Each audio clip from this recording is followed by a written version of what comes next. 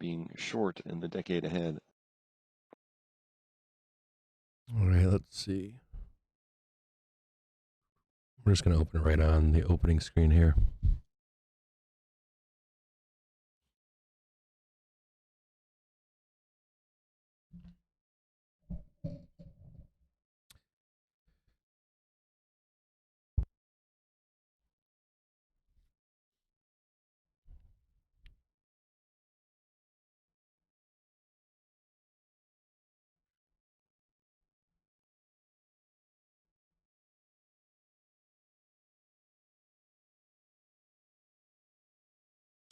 Good morning, everybody. Good morning, Blind Nest Owl. Good morning, RS. Good morning, JQ, Paul, John, Joshua, Endless, Joe, Jafar, Euroboomer, AK, Brian Martin, Chris S, Dylan, Jacob. Good morning.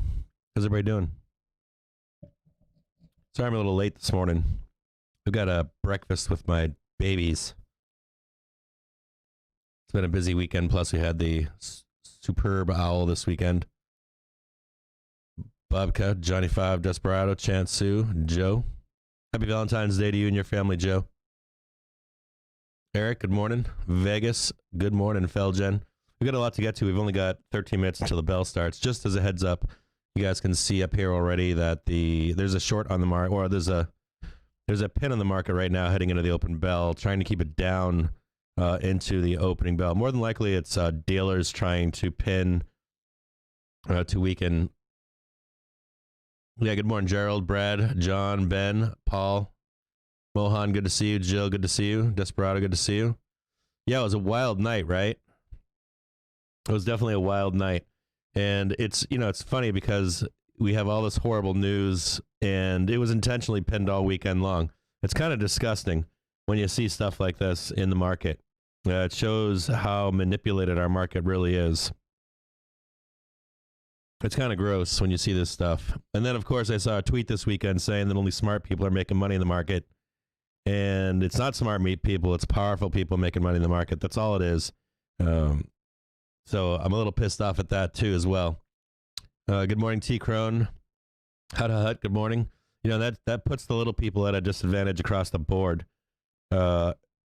It's not just minutes or hours. It's a whole plan, right? This whole entire market becomes manipulated, and you have to figure it out on your own. You can't trust anything that's out there.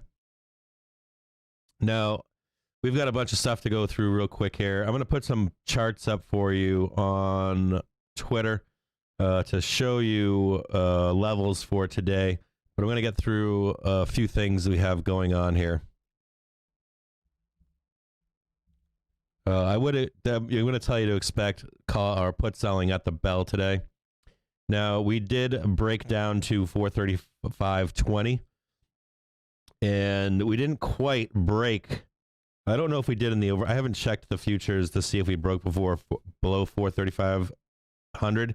If we did break below 4350, it does set us up for a move lower to 420. And then I haven't looked yet, to be honest with you. I've been busy all weekend long. But if I'll take a look at it here in just a moment. But if we did break below that, you are going to be looking for 4,200, right? To test 4,200.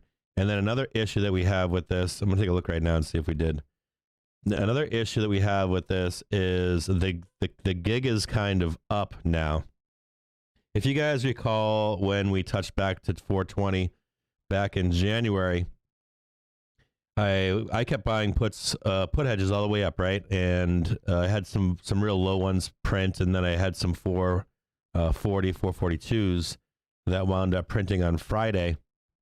I didn't reload up on puts. I took the long on Friday. I should have taken, I don't know what I should have taken. I know what I probably should have stayed flat into today. I'm going to add to that position today as well. I think we're going up, but I want you guys out there to all understand, okay, that every time we hear this story, this bull story, I keep asking you guys a bunch of questions. They're simple ones, like what do bulls have to look forward to?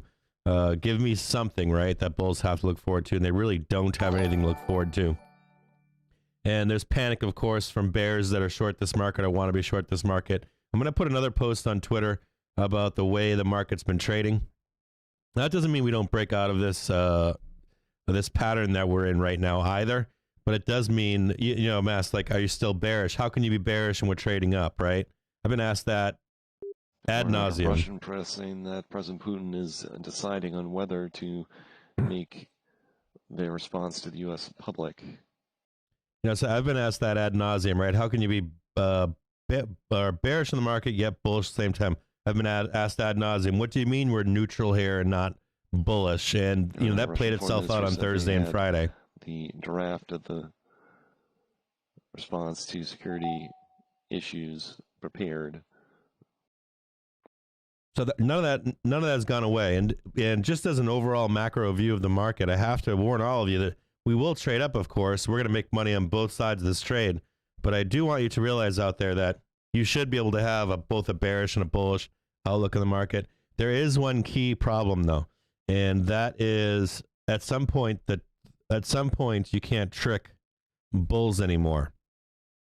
And this was the move to tell bulls, the gig is up. Basically, the gig is up. You can't just be bullish. You can't just say we're going to all-time highs. If you are going to say that, then there's a major issue, right? You've got a functional issue with how you're investing and trading this market. No matter where we trade to today, doesn't matter where we trade to next month. But this past week, especially Thursday and Friday, basically proves the theory that I've had, right, at this entire time. And we rolled over, right? We didn't break out of that major resistance channel. At best, we were neutral heading over that resistance channel. We wound up rolling over at that time period. So I just want you to be aware of that. I want you to be aware, too, that this move down Thursday and Friday has shaken the last bulls to their core. I saw them come out this weekend with YouTube videos across all over YouTube. I saw the posts all weekend long. There's panic out there. There's panic hidden behind the scenes. I promise you that there is panic behind the scenes with bulls. That doesn't mean we can't drive it up or we're not going to go to all-time highs either. It just means that unlike before, there was this whole thing about, hammering out a bottom, that this is the only downtime we're going to have back in January, and it's blue skies above. And it just isn't. And this move down Thursday and Friday proves that point. So we are right now still in negative gamma territory. We are still below a volatility trigger. We should expect to move up higher today off the bell. There should be some kind of a you can call it a dead cat bounce, whatever you want to call it, but a 2% move really isn't a dead cat bounce. That doesn't mean we move 2% either. None of these things are absolutes, but I would expect us to move up today off the bell. Even if we trade red bar off the bell, a fake out, and then we trade higher, you should expect us that we move up higher this afternoon or this morning. I'm going to go over what Spot Gamma put out a couple things. I'm going to post both of them on to the Twitter handle at some point. I'm going to give you the AM report, but there are some functional defects within our market. So futures broke lower overnight and are currently trading at 43.75. The models will see continued volatility with a spot gamma implied move of 1.5%. One standard deviation from open to close. The VIX currently at 30 implies a one-day S&P move of 1.89%. Resistance lies at, write these down, okay? Get yourself a piece of paper and pen out there. Resistance lies at 4397, 4410, and then 4500. So those are your resistance numbers, right? 4397, 4410, and 4500. That's your resistance levels. And then on your support levels this morning, you've got 4344 and 4300. I'll list those to you once more, so to give you guys just a moment here. So you've got support levels at, again, it's funny, if you guys remember that chart that I posted, I'm looking at it right now. I haven't even touched it. But if you guys look at that chart that I posted on the Captain's Twitter handle, I showed that red line below that said, if we break this number down here, we will test 4,200 and likely lower to 4,000 to 3,900. And we literally struck it to the pin, right? We struck it to the pin on Friday. I want you to take a look at that number and the importance of that number and how it relates to how we trade moving ahead. So those same numbers are 4397, right? Just remember that number, 4397, is your first support. And then your next, that's your first resistance, 4397. And we're trading at that currently right now. Your next resistance level is going to be 4410. And then your next resistance is 4500. Inflation is now high, and he hopes that goods prices will settle. So basically 4500 is inside of that wedge, right? You guys can all understand that. That wedge is where resistance is this morning. So if we break out of that wedge, right, you know we're going to go flying. You know that any of the shorts are going to get squeezed. We could get that melt up to that area today. And that really is what you're looking for, is 4,500 today if you're a bull. Now, if we break below that 40, if we break below that 43.50, we are going to see lower prices. Be conscious of that today as well. As a matter of fact, you can just look at what I posted last Friday, and it's all the same kind of stuff. So 4,500 is a big number for you to realize for today, right? Big number for the bulls, 4,500. And then the other one is 44.10. 44.10. We need to think about wages and inflation at different horizons.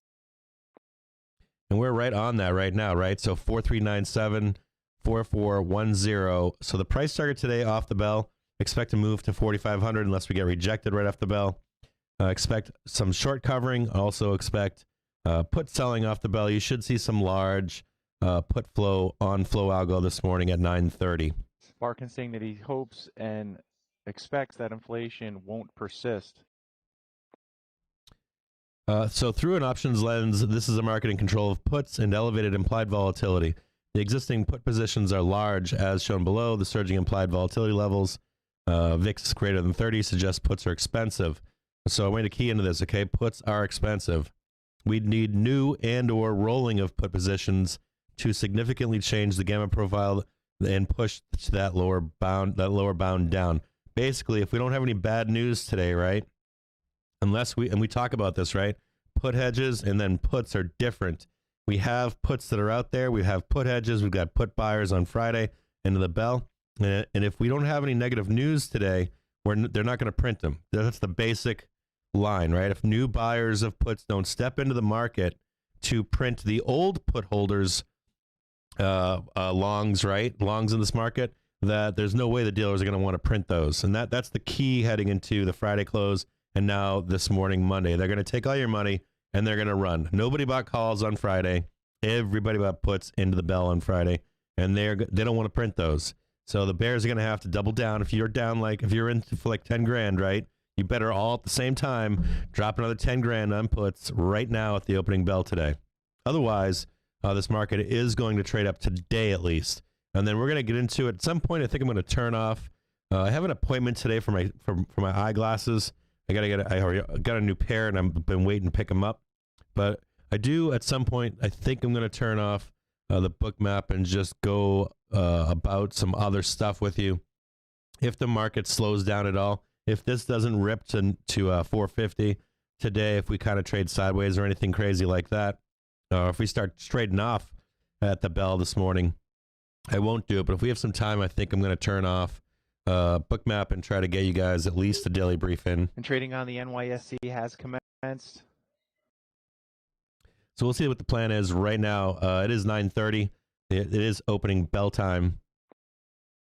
And I'm going to keep talking to you guys as this bell opens, okay? So, however, at current IV levels, incrementally large moves are required for puts to pay off. This may deter put buyers and may incentivize put sellers to step up. Long puts closed could lead to some positive delta hedging, right? That is basically panic. That basically means I bought puts on Friday at the bell. I'm anticipating horrible news heading into Monday, and if it doesn't come, I have to close those puts. We'd note that this high IV is linked with large IV swings, vol of vol, which in turn can lead to rapid amplified hedge adjustments. Okay, you guys are copying all that, right? In other words, we do not need a change. We do not need a change in put positions, but just a repricing of put positions to initiate large hedging flows. Basically, meaning everybody's hedged to the tits. They want those puts to become cheap again, so that people can rebuy them again. And right now, they're just too expensive. If IV declines and the market does start to rally, we see little resistance above the 4410 mark. That's a key sentence there. Okay, so if we are able to break above 4410 off this open, right, there's little resistance above 4410, so suggesting a break above that line could spark a violent move higher into the 4500 area, because that is key this morning, okay? If we're able to break above, and we're at 4472, right, or excuse me, 440.72, if you can see a break above 4410 this morning, you are going to see a move to 4500. Okay, so let's be conscious of that. We are already testing the upper bounds of resistance here. So we'll see if shorts can step in, and if they can't, if new put buyers don't step in, if there's no new news that we have, negative news. We've got some FOMC minutes coming out. We've got some PPI stuff coming out this week on the economic calendar, but that isn't in any way, shape, or form anywhere near as negative as the news we had on Friday. As a matter of fact, I'm going to add to my call position right now.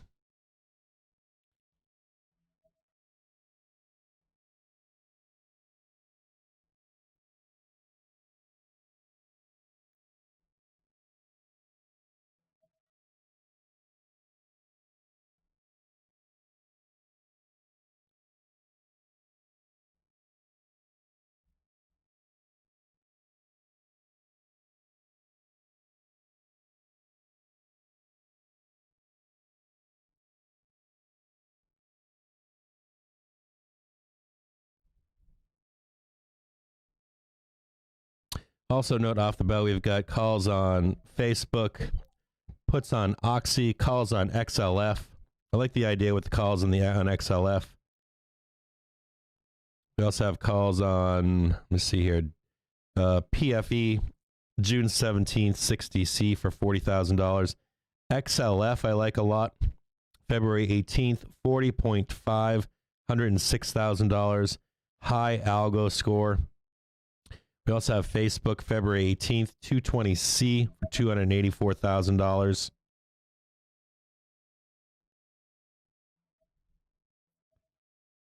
We have Tesla puts, February 18th, 860P for $1.4 million.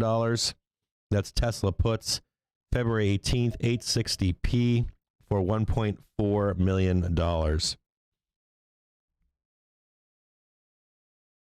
Also puts on Roku, February 18th, 140p for $410,000.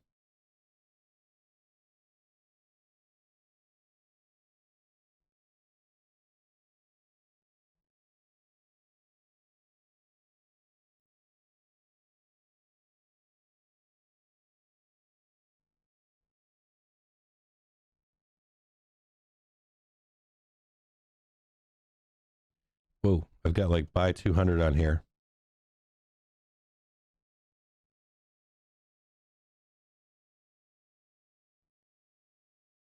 See here.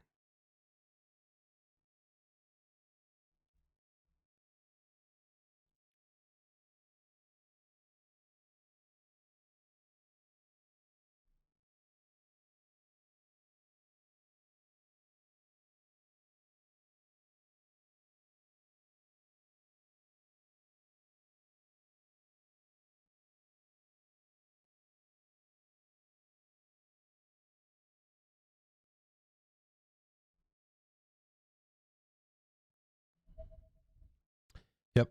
One other note this morning, AMD had some a new rating come out on it this morning. There are AMD calls coming in February 18th, 118C for $800,000. AMD is probably the trade this morning. More AMD, February 18th, 118. I'll try to bring those up right now and read to you the news that came out on AMD.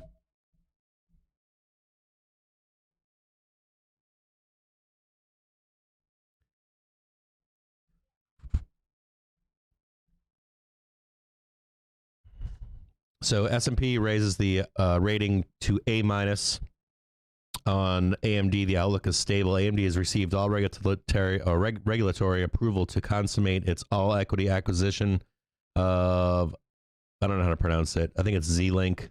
AMD's which is expected to add over $3.5 billion in revenue in 2022, over $4.3 billion in revenue in 2023 to the combined entity. The transaction, expected to close February 14th, helps diversify AMD's product portfolio, customer base, and end markets. We upgraded AMD to A- based on a growing and increasingly secure market position. Successful. Let me see if I can get through all of it here.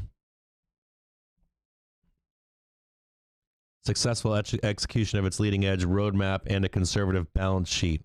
At the same time, we removed all of AMD's ratings from CreditWatch with positive implications. We placed them where we placed them on October 28th, 2020. We signed our A- issue level rating. Blah, blah, blah, blah, blah, blah. It doesn't mean anything. So basically, AMD completed the acquisition today. I would expect AMD to just rip like a monster today. And there are calls to prove it this morning. We've got another rack of AMD calls. February 18th, 118C for $218,000. Disney calls March 18th, 155C for $200,000. AMD calls again February 18th, 118C for $200,000. Calls on Palantir, Netflix, and AMD.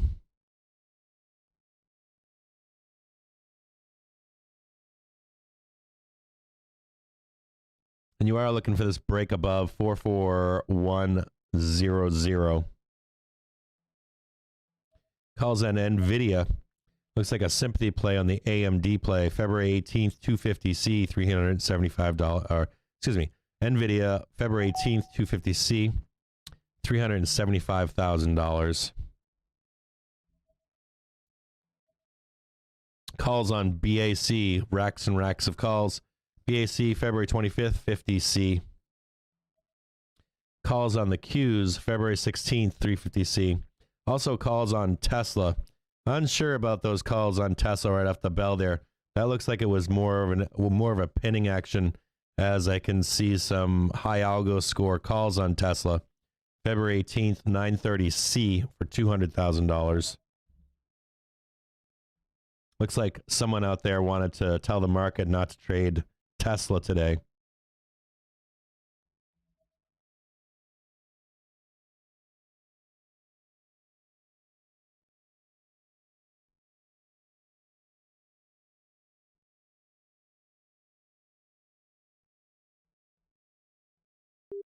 Reported Columbia retail sales for December at 15.9%, above a 12% expectation.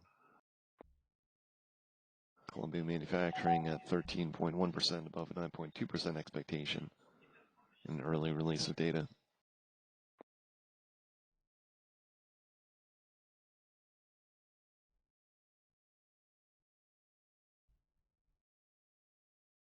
Just keep an eye out on the SPY. Calls just keep rolling in on the SPY. So at some point, I anticipate it to trade higher. Tesla.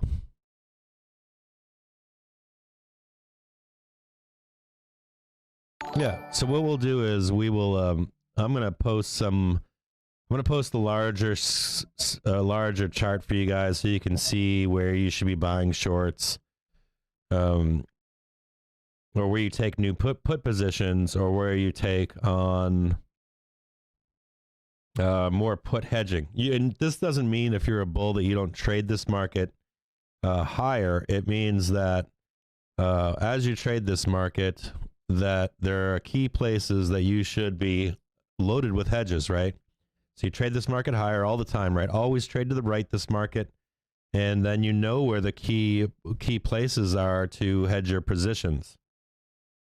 You know where those are. Make sure you're not buying them at the wrong spot. You don't want to be buying puts right where we are. You should be long right where we are. And as we trade higher, you then put on put protection. Some put protection is free. You guys can put. Foreign Minister Truss saying Russia could invade at any moment. U.S. officials saying that President Biden and Prime Minister Johnson will speak at 12:30 Eastern Time. So there should be some volatility hanging around this discussion at 12:30. But all in all, you are going to see the market bounce back from that news on Friday.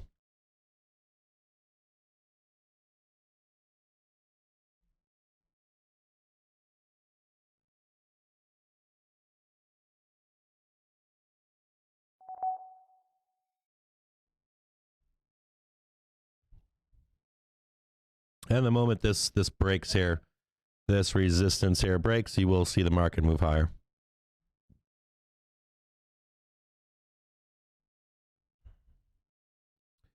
If you want to know where support is, if you want to buy one of these dips, you can see this price target above here, 44,290.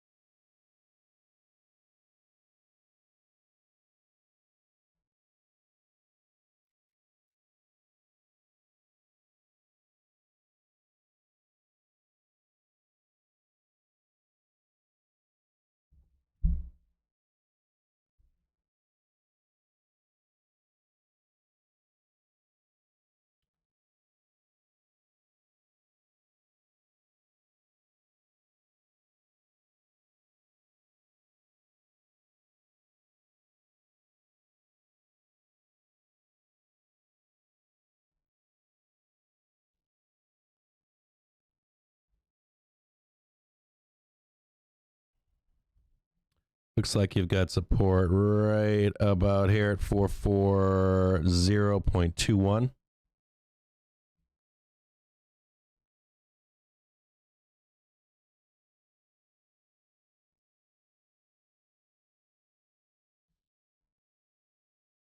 All right. Called 445Cs are down. Expect production disruptions at some of their North American plants related to the recent Canadian border protests to continue this week. So I just bought some calls at 445. So I'm still sitting on 450Cs. I just bought some 445Cs for 87 cents for today, the 14th.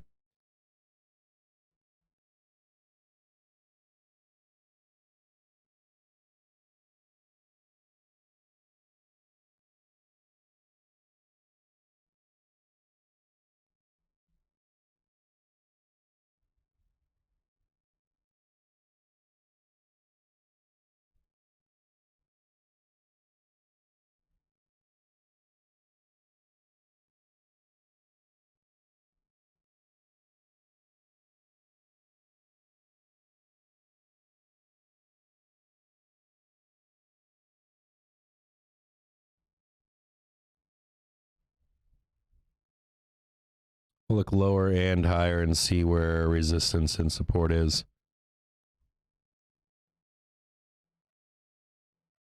You can see it down here, 422.20, 422, and we'll look higher.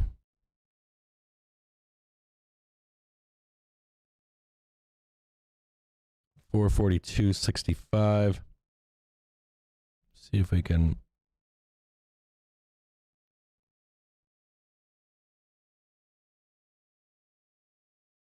$442.91. Let's look higher here and see if we actually can get to 4,500. Looks like there's some ice above to 444.60. I guess if we do break through 4,500, you would see a squeeze much, much higher. If we can look at that one more time. Yeah, so the big sellers right now are currently right in here. 442.93. It's almost 4,400.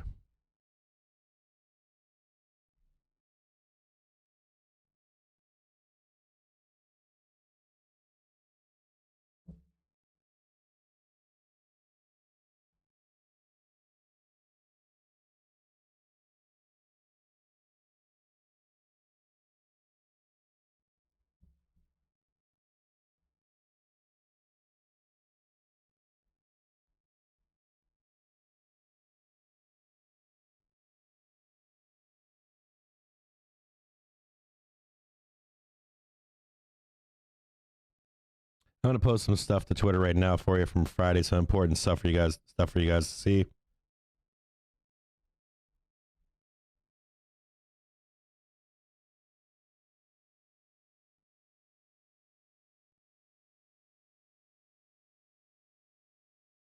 So that was kind of funny.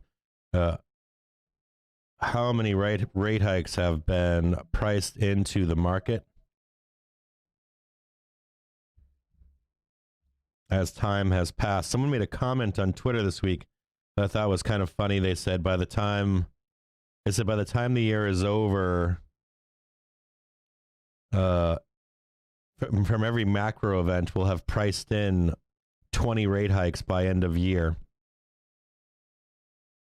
Every rate hike that we've had so far is just pricing, it's just pricing it in.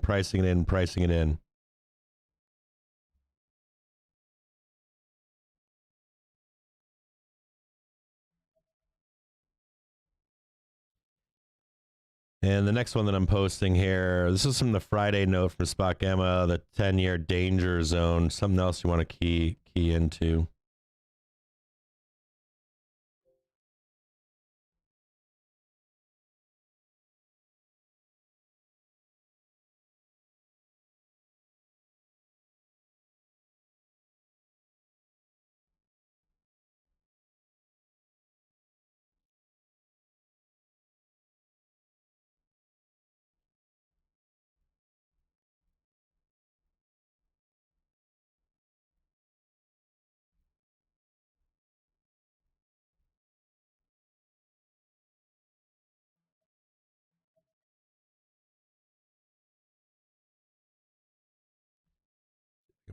Make this smaller here.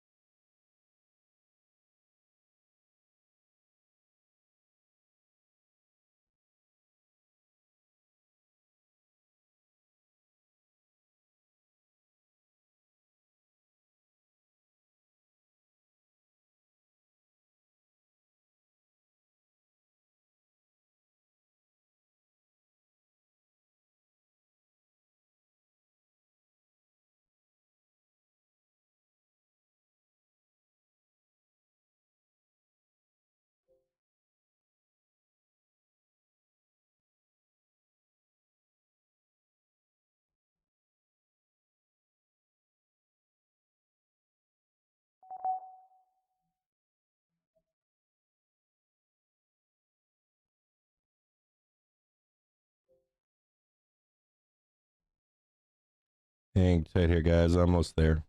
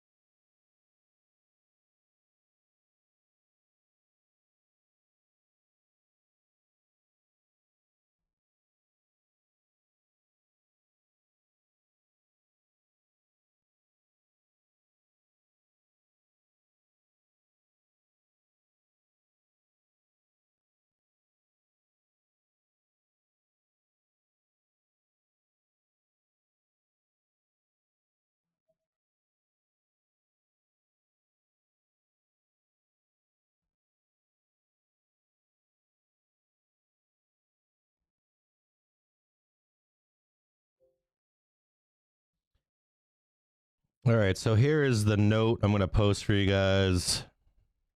I'm going to post the Spot Gamma note. If any of you don't subscribe to Spot Gamma, this is this morning's note.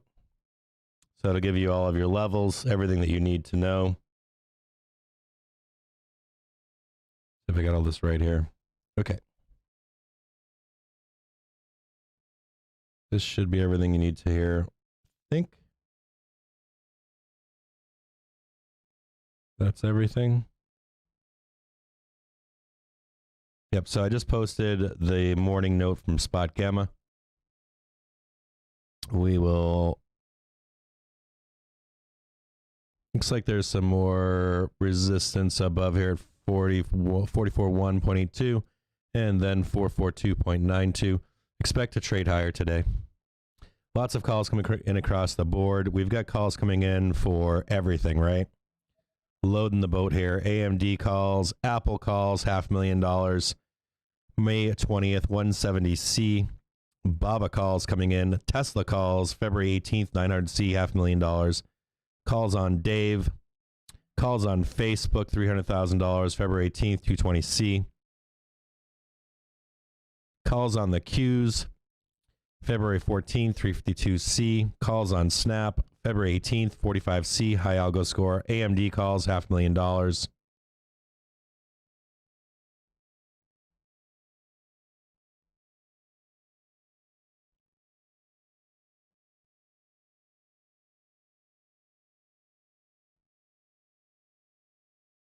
SPY ripping higher currently. Qs calls, Neo calls, X calls.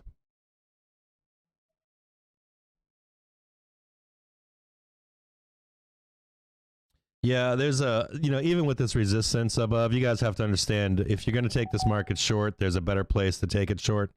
And that's the key, right? You can have some put buyers out there from Friday, let's say, and they're going to diamond hand, hoping that this is a dead cat bounce, that it's going to trade lower. But in reality, if you want to get short, or if you want to be a bear, there are better places. Puts are too expensive. So just like territory up less than 1/10 of 1%, Nasdaq Composite leading the way higher, up 0.6 of 1%. The Dow pairing losses down 0.3. So look at this from the perspective of a bull on Thursday, right? Let's say you had bulls on Wednesday buying above at that 460 mark, and they want to take it to 470, 480 or whatever. And as soon as their hopes were dashed, they diamond hand all their calls, and they think that it's going to come back into Thursday, Friday, right? And what they end up doing is they end up burning all of those calls, and it takes them a couple days to burn them.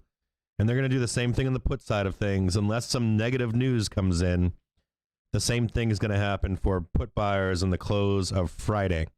Now, you also have positive news coming in today around 12:30, right? You know the president's going to stand out there, and he's going to say, doom and gloom solved, and that's going to put another nail in the coffin of put buyers. This has nothing to do with whether the market's going up or down. It has everything to do with profit taking, has everything to do with not wanting to pay your puts. The move was on Friday. We were all here on Friday joking and smoking. We saw the move down. We printed huge. The 0-to-8 puts on Friday were insano. Netflix is moving higher right now currently too. So the key is that you can get as bearish as you want. This is not the place to be bearish.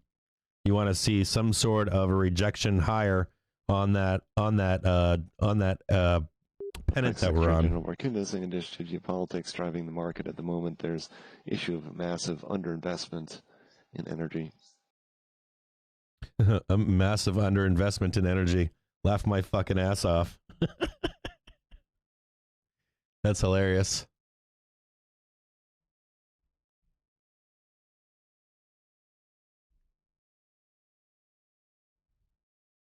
Calls on Lucid LCID, February 18th, 30C. There was also a push this weekend, just as a heads up, that some of these big tech companies had low PE ratios. That was the talk all weekend long. Calls on Rivian, February 25th, 61C for $300,000.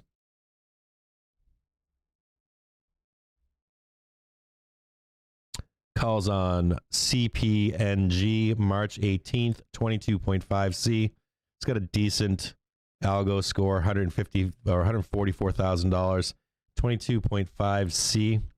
Apple calls March 18th, 180C for $171,000.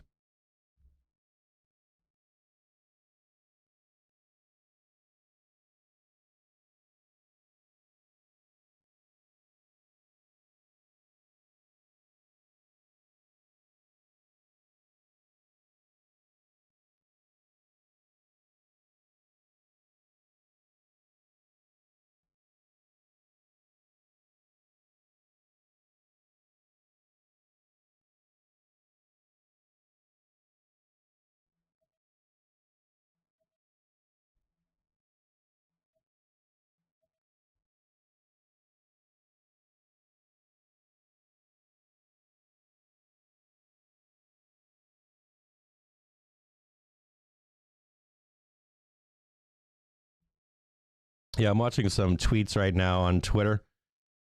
And the one key takeaway from Thursday, Friday is that bulls are now scared, which is good. It's good for a move higher if bulls are scared. The more that bulls are scared, the better of a chance that the market moves higher. When you have bulls that are all goofy and like we're going all-time highs, we tend not to trade higher.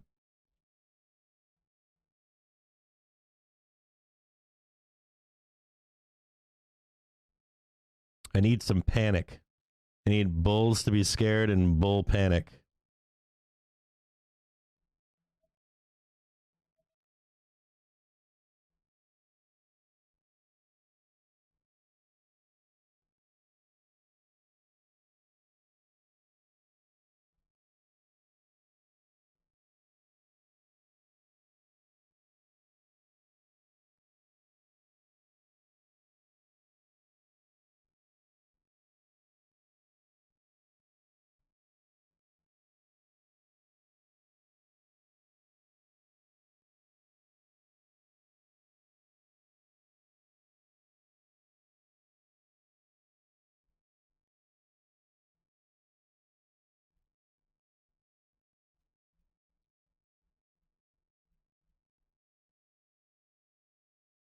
I'm going to retweet this tweet from Mr. Blonde, right? Did you guys all check out the Mr. Blonde tweet or the infographic that he put out on how the market is trading? Now, someone posted or commented in that. I just retweeted it on @CaptainsAlpha. So if you look at that infographic, someone commented in there, I don't know who exactly it was, saying that, or something about it trading exactly. It's not, it doesn't trade exactly. I relate this graphic often to Elliott wave traders. If you look at it closely, it doesn't trade exactly to how the market moves. So you really can't use this infographic and say, oh, well, we're going down right where we are right now. You can't. This market could come up another 100, 200, 300 points and still stay within this graphic. So I wanted to comment. It wasn't the place on Twitter to comment on that. Not to use this graphic as this is guaranteed where we're heading, or that you should trade the market to this. There is one other concern for me personally in this graphic, and that is where it shows the growth correction farther down the line. We've had a large growth stock correction. We've had a large growth stock correction that's taken place for the past year. So my concern is that you'll see this larger correction down the road, but some growth stocks might not. There's no doubt some OPEC members are having challenges meeting their targets. There is some thought, or I have some thought, that you might see this correction still. Reversing now, the S&P down 0.3%, NASDAQ up only 0.1. You might see this growth correction further down the road, but I don't know that every growth company would participate in that correction. You might see companies more like Apple participating in this correction part of the market later on in March, but you might not see, let's say like an SQ participate fully in it. Like you might see an SQ go down, but not quite like, hey, we're going to lose 90% or 50% of our position or anything like that. So be tactful in looking for that growth correction in March. At the moment. I missed that one part there.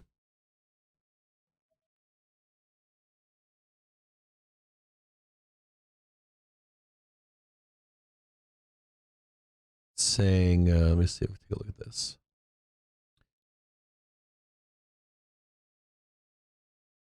OPEC is saying that there remains an issue of massive underinvestment in the oil sector in addition to geopolitics driving the market at the moment. There is no doubt that some members are having challenges meeting targets. The world needs every barrel it can get at the moment. This impacts tickers OIH, USO, GAF, and BNO.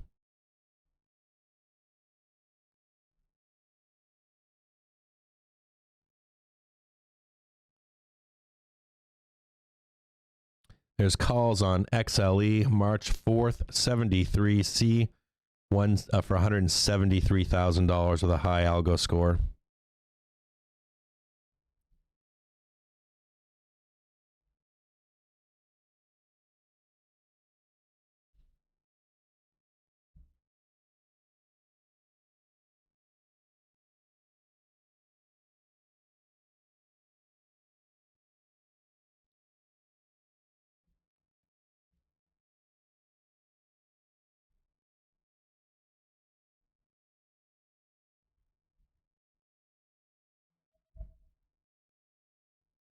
Calls on Palantir. I think we've had two sets of calls on Palantir. PLTR, February 18th, 15C for $30,000. Take a look at PLTR and see what it's doing.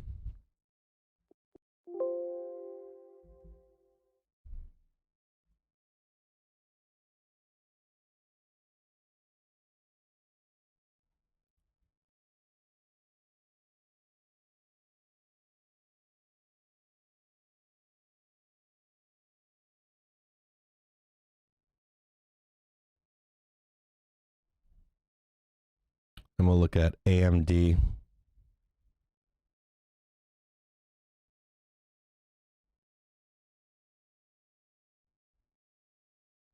More buyers and sellers on Palantir.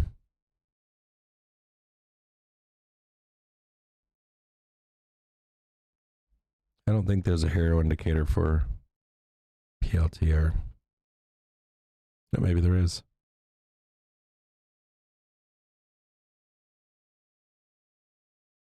Nice buy program on Palantir right now.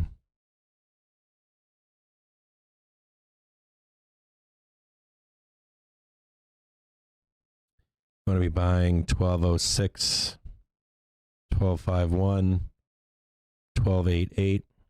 Light resistance above at 1391.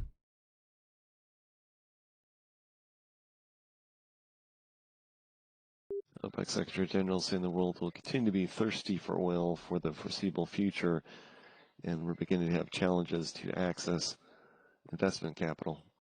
Major support on Palantir at $10. And generally speaking at $12. So the highest algo score ticker today so far is AMD.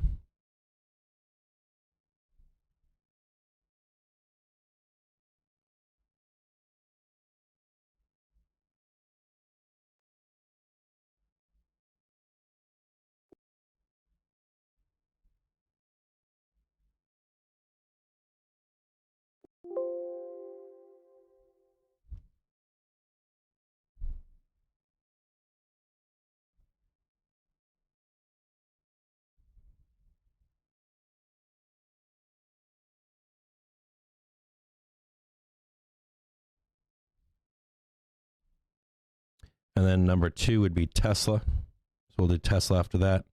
Then NVIDIA. And then Apple and then Facebook. All the big boys.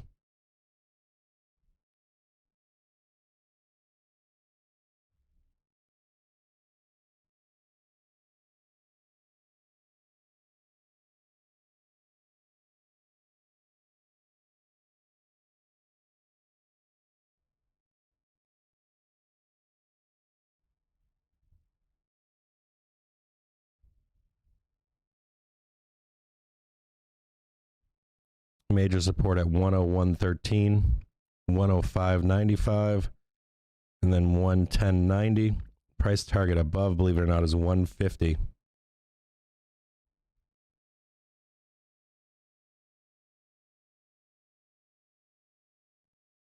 Major accumulation program on AMD this morning.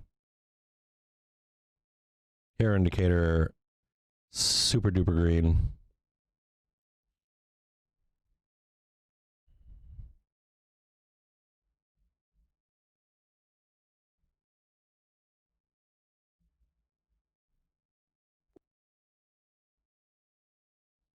Look at Tesla next. Has $1.2 million in calls. February 18th, 900C. February 18th, 930C. February 18th, 875C.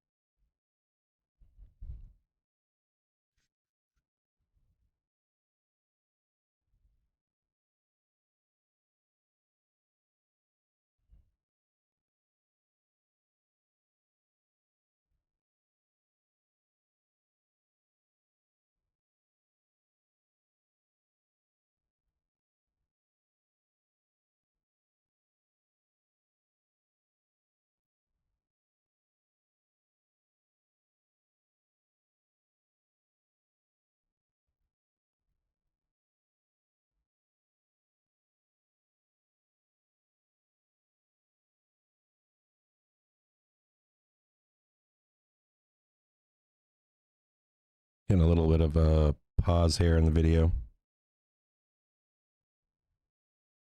Or in bookmap.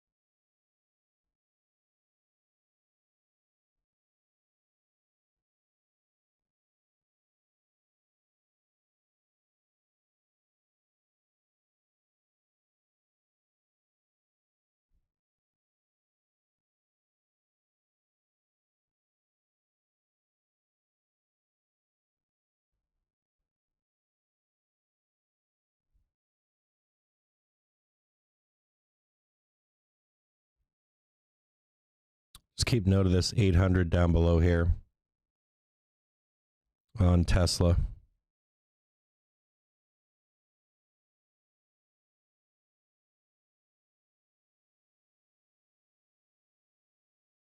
And then major support still down here at 750.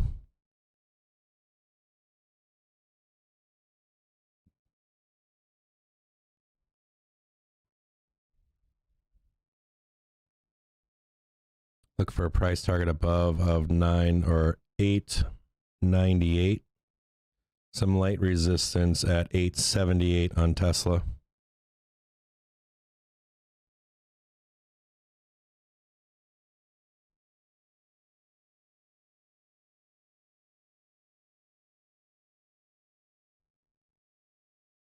You're looking for a breakthrough of 870, 871. Then 890, 897. You have some volatility above, but the real sellers don't step in until roughly 950.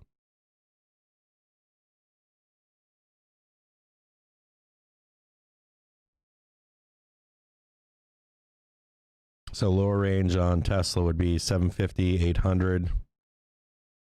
Trading the 8 to 830 to 880, 900. Real sellers above at 950.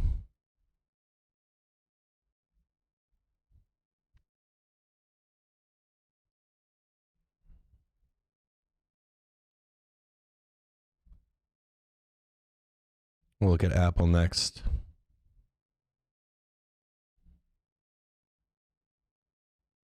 These are all the calls are in the market are here. These are the top 5. Facebook's got a lot of calls on it too. We can look at that one next.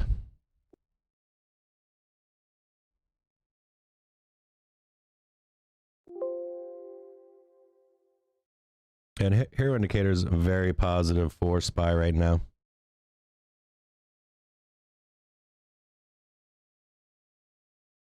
So we'll look for a trade to 450.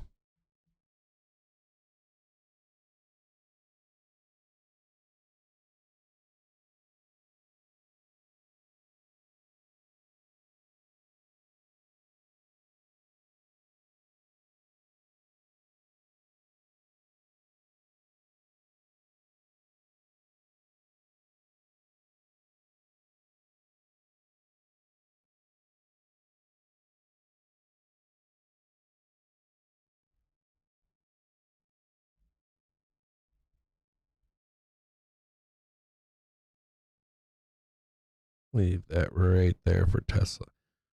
Just keep a heads up out there. You guys, I'm seeing a lot of negative comments on Twitter. Nothing about this is negative here. Just be careful of that, having a negative connotation on the market currently.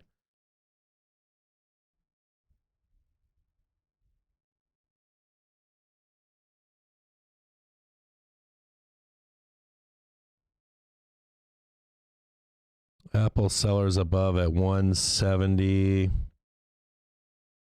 if we can see where the real sellers are. 174.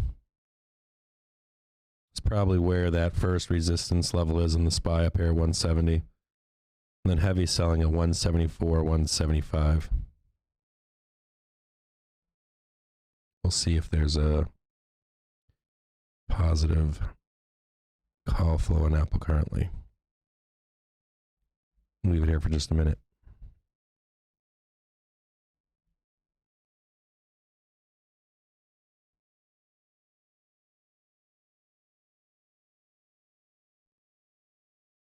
Watching calls on Apple, February 18th, 172.5C. Tesla calls, February 18th, 910C. Airbnb calls, high algo score, February 18th, 177.5C for $278,000. More Apple calls. Some puts on MSFT. That's unusual. It's March 18th, 270P for $271,000. That's interesting. Their PE ratio is so low. I mean, maybe there's something that's unknown. Apple calls, QQQs, all calls. February 14th, this is Q's. February 14th, 347C. And then February 14th, 351C. More Apple calls. Mixed bag. Looks like retail. I could be wrong on this. This looks like retail put buying, and I'm unsure why that is. Maybe there's something that's unknown. Apple's got a negative hero indicator right now, too. Although there is accumulation going on in Apple. This looks more like retail put buying, not. Maybe this is the retail put buying that they were talking about the last time we're down at 420.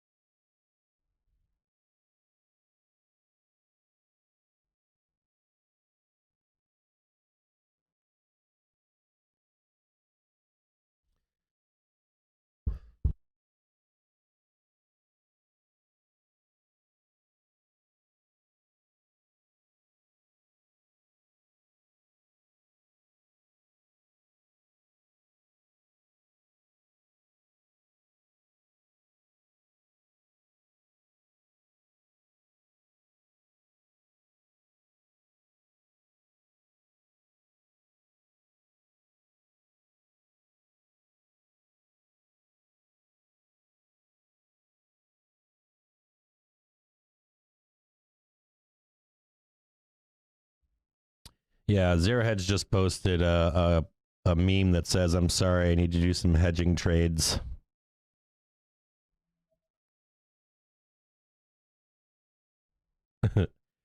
XOM calls June 17th 85C $283,000. GNRC February 18th 290C $596,000.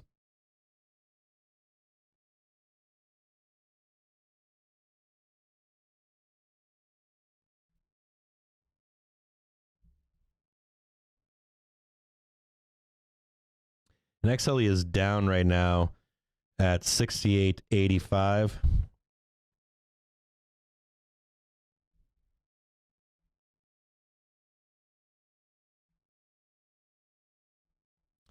Lots of I'm buying gas kind of news out there, but all you need is that 12:30 presser. If Russia ends up saying that they're going home, the gas trade is probably over to some extent for a short term.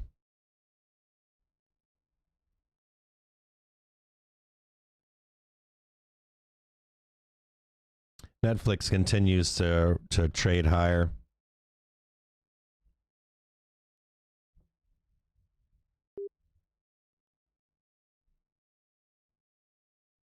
So for the ag markets, Canpotex has reportedly settled a potash supply contract with India and has agreed to supply India's contract up to December of this year.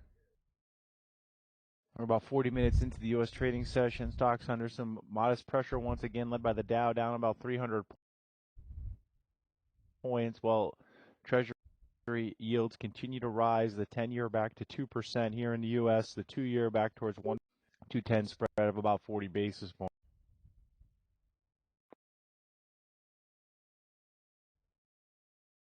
Gold futures now up about 1.5%, approaching 1870 in front month gold.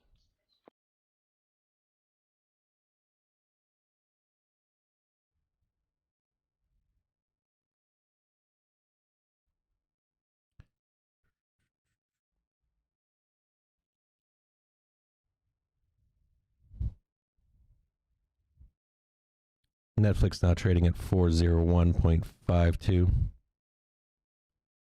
Sellers above at 409.05.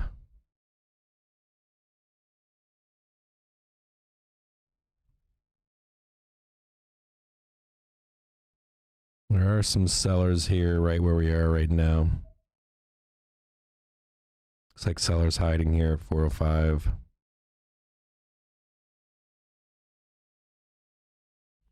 Real sellers, though, are still above at like 409.45. Here indicators green. Just be careful of this sellers and buyers mix here. SPY calls 214, 442C. Some IWM puts February 14th, 200P. All small money. Puts on silver currently.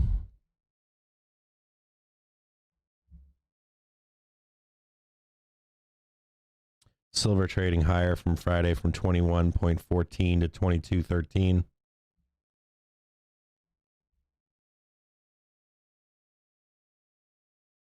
Gold, yeah, is at the highs. It's at 174.53. I'd be wary of taking that long trade on metals. It looks like the market's looking for buyers on gold and silver.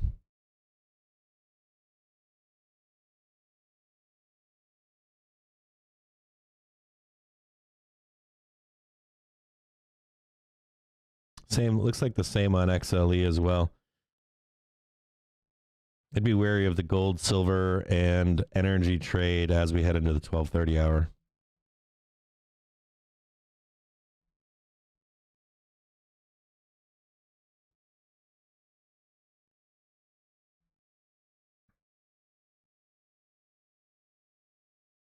VIX still elevated at 29.12. Just looking to be knocked down. More silver puts coming in. April 14th, 20.5 for $30,000. SLV 414, 20.5, $80,000. SLV puts again 20.5, $30,000. More SLV puts coming in. April 14th, 20.5. These are all P, by the way, puts for another $30,000.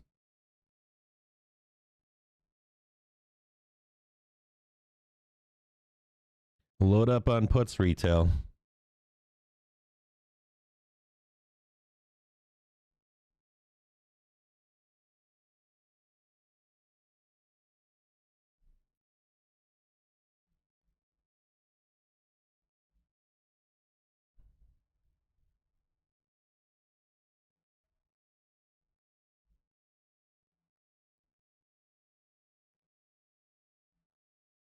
SPY calls February 14th, 440C, $144,000.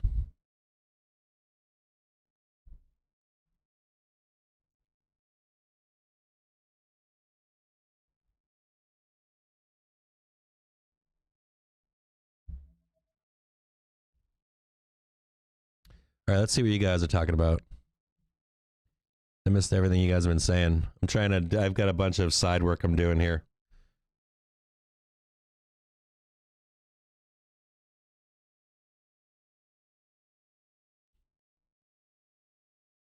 Yeah, let's see what you guys are saying. Okay, so let's talk to Damien Ching. Who's that? Damien Ching. Jim's still trying his best to pump up the markets. Okay, so Damien Ching, let's talk to this guy. Let's talk to Damien. Damien, did you buy put hedges? And did you short the market on Friday? Oh, I haven't looked at any tips.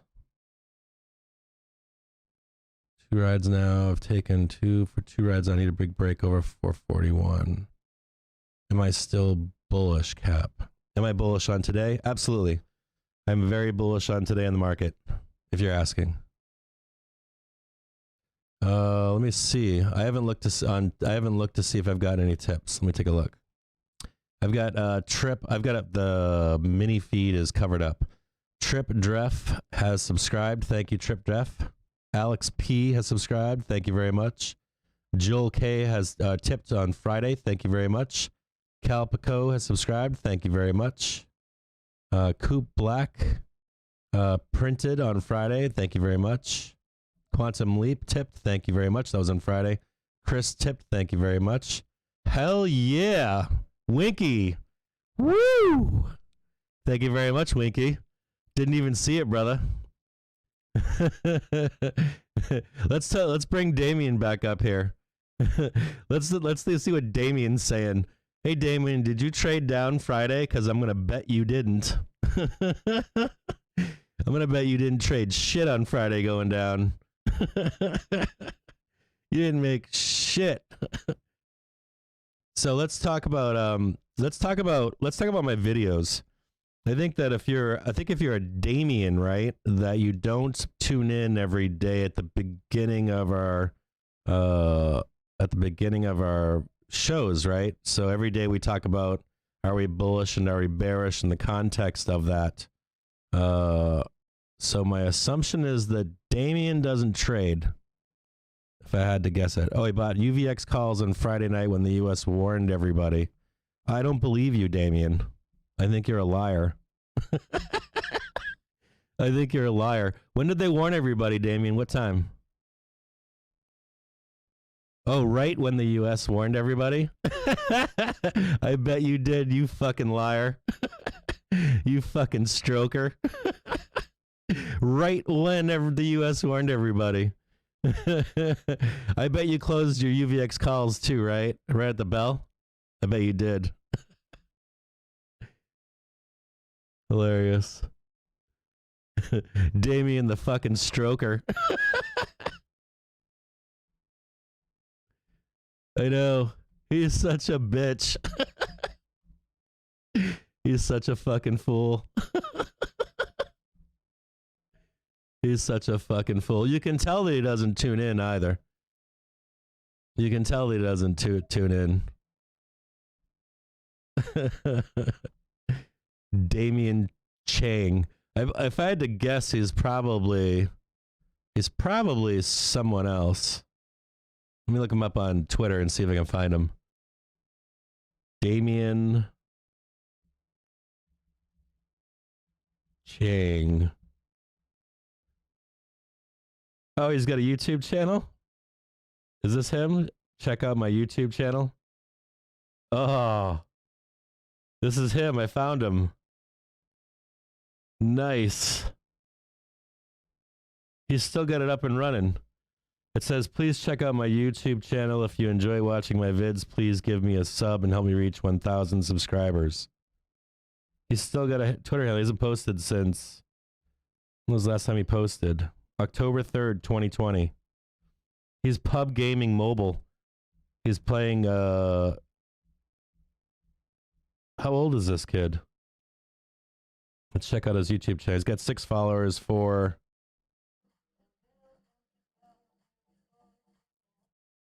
Oh yeah, Damien.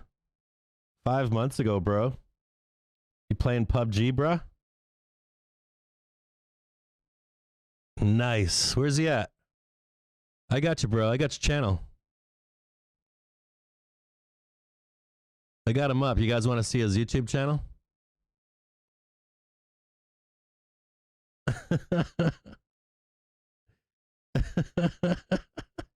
Damon, bro, where'd you go?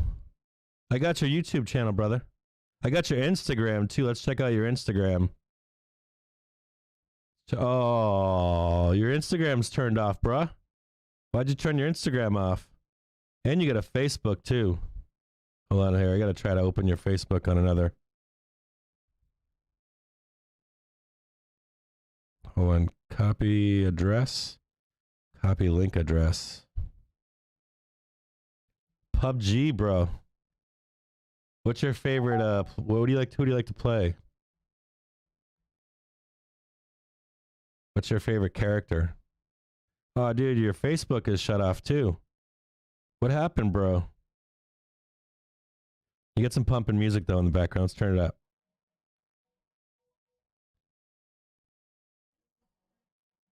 Dude, you got some fly music. He's got a montage. Can you guys hear his jams?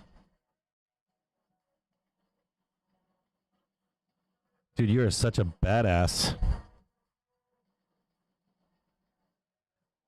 It almost looks like he's not, I'm gonna leave you a comment, bro.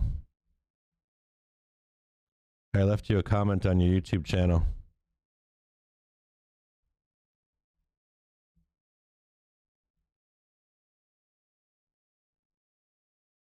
Damien.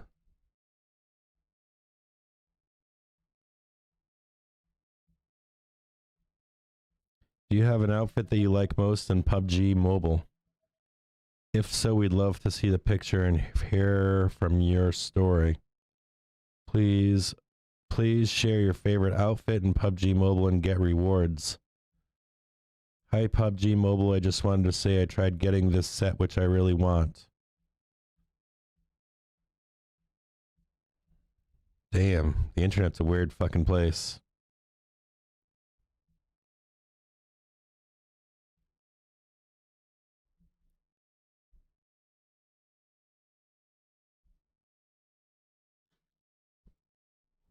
All right, so here I am. My UVX calls are still printing. Time to rock the boat, Jimmy Jim Jim. So you've just been short the entire time, right, Damien? You've just been short? That's all you've been? Just straight short? Is that all you've been, is just short?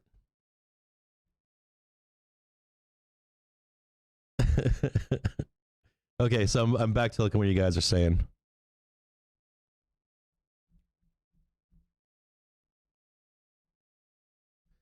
Yeah, we're just checking him out, seeing who he is.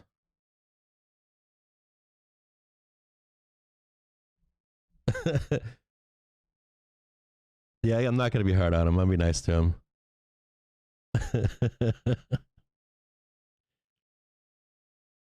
All right, so we've got let me see, we've got SoFi. Let's go through real quick. We have those silver puts that came in. We've got, let's scroll back through. So the silver puts went through. We've got Twitter calls, March 18th, 40C for $110,000. It's weird. I saw some SE puts earlier, some large SE puts, but now seeing large SE calls. March 18th, 135C. SLV puts April 1st, 20.5. P for $52,000. AMD calls May 20th, 130C for $430,000. More silver puts April 14th, 20.5 P for $117,000. SoFi calls February 25th, 14C for $21,000. Oh shit, we got some VIX puts in here. February 18th, 21P for $30,000. DIA puts still on the board. February 18th, 342P for $163,000. We've got SPY puts for February 14th, 438P for $110,000. Silver puts February 1st, 20.5P for $50,000. Apple puts February 18th, 172.5P for $452,000. Silver puts for April 14th, 20.5P for $30,000. And we've got a bunch of SPY calls. February 14th, 435C for $200,000. SPY calls February 18th, 441C for $438,000. SPY calls again February 18th, 441C for $292,000.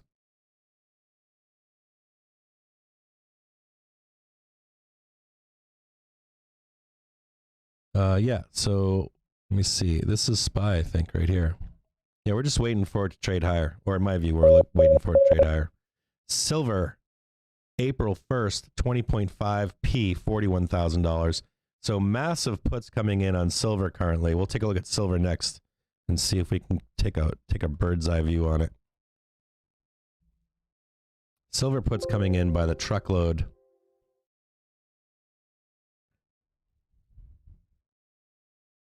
So silver's got 9 orders, $500,000.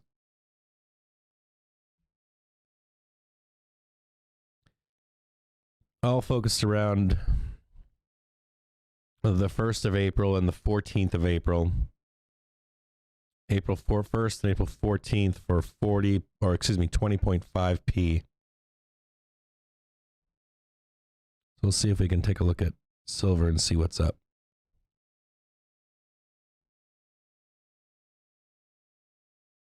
More buyers than sellers on silver currently. Silver doesn't typically show. Yeah, see, let's look at that.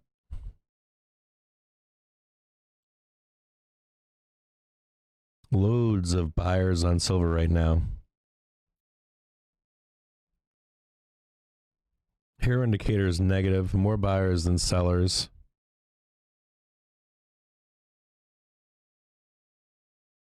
Wonder why there's so much put buying on silver.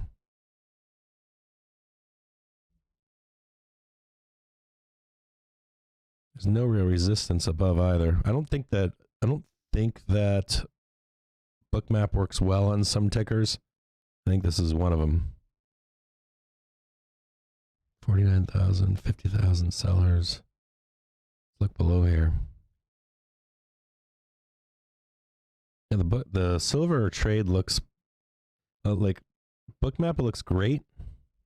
So I don't know why there's so many buyers versus sellers on silver. Can't tell if it's just panic or paranoia maybe. I don't know if I'd follow that silver put trade or if Bookmap just doesn't show it well. Let's take a look at it.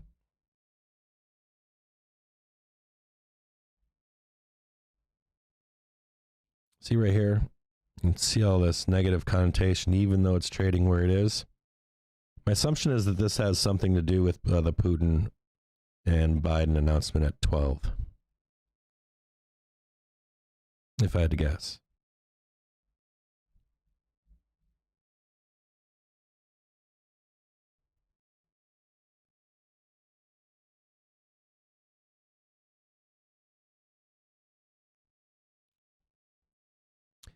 We've got more calls on oil. February 18th, ADC XOM. February 18th, ADC for $53,000.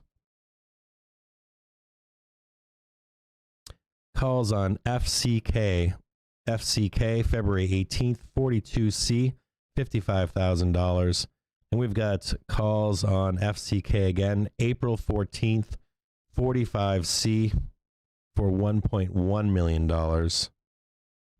Take a look at FCK.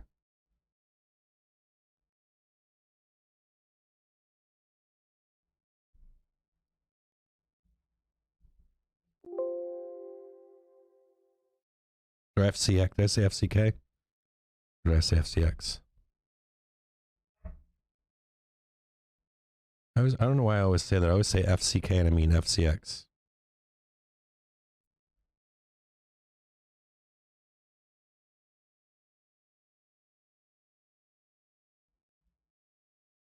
I don't know why I say that. I always say FCK and I mean FCX.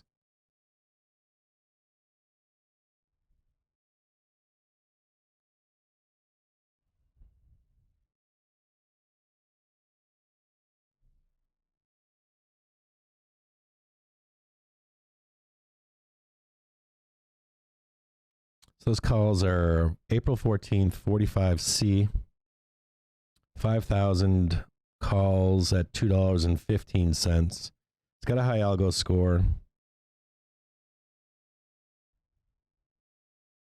More buyers than sellers. Yeah, I can see the trade. Might be worth watching if FCK trades down at any point, or FCX trades down at any point to 40.10, or if it trades down to like 37.62, somewhere down in here. If you see any weakness in FCX, then Freeport Mason, then maybe possibly take that trade. You see sellers above here at 43. French 10-year note yield is down 3, while the 10-year gilt yield is up on the day. Real sellers above at 45.76 on FCX. Yeah, for all those silver calls coming in, I just watched some gold calls come in. I don't think that gold is going to show us much either. But we'll look at it. So it's gold calls, February 25th, 177C for $159,000.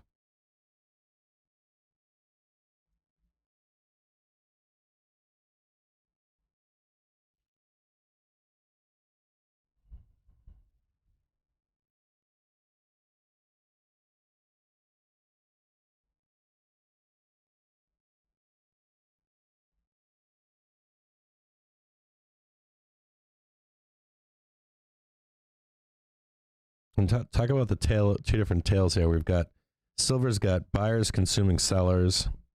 We've got sellers consuming buyers on gold. Pair indicator is negative on gold as well. Price target above is 177.85. There's light resistance here. You know, I want you guys to look at this kind of stuff, right? So we're looking at gold, right? That's what I want you to see. So it's kind of a bizarre tail, right?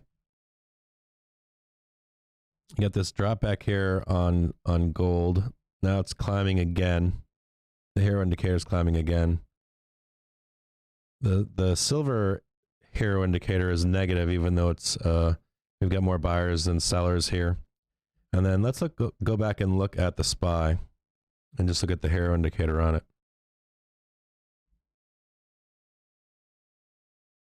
Hold that here. Let's look at it back to 9:30 this morning.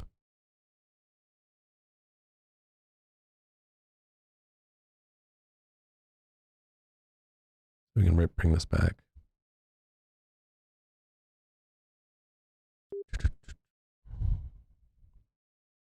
Airbnb calls March 18th, 185C. Holding near the highs of the day, up about 1.6%, now north of 1870 in front month gold. The best level since mid-November here for gold. Just keep your eyes on this hero indicator as the day moves forward. You can see that buyers and sellers are moving it up.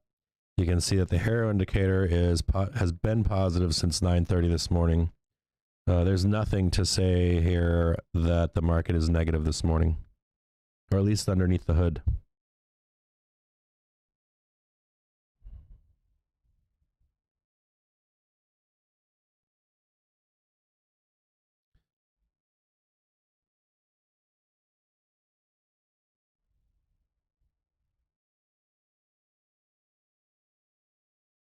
Calls coming in on BP, June 17th, 30C for $500,000.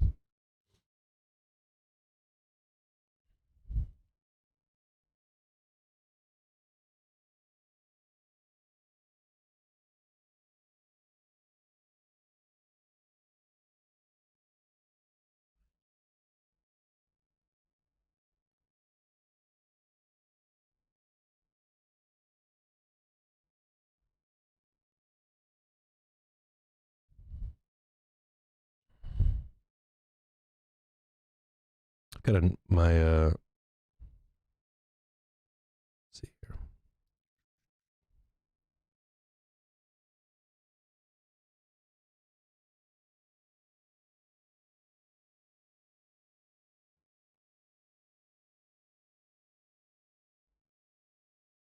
Is that 441.59, 442.74.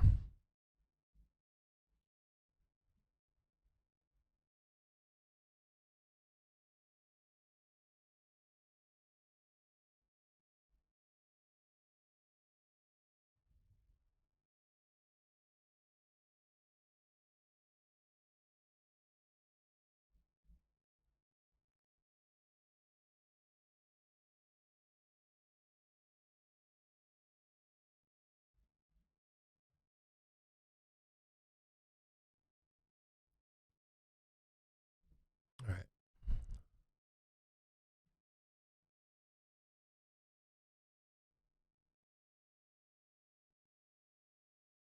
What am I looking for here?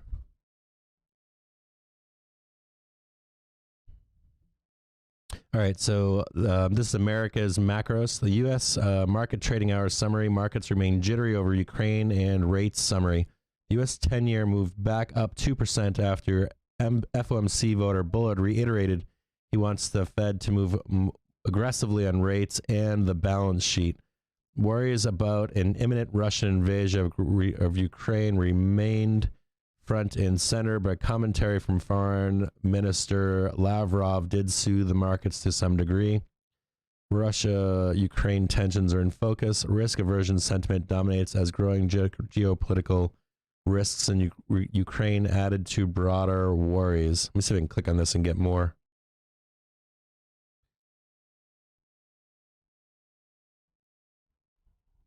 Risk aversion sentiment dominates as growing geopolitical risks in Ukraine added to broader worries around aggressive tightening in monetary policy.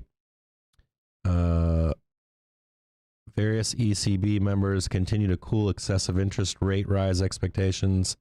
That's Markov, Visco, and Wren. I'm going to take a look here and see if there's anything in here that's critical to know.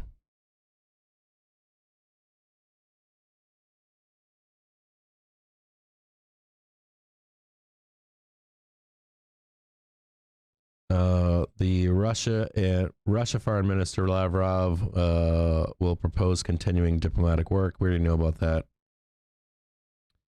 German Chancellor will continue economic aid for Ukraine.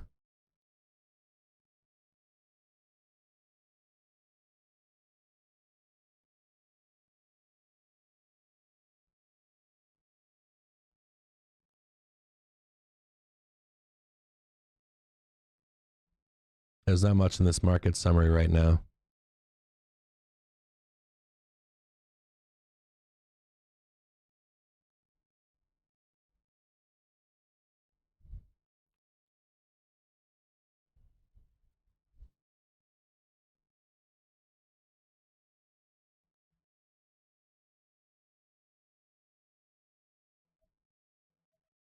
If I had to assume, it's going to be a wait for the president to speak at 12:30 to find a movement in the market.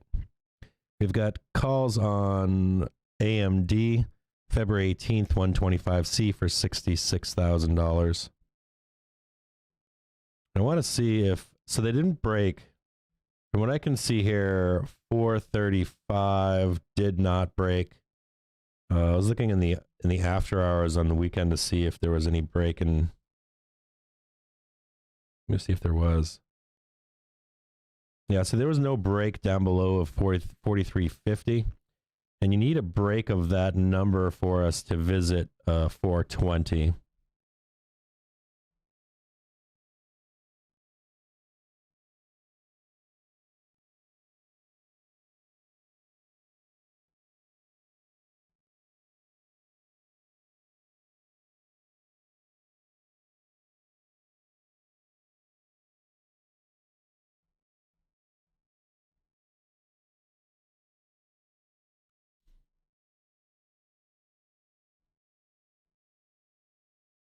We also have a large bull flag setting up on ES currently.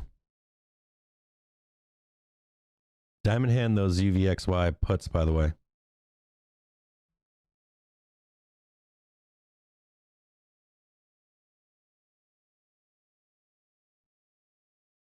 I'm going to take a look at the 1 month.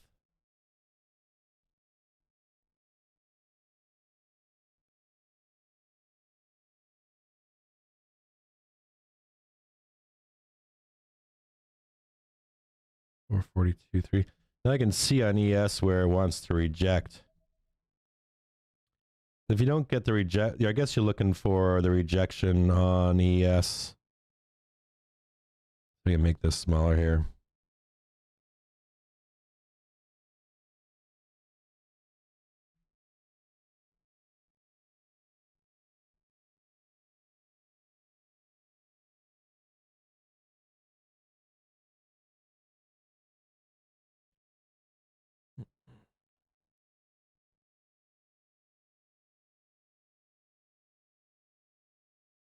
Now you're looking for the rejection off ES at 44.0, and then that would give you the price target down below 43.50.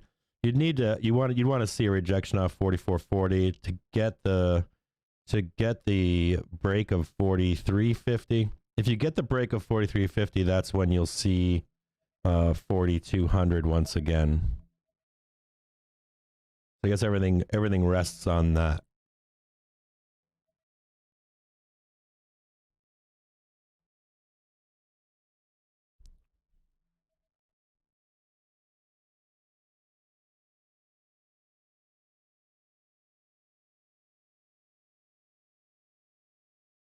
Yeah, no. My take on the market currently this morning is that we're going to trade way the fuck higher.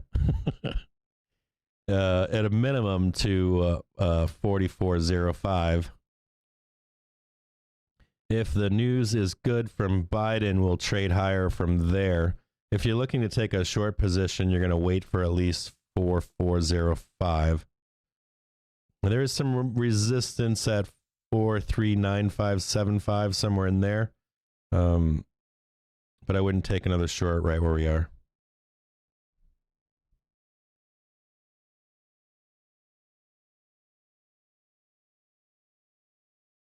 CLF calls March 4th, 21.5 C, $26,000. CLF calls March 11th, 20.5 C, $58,000. CLF calls again March 11th, 20.5 C, $59,000. CLF calls again March 11th, 20.5 C, $47,000.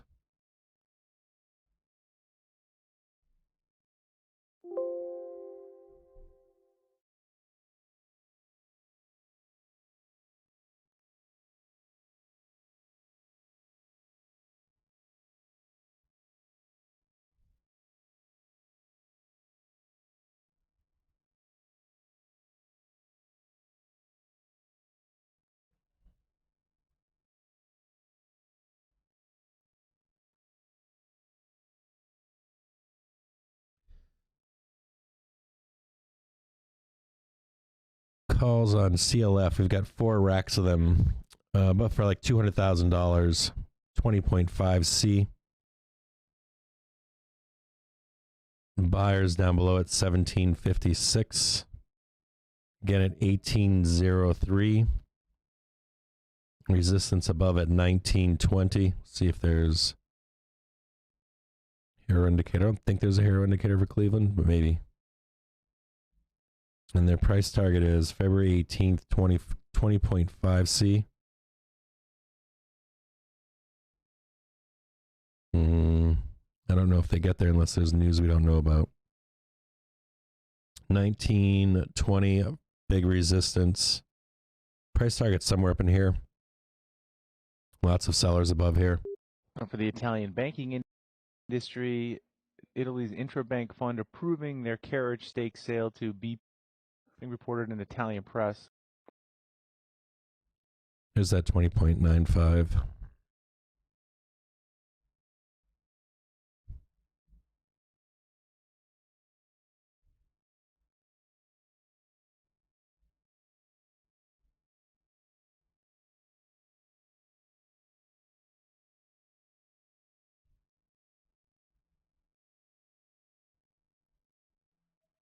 More Palantir calls February 25th, 14.5C.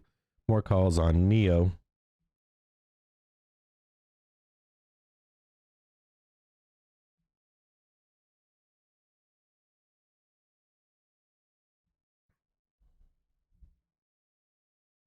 All right, so I have to take a ride up to the corner and get my glasses from my optometrist. I will be back. I'm going to leave the feed on. I have to grab some glasses. I will be back by 12:15 so that I can be here for the news conference with Biden and Russia. I'll leave the stream up, and what I'll do is I'll put the headlines down here for you if you want, so that you can see, as the headlines come in, you can see what they're saying. Let me see if I can bring that back up. Market data center.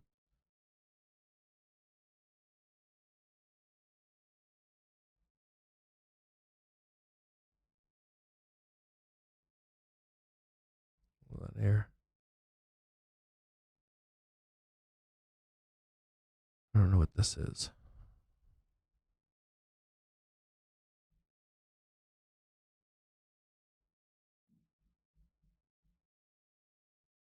Reset this.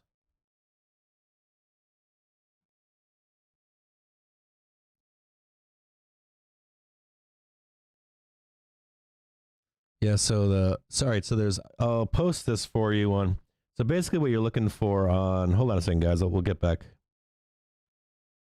What I'll do is You're listening to Trade the News. I'm going to put what the bears are looking for and what the bulls are looking for here. See if I can give you guys some scope as to what everybody's looking for here.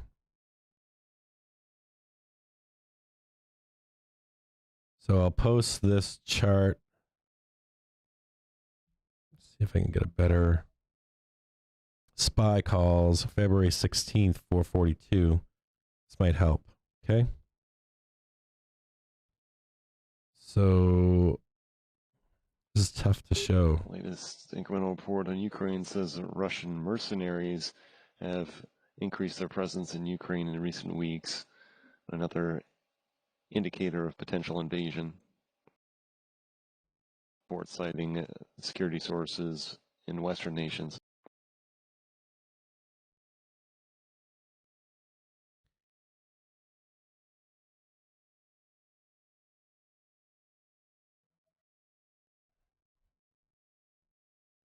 Okay, here we go.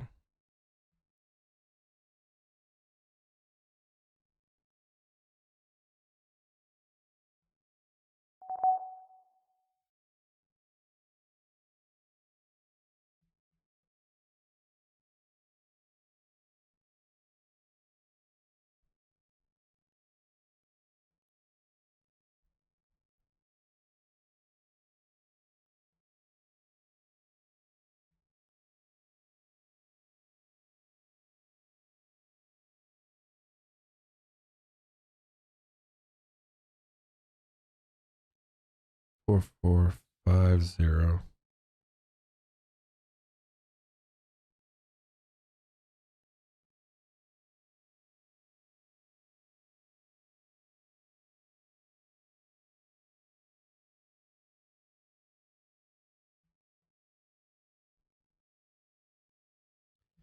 So if news is good, you're going to look for some kind of move like this. I'll post them.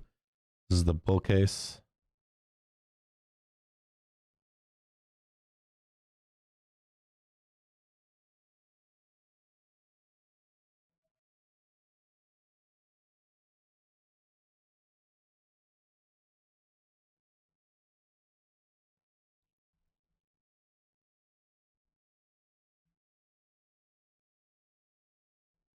So I'll post this on Twitter for you.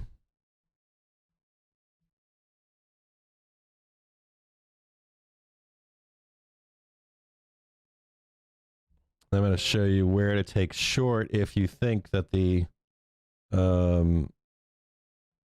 market will continue to sell down.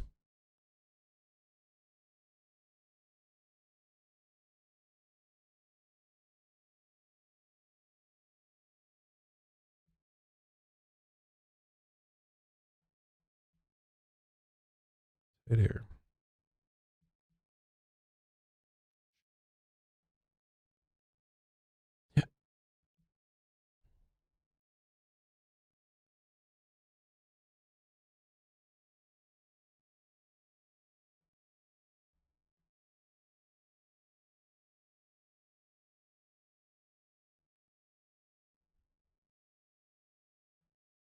The New York Fed releasing the January survey of consumer expectations. Expectations survey saying that about a year ahead, price changes for food, rent, and gas and medical care all declined by 0.1 percentage points. 3-year inflation expectations dropped to 3.5% in the January report.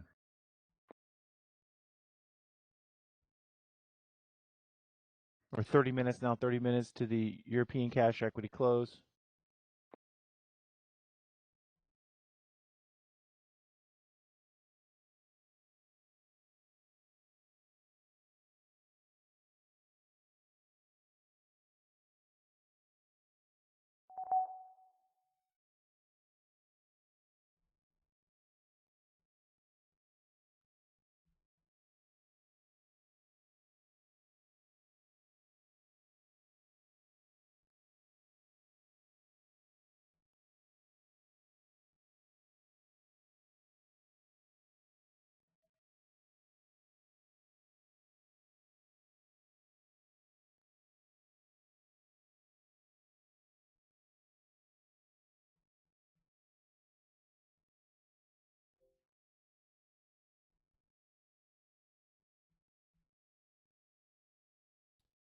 All right, so I'm just about posting the bull case and the bear case on Twitter. So we'll take a look at these real quick, okay?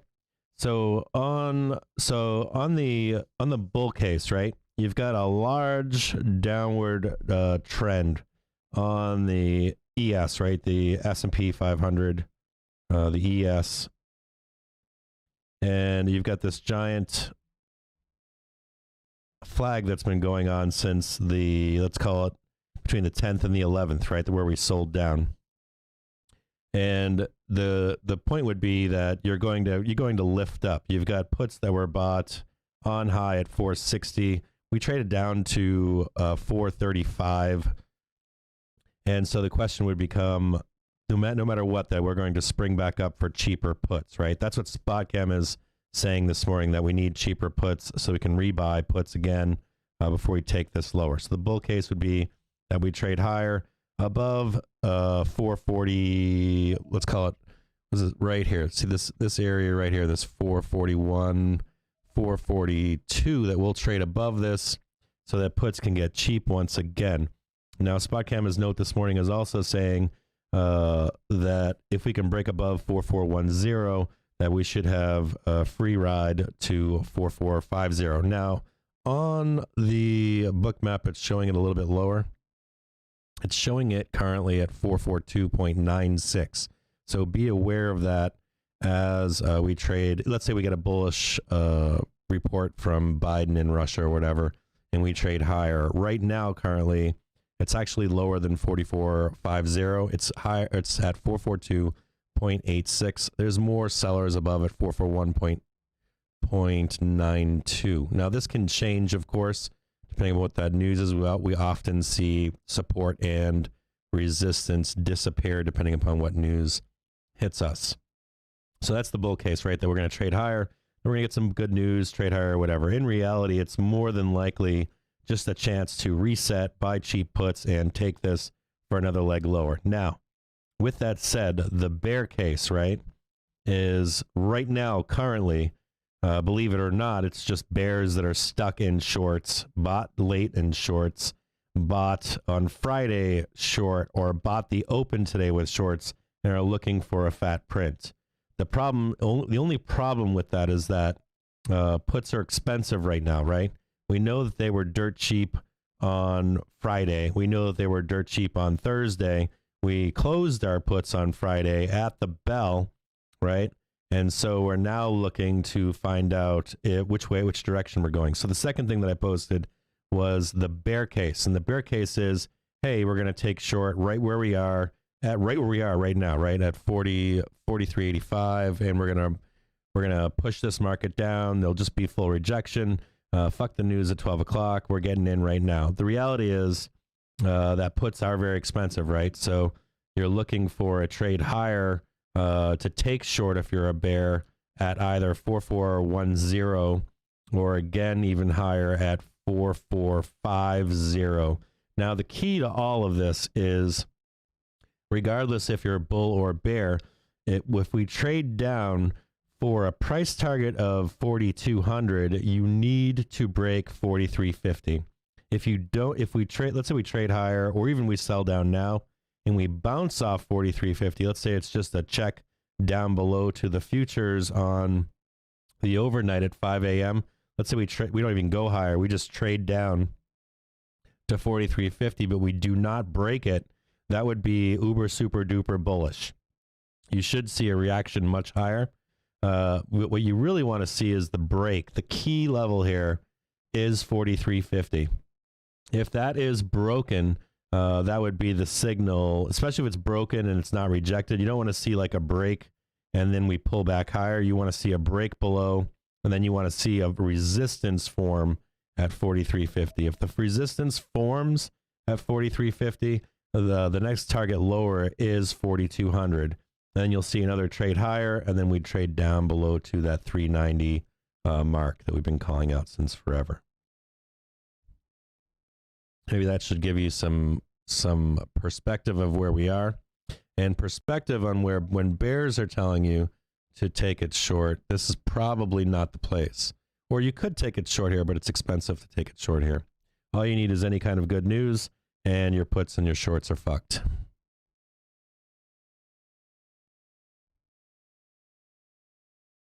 We can get a better, so I guess there's three, I guess that you could say that there are three possible outcomes. You could see a trade lower to test 40. Let's say if the neutral trade or the super duper bullish trade would be, we trade down to 43.50, and just to check on the futures touch below at 43.50, and then we rocket ship higher. Then you've got the normal bear case, which is that we trade higher and reject off of, let me see here, 44.05 or 44.4750. Although Bookmap's saying they're different numbers. And you would take a new short there or puts there, and we trade lower. If you're super duper uber bearish, bears think that we're just going to sell right now. It's just going to go straight red bar it down. We're going to red bar down to the 43.50, and then we're going to red bar down to 420, excuse me. So you have to place your bets on both of these trades, I guess.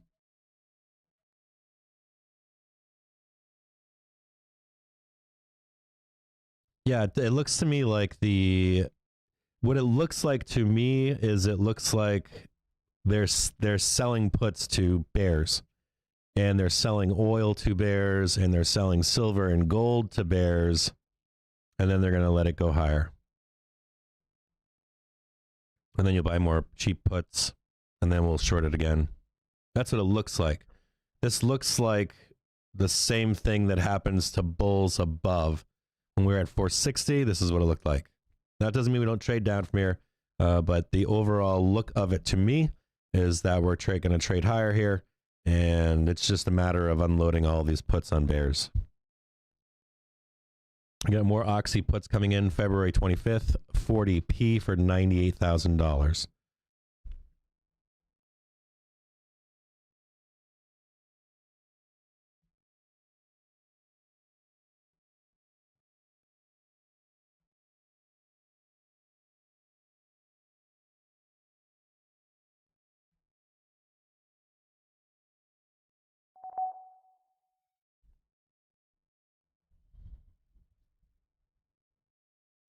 And I'll leave this up here.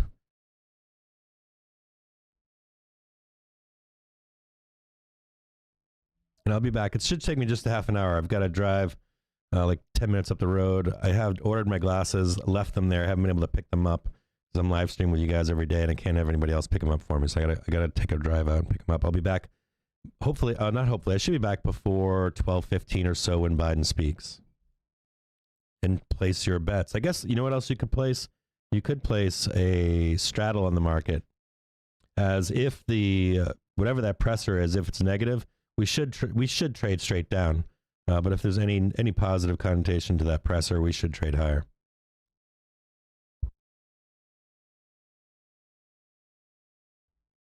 And I'll bring this down for you so that you can see.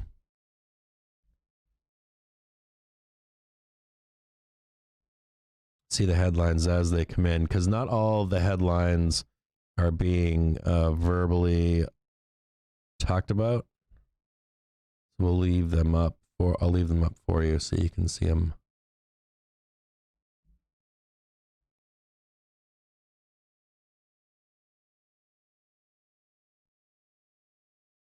Yeah, Winky, those puts printed fat, bro.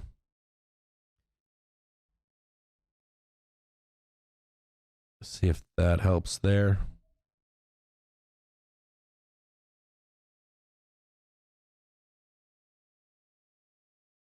Does this help you guys to see the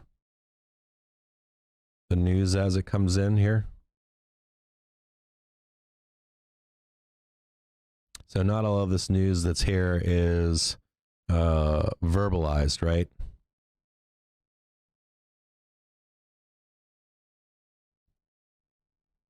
I'll be right back. It shouldn't take me too long. The USDA reporting highly pathogenic bird flu found in commercial broiler chickens in Fulton County, Kentucky, and a backyard flock of birds in Virginia.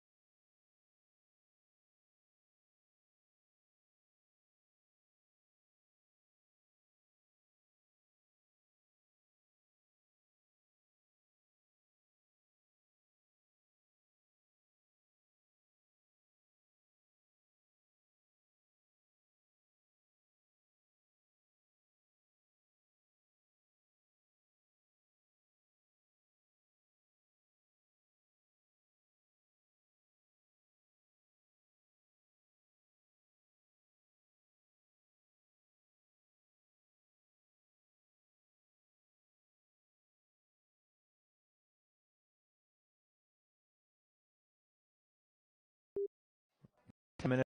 It's now 10 minutes of the European cash equity close. The DAX is trading lower by 2.2%. The CAC Kron is down 2.5%, and the FTSE 100 is down just shy of 2%.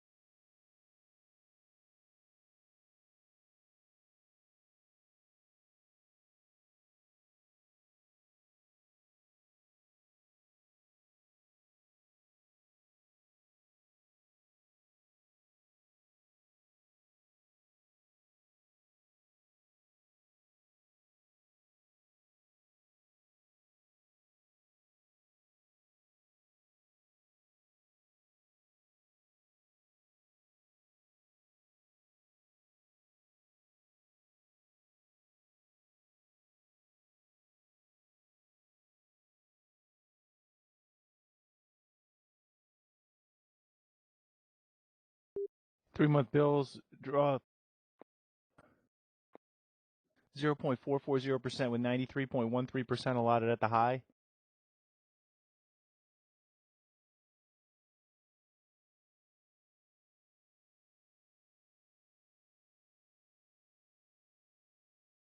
European bourse is wrapping up trading for the day. The FTSE down 1.8%, German DAX down 2.2%, CAC down 2.5%.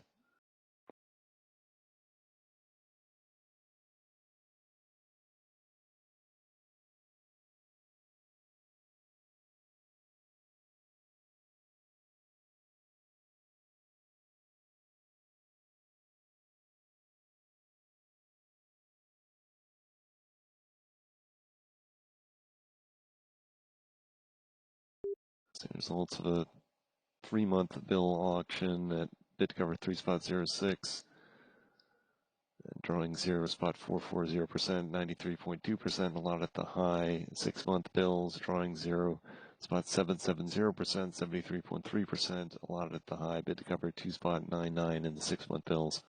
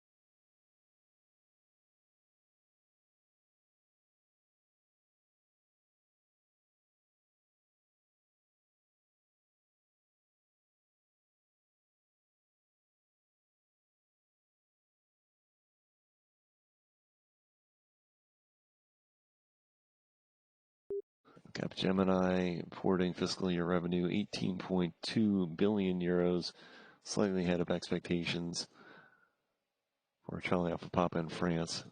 Net income about in line as well.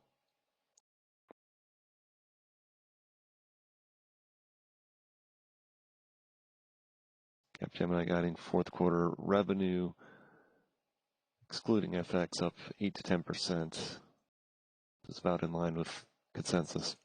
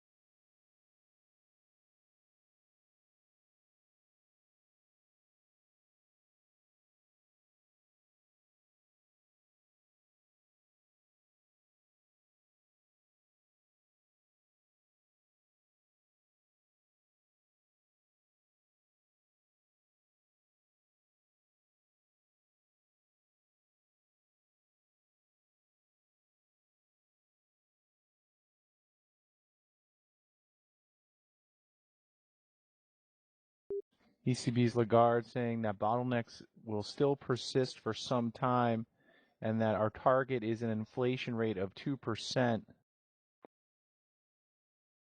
Comments from the ECB's Lagarde saying that there are signs that they may be starting to ease, but inflation is likely to remain high in the near term.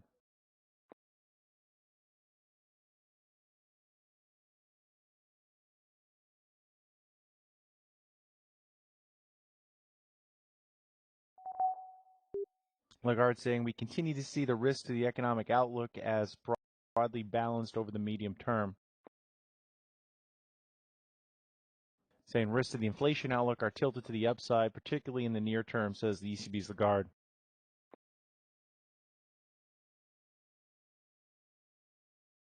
Lagarde saying financing conditions have remained favorable.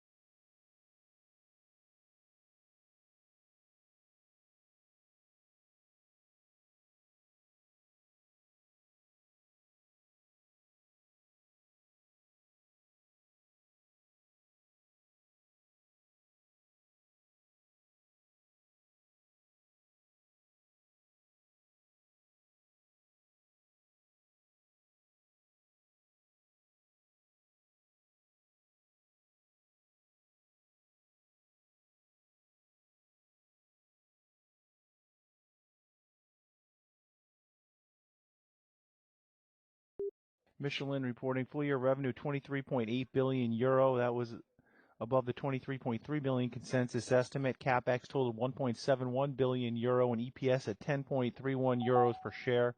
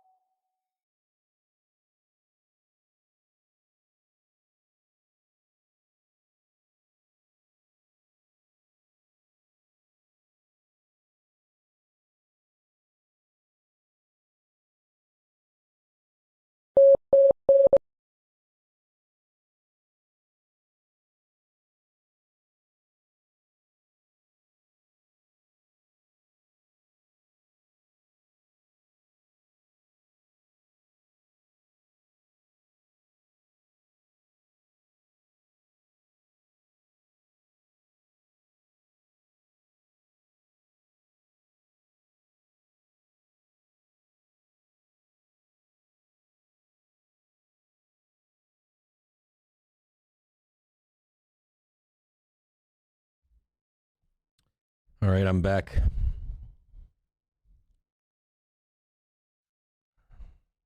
See if I can move this up. Get this out of the way.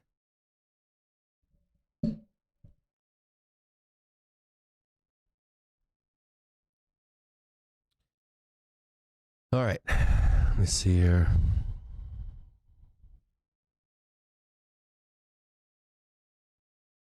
Am I back on? Nope. Let's see if I can. Properties.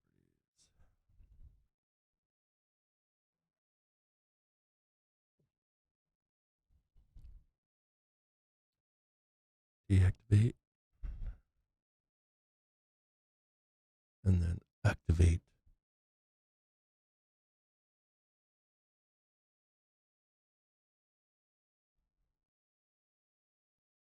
Hold on. See if I'm back on again. You guys see me? Damn it. Try that once more.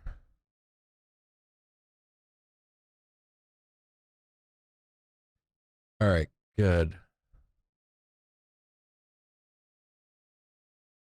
You guys can see me now?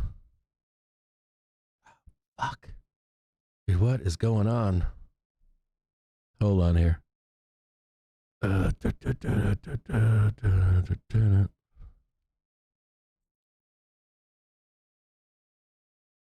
Still, so I've got this thing with I've got an Elgato thingy here that I need to. I have the wrong utility for it. I tried to work on it over the weekend. So it's freezing. See if this works. All right, here we go. All right. So I'm back here. I'm a little pissed off. My glasses were not there You're listening again. to Trade the News. I should have called. I'm kind of pissed off about my glasses right now. So I've got eye insurance or whatever. I don't know. Optical or whatever. And, you know, I'm covered for new glasses or whatever. But then they like tuck you into all this other stupid shit. And before you know it, you're walking out the front fucking door spending $1,000 on glasses when you're not supposed to be spending any money. You like never get, like going to the glasses or the ophthalmologist, like going to the car store. All right, so I should be back right now. Am I back again? All right, I'm back. So the getting glasses is like a scam. Utter fucking scam. All right, so what's going on with the market since I've been gone? You can see the resistance is weakening above here at 441.76. Looks like they came down to try to sell the market down, and now we're getting more sellers higher, right? You can see it over here. We're wearing out sellers here. We've got a buy program on. You can see that. You can also see that the hero indicator is positive on the day. We know when we see a negative hero indicator over time, we end up turning down. We know when we see a positive hero indicator over time, we end up turning up unless there's some kind of news in either direction. You can't predict everything, of course, but we are, if you look on the chart for like any kind of 5-day chart, 10-day or 10-day, 30-day chart, looks like we are creating a bottom here, trying to recapture the our trading zone, right? We traded outside of our trading zone, and it's trying to recapture that now. I'm assuming that's still waiting on news for 1 o'clock this afternoon. Watching SPY calls currently, right? I'm going to see if I can bring up. Yeah, heads up on Walmart. I used to trade Walmart. I think they have a Oh really? I don't go to I have a Costco membership and I haven't been there for glasses. So I'll have to go there. I was so upset when I was just down there right now. I was going to cancel and get a refund. It's like my local my local place. Yeah, it looks like Tesla traded to 900, right? Which is nice to see. Tesla wound up trading to 900. Shocker. VIX is kind of hanging on. It's not really doing much. I'm assuming that UVXY calls must be printing fucking huge right now. I don't know. I'm going to doubt that bullshit too.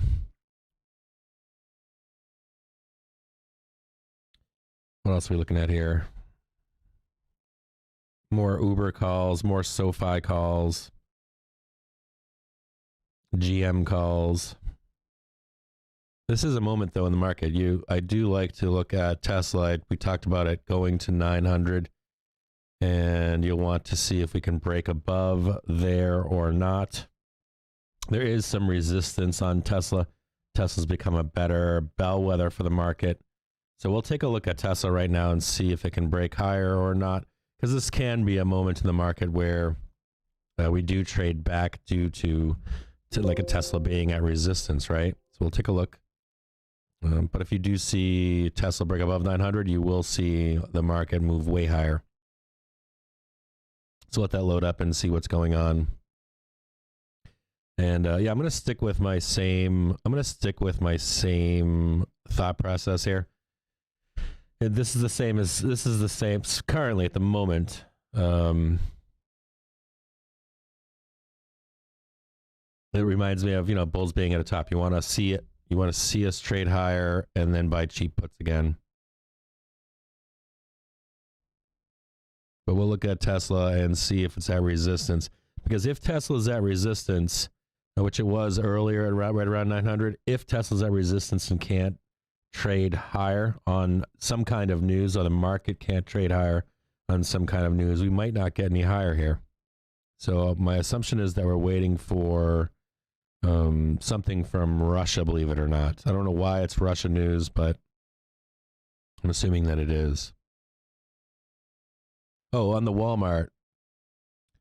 Just on a note on Walmart. If you are going to trade Walmart earnings, not always, but sometimes they tend to. You don't see the kick. If it's a good ER, you won't see it trade higher right afterwards.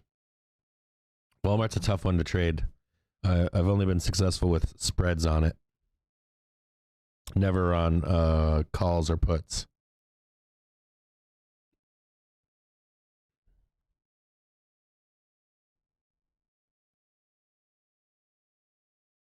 Yeah, so you want to make sure this isn't a bull trap. You can see these sellers above. So we go from, 36,800. Just be conscious of this right here, right? You've got, 19,000 sellers, 20,000 sellers, 30,000 sellers. And then you go to right at 900, you've got 3 times the sellers. This is the one part of the market here that is concerning me today. And this is where you have bulls that were, like Fed. This is the bottom. We're going up from here. But this is back in January. Pentagon spokesperson Kirby in a press interview is saying that Russia's Putin gives himself more military options with each passing day. So the one thing about January 20th is that up here in this, you would have said, or everyone was saying, right? All you heard everywhere, like the nonstop fucking throw up, was we hammered at a bottom. We're trading higher from here. We shouldn't go any lower. You had Jaworski, Gerber. Then you got all these guys. You've got Blackwater. All these hedge funds saying, "Don't worry, buy this dip. This is the one." And then after the sell-off on Thursday, Friday, you've got bulls that are scared, and we didn't have bulls that were scared. I know when you watched it on CNBC, you watched it everywhere, where bulls are saying this is bottom at 420. We're never going any lower. And the selling on Thursday, Friday changed that narrative amongst bulls, even if you don't see it. You may or may not see it. I think we see it more over the weekend. I thought we saw more bulls say, well, maybe we're not at bottom, right? And maybe we're not even going to retest 420. We might go even deeper than 420. And they weren't saying that that wasn't the narrative on the last on the that wasn't the narrative before Thursday. So this is of concern right here. This you've got 3 times the sellers hiding right above 900. I'm going to assume that that's some kind of bull panic above here. And for this to switch, you're going to need to see market news today that would trade us higher. I don't think you're going to see it in the overnight. I don't think anyone's, hold on a second. I don't think you'll see in the overnight a switch to where all markets get lifted up. When you see this level of sellers hiding on Tesla.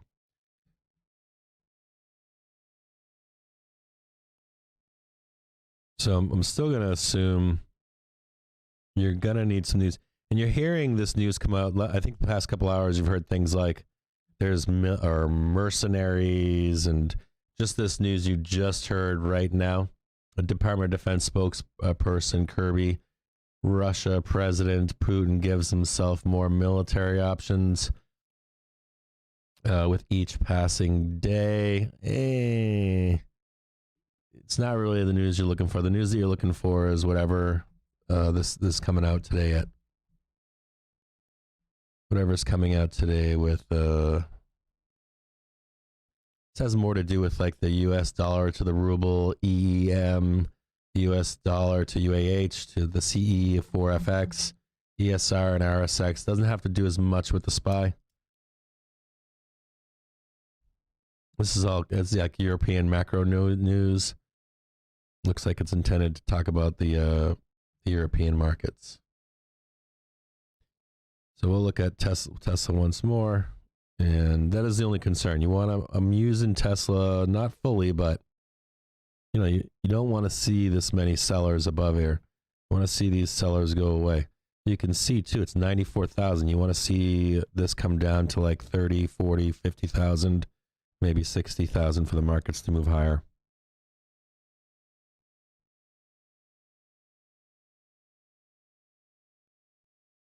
Now, it does also make me wonder, do they burn the market today and then trade it higher or lower tomorrow?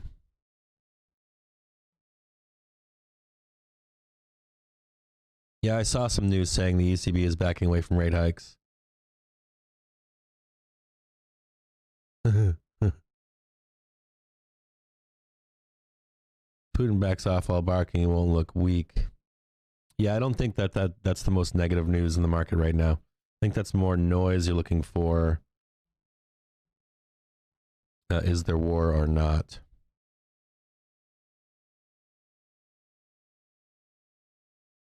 And it doesn't. It's the other ramifications on the war, or if there's war, that's more concerning. It's not so much does the U.S. get involved or not, but there's potential for the U.S. to get involved. You know that in the past we've had civilian airlines be shot down.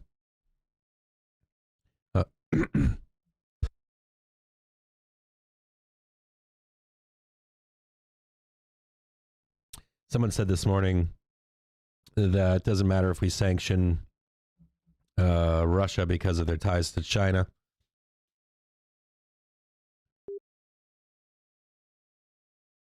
The Pentagon spokesperson Kirby saying this has not ruled out possible cyber attacks from Russia.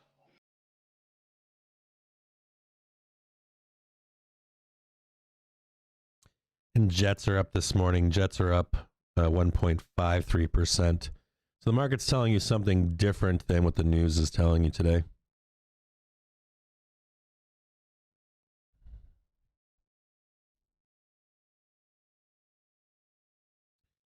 I haven't seen those puts yet on the Qs.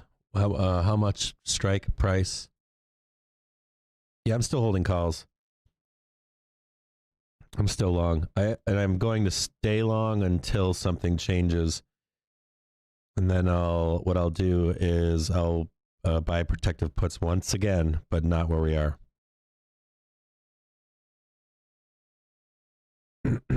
Unless there's some other news that we don't know.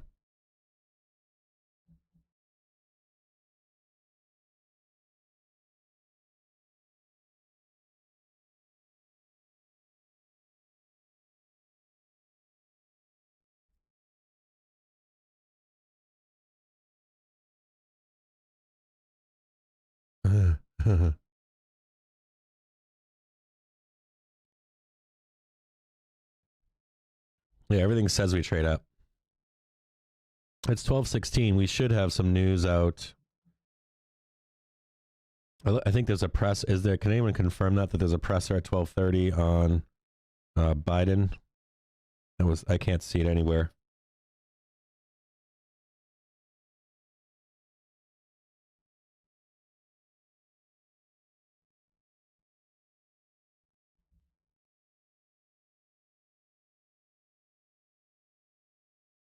Yeah, and Amazon did just trade. Amazon's traded up now to 31.63.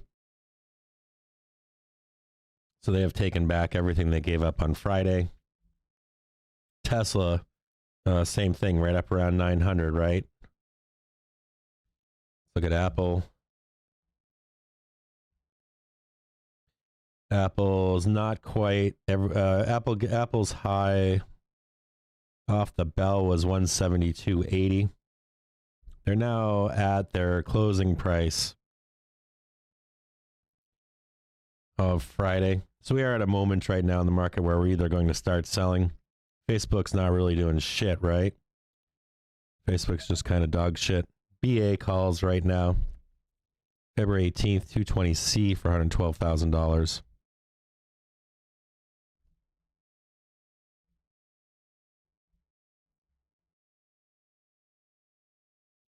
Also, some calls coming in on KWEB.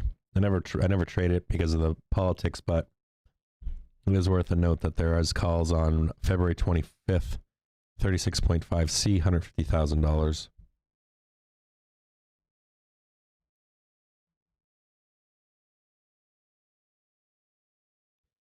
Also, calls on TNA, which is the 3 times bull ETF for small caps. February 18th, 67C, $56,000. Loads of SPY calls. So the assumption would be place your bets right where we are and see if we trade higher or not.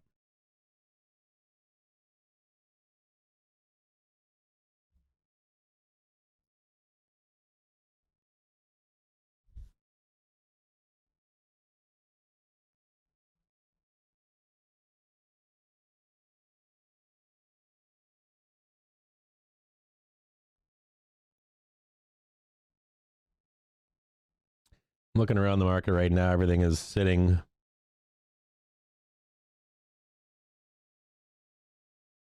You know, it's kind of funny when you're sitting, like I'm looking at all these different tickers right now. Everything looks like it's bearish, right? Like it's going to roll over. But at the same time, QDEL is looking very bullish right now. At 94.62, we'll take a look at QDEL.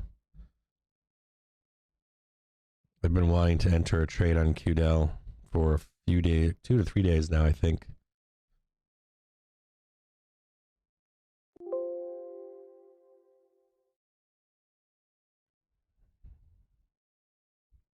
So we'll take a look at QDEL and see what's going on.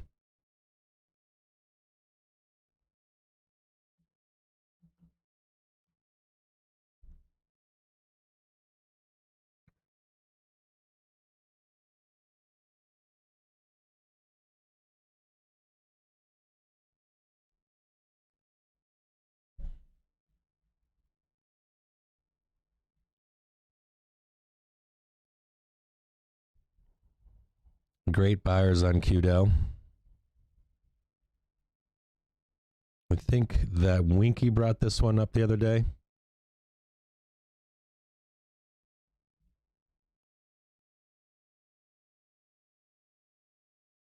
$11,000 buyers to 6,000 sellers.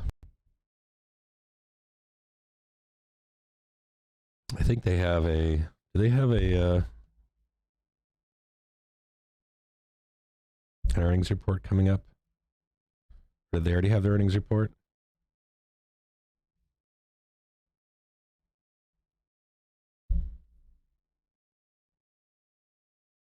Their earnings are in 2 days. It could be a good trade here with Quidel.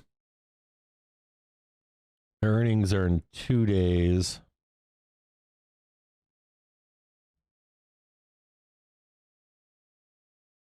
See if we can see when they're.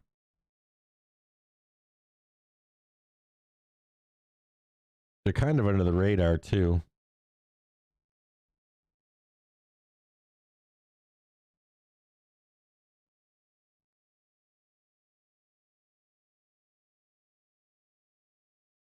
So I'm still watching them. They traded as low as 93.17. They're resting on support. Looks like they could trade as low as 90.60. Price target above, though, is 106. They got a lot of buyers stepping in. So I do like this trade a lot still. It might be something where you're just buying shares.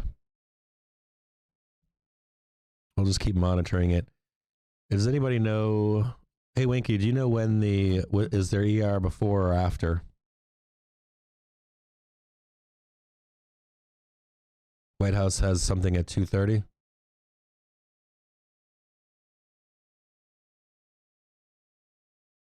Yeah, no, it said earlier today, it said, I like SE, by the way, John.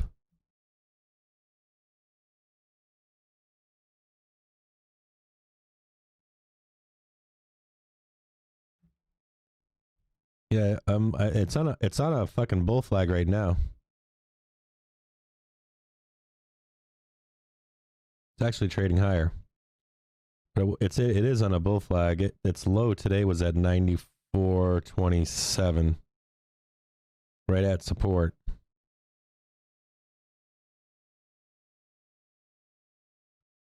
When is their ER? Is it the morning? I'll look it up. Let's find out when QDEL's ER report is.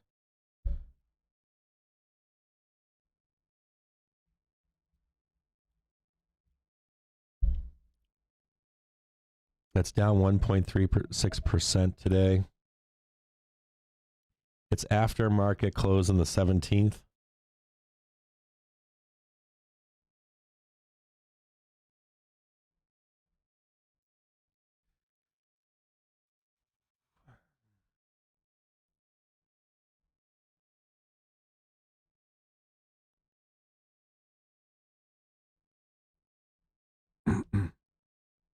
No one's really paying attention to it.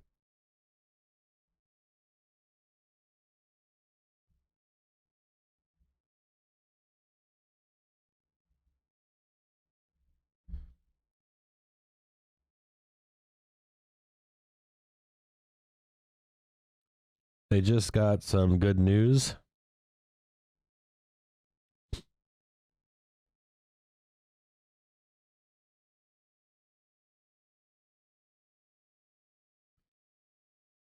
They had a preliminary announcement that revs for fourth quarter 2021 are estimated to be 60 or 633 to 637 mil.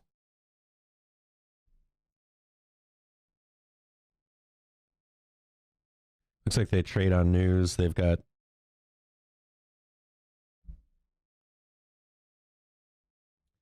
waiting for a facility in Rutherford, California to become fully operational. Manufacturing capacity constraints are likely to weigh on the company's performance in the 2B quarter. So you're going to be looking for news on a facility they're opening.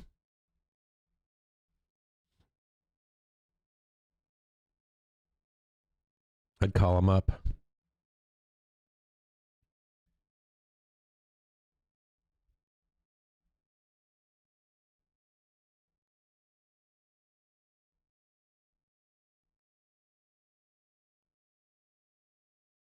It's got a high ranking in Zex. So you're going to be looking for news. I'd call them up and ask them, when does your new facility open? You'd be surprised people answer that shit on the phone sometimes.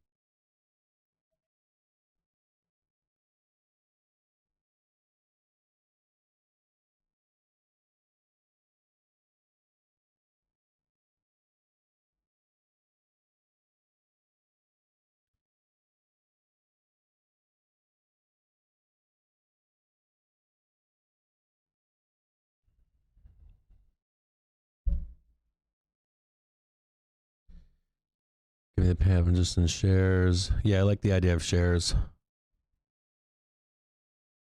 All right, John, we'll look at SE next, bro. I used to love trading SE. SE was free money. I used to trade this, and I could trade this and not play any other plays, and it just made money. Let's look and see if we're going to break above this resistance here.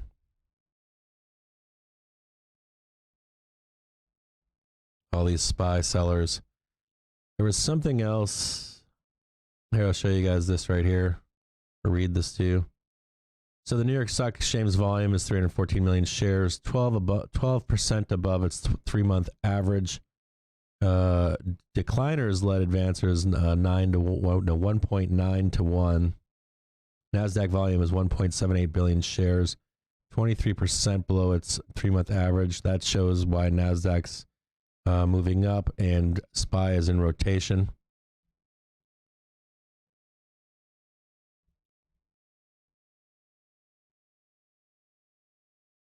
More SLV puts, silver 325.21p. Is silver and gold going down?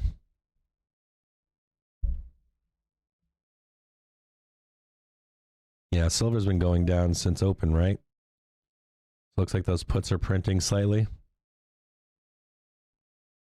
This does look like rotation long in the market. That is what it looks like, whatever you're going to say to it.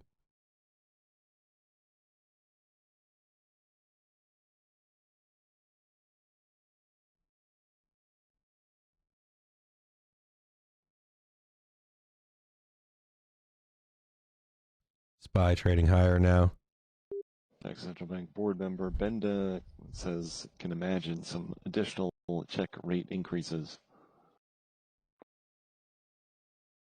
Now, I do want you to know if we do trade sideways like this, the longer that we trade sideways trying to break through and above. Now, if the bulls can't do it, we will trade lower. So the bulls have to put something on here. The bulls got to make a move.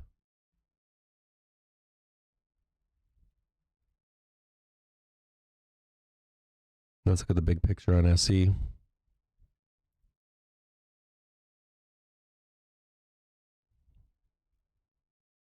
Lots of buyers and accumulation on SE.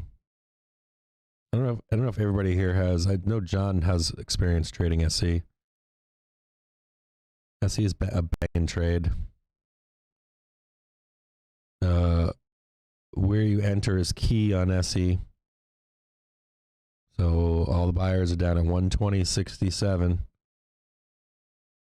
like the next round of buyers is at 125.39. We're trading at 135. Sell the news is at 145.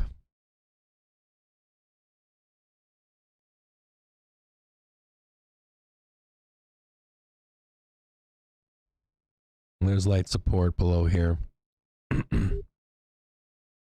Biden administration reportedly offering $1 billion in loan guarantees to Ukraine to help calm market concerns about potential war.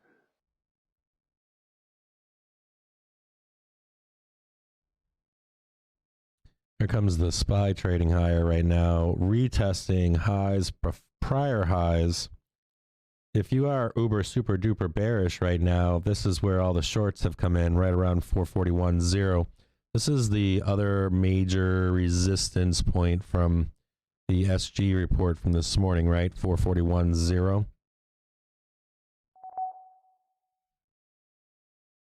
Now the VIX is still holding up.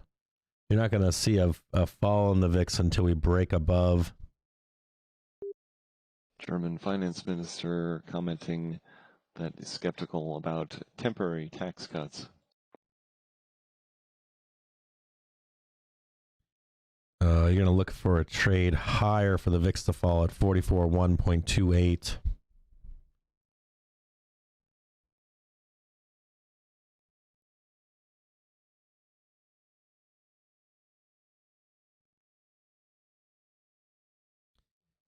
Yeah, it's no worries, John. The if you guys ever want to trade SE, there are some great communities out there. That's all they trade, SE. and they get bullish and bearish back and forth. Just find guys that trade SE and they'll tell you when to enter and when to sell. So we'll see if the SPY can break above here. If not, this would be a place to take shorts if you're super duper bearish. If not, we'll see this trade higher. If this does trade higher, you will see shorts start to squeeze. And this is the highs. Next price target above. Hero indicator has been green all day long. Buyers have been absorbing sellers. Next private above, or price target above, is 443.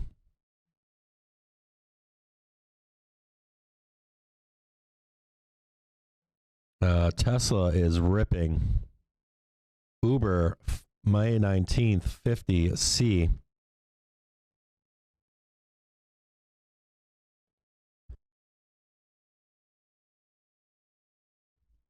Good thing I didn't follow Jim's advice and buy fucking puts. SPY, February 14th, 439C, 234,000. We'll see if the bulls can throw it on.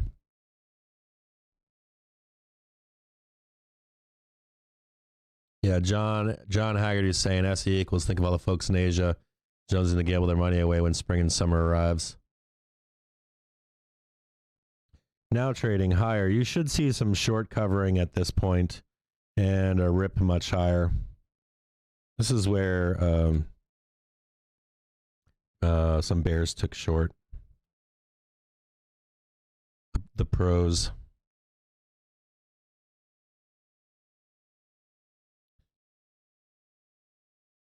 SPY calls February 14th, 439C, $234,000.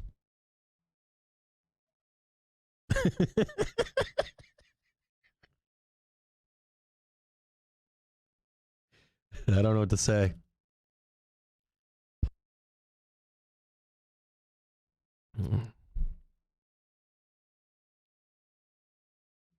Hero indicator, very, very uber super duper bullish right now. 38,574.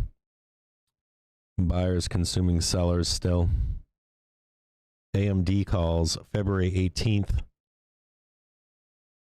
120C, 274. I guess if you're day trading, this is where you take some shorts, right? You re-up on your shorts at 441.28. And I didn't see anything coming out from Biden right now. It's already 2. They said they were going to do an announcement at 12:30. It looks like the only announcement they had was they're offering $1 billion in loan guarantees to calm the market concerns. That's a trade on EEM. We saw K-Web calls come in earlier.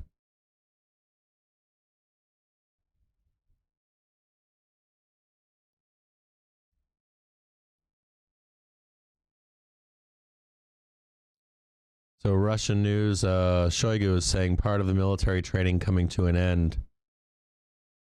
Hey Thomas, how are you? Yeah, if you start to hear stuff like the military training is coming to an end, troops are being sent home, even if they're trying to save face, right? You should see some pressures off of the market. You can't say that there's not pressure on the market if there's going to be a war in Europe. I mean, you just can't.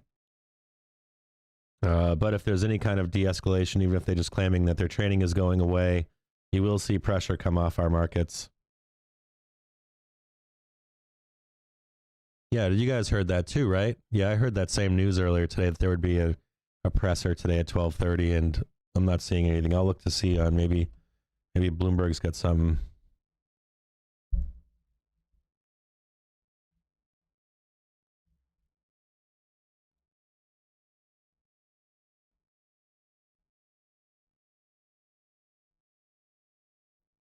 Man, Lagarde, he's all over the fuck. Or is Lagarde a female or a male? We have more calls coming in on Plug. Been coming in all morning. February 18th, 24C. Take a look at Plug real quick. I mean, I don't see any other bad news. That we have the three.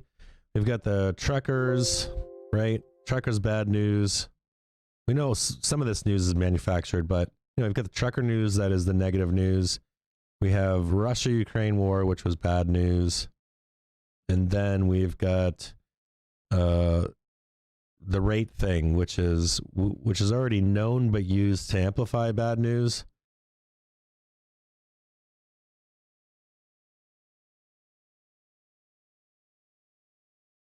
I don't know about this plug play right here. Unless somebody knows something we don't know, or there's some news that I don't know and plug. I'd be wary of those calls. Maybe there's something I don't know. Just looking at the book map, and then I'll look at the chart.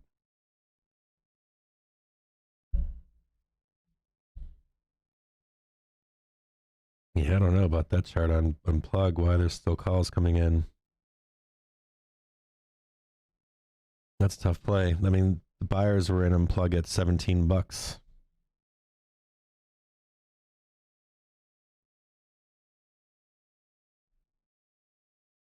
That's a tough call. Got a wave of sellers up in here just begging to get out. 22.40, 22.57. Maybe they get some news they don't know about. SPY calls February 14th, 441C for $152,000. And my assumption is we trade higher, even if it is into the bell.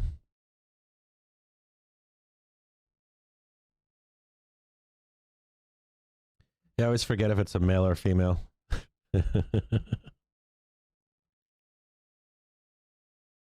Christine Lagarde. Linda. Oh no, that's Linda's the novelist, but Christine is the French politician. I always forget. We got a lot going on here. I thought it was a female. I wouldn't have said female if I didn't think she was a female, but I was like, I forgot, is she a woman or a man?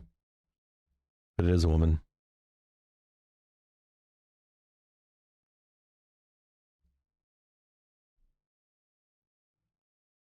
You guys want to see Tesla? Yeah, this all looks like rotation back into SPY. We'll see. How long is it rotation back into SPY? Pff. Fuck if I know. Technically, we didn't break 4350. So technically, we won't see 420 until we do break, 4350. We have to break it to see 420. It's a requirement. Even if we just break through for a moment, it's a requirement. Whenever you see guys on Twitter, there's some traders on Twitter that will be watching specifically for key numbers to be broken. And when those numbers are not broken, it's a technical, it's for the algorithms. The algorithms need to see certain things happen. Some more SPY calls. We'll let Tesla load up.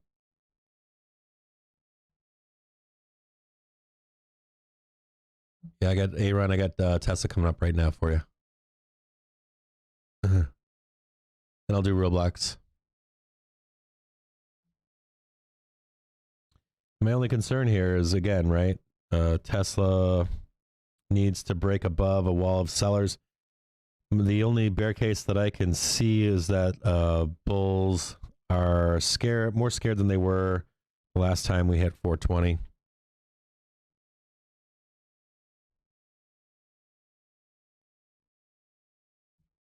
We'll come back to Tesla, let it load up.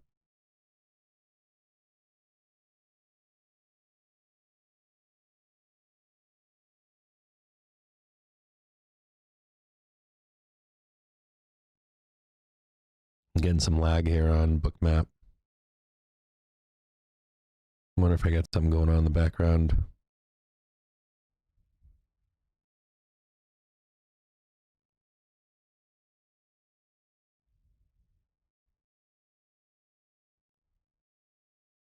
I don't know what this camera hub thing is.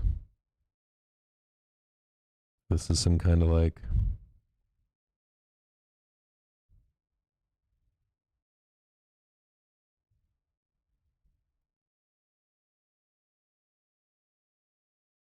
Yeah, so you're pretty much looking for, you've got more buyers than sellers. Hero indicator is starting to turn negative on it.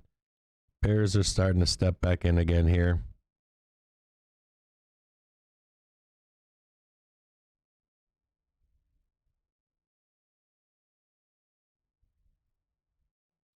See if we can see the hero indicator. You know, so right when we touched above here, back at 1230, looks like they put some more puts on. If you're looking at this from the day trader's perspective,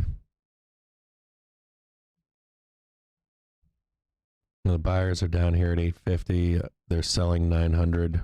Back to 850, selling 900. You want to see this wall of buyers stepping in. Of note, though, there were 90,000 sellers on Tesla prior, and now we do see sellers coming down. We've got 109,000 sellers on Tesla currently right here.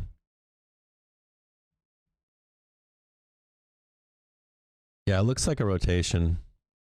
This looks like a rotation into SPY, into all of the...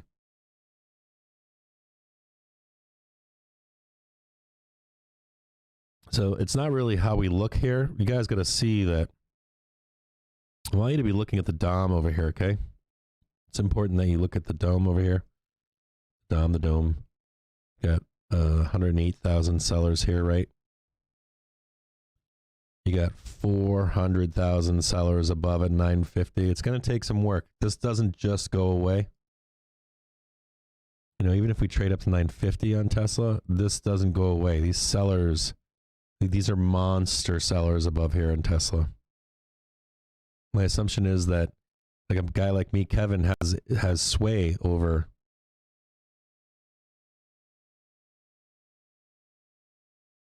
Yeah, 1,000. You've got 297,000 sellers.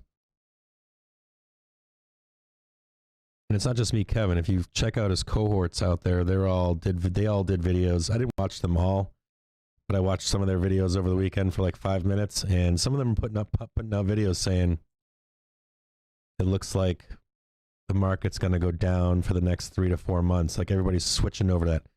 So we talked about a right shoulder on SPY last week and the week before, forming, right? And now everybody did videos this weekend, like a week late, saying, "Oh, there's a shoulder now for." Even the bears didn't put those videos out until this weekend, and we've been posting right shoulder posts on Twitter. And we did a video or two last week about the right shoulder forming at least a week ago,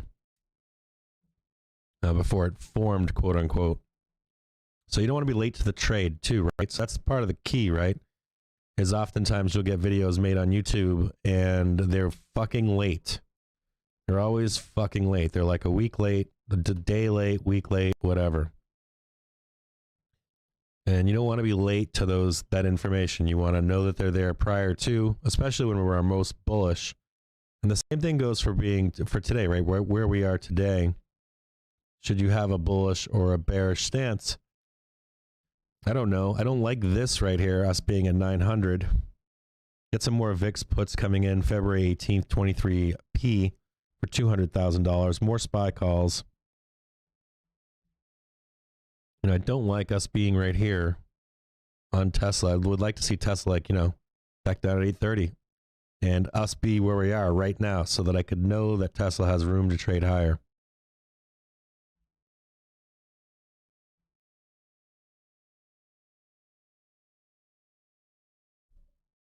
Let's check XLF and XLU.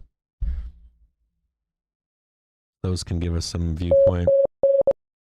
Yeah, I like XLF where it is. I like the XLF trade right now. And I like the XLU trade right now. So XLU fell off a cliff today down to 65.82.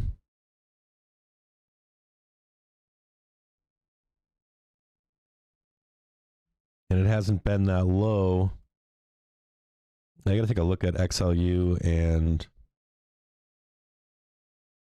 so XLU hasn't been this low since February 30th. Excuse me, November 30th. It's been this low. It was this low back on January 26th.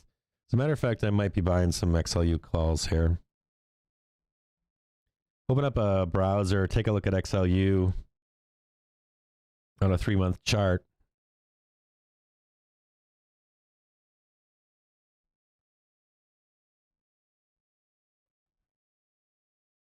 I don't know.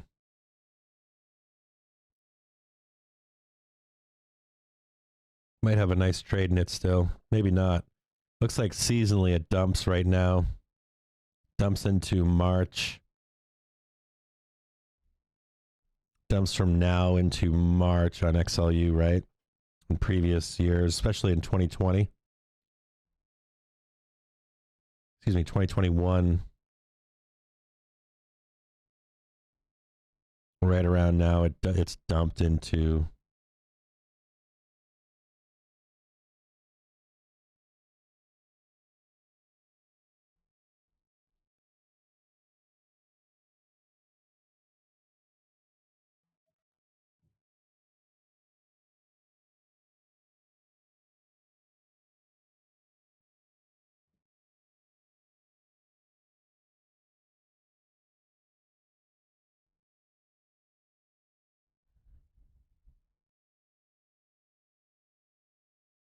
So we'll see if we can trade up into 443 or so.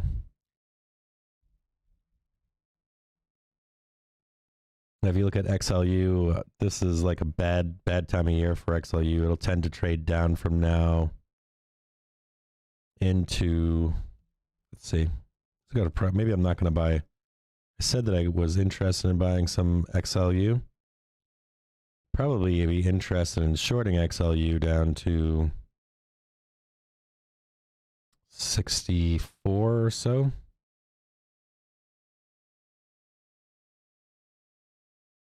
And to call it mid-March. Get some late March President Zelensky saying they want peace, but are confident in their army, which is what's stronger than it was a few years ago. Maybe a call for SPY to be super bullish or until we hit a price target of 443, possibly 450, and then look to re-enter short again.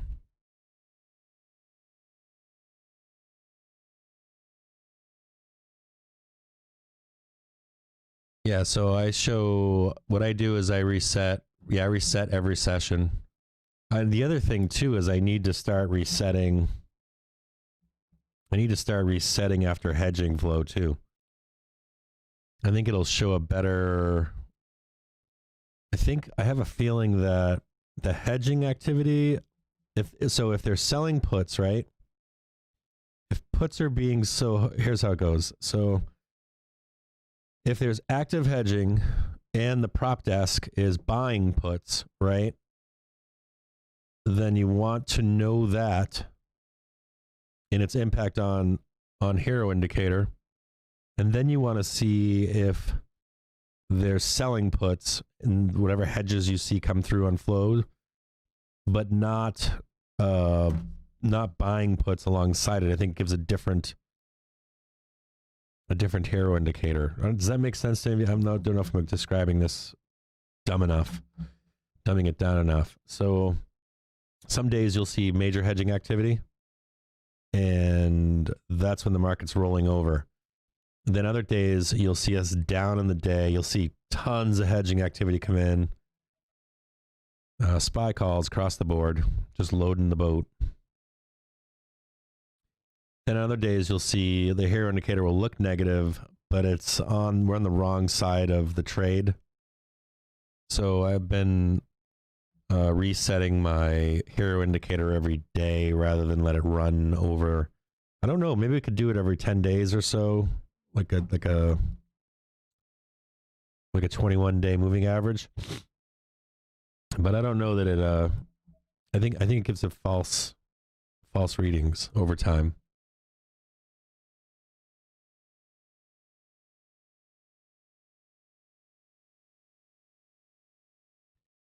I've been resetting in the morning. I've been resetting it before the start of every day. So there's a clean picture as to what's actually taking place for that day. I feel like sometimes I think that Brent has even said that he doesn't give charting outside of just a few days, because if you give like a hero indicator over a month, it doesn't really work. And that even just the day's flow can change the direction of the market. So you could look at like a whole month and be like, yeah, we're going here. And then just one day of relentless calls or relentless puts will fuck the whole entire thing up.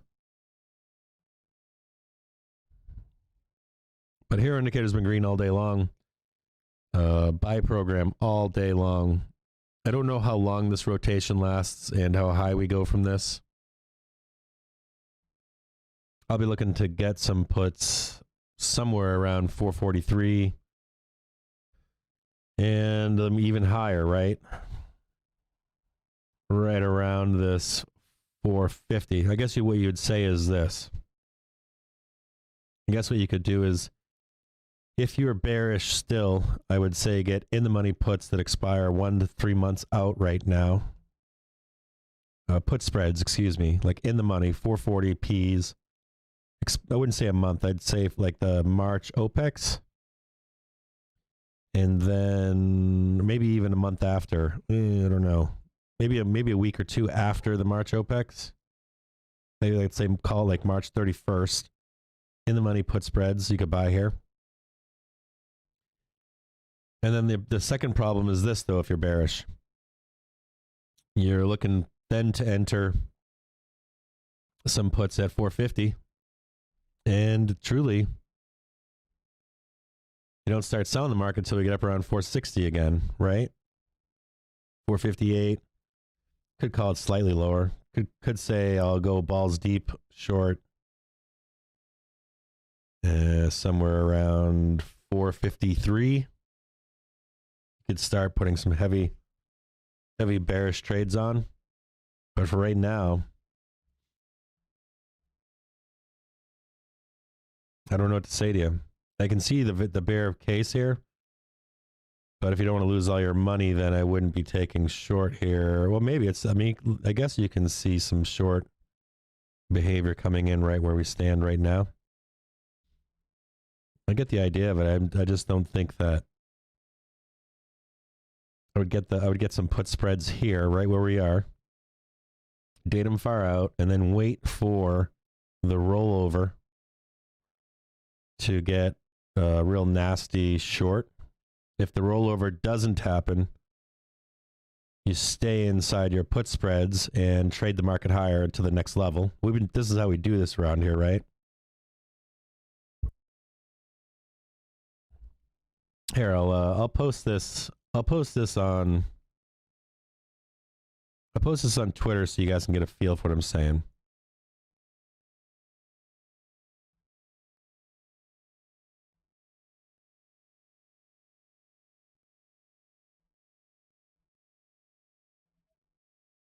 So if you're a bear, 1, 2, 3. Okay. So we'll have this conversation or see if you guys understand what I'm saying.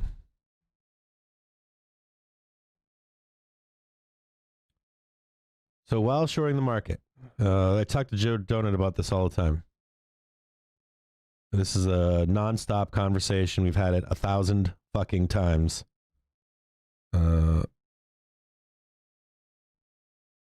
Okay, so if you guys open up at Captain's Alpha, I'll look to see if any of you have requested to follow, so you guys can follow along if you're listening in right now.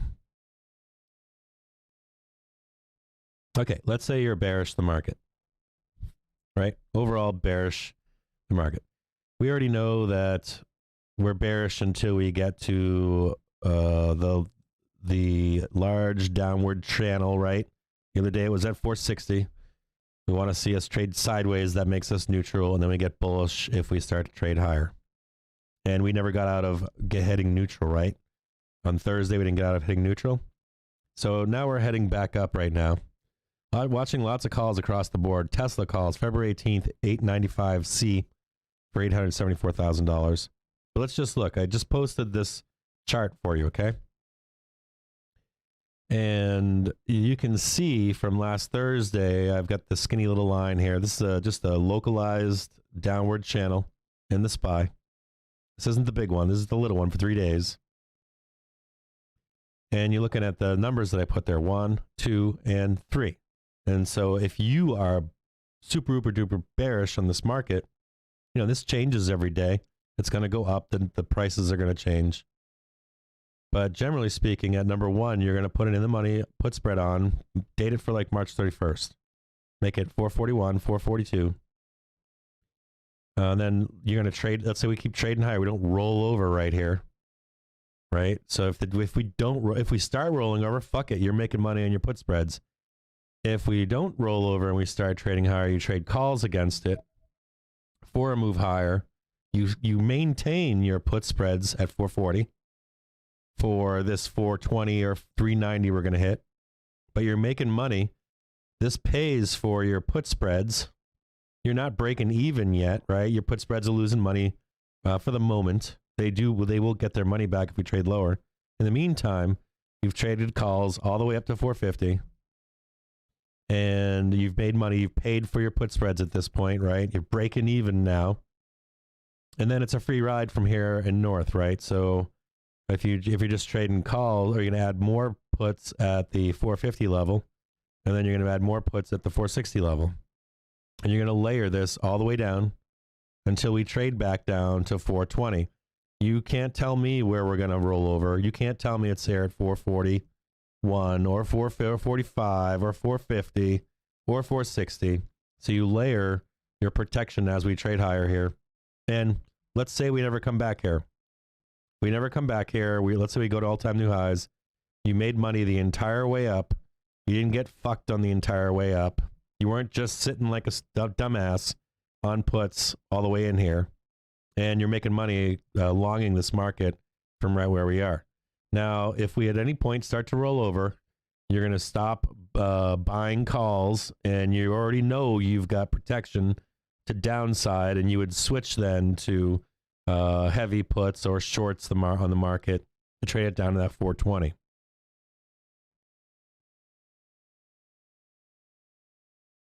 You guys understand where I'm coming from on this trade, because this is the start of the last trade we had. This is exactly what Joe and I did.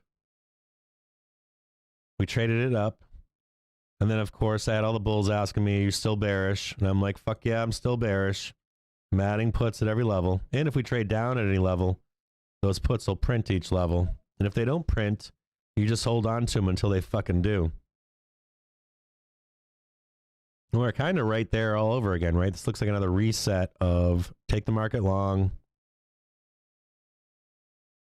and protect yourself from the way back up again.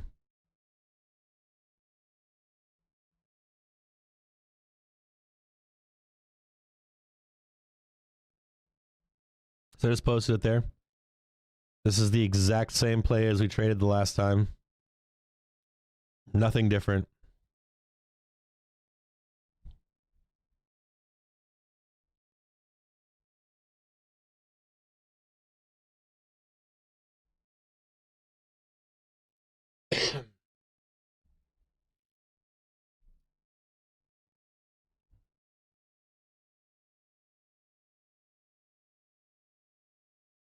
Yeah, there's really nothing different than where I mean, this is the same trade as we traded.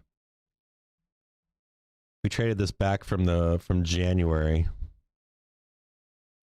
So back in January 20th, we did the exact same thing.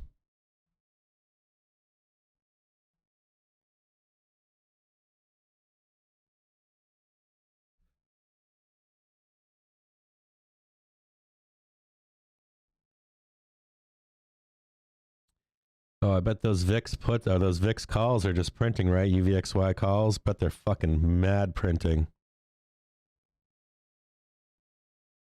Oh yeah, they're printing heavy.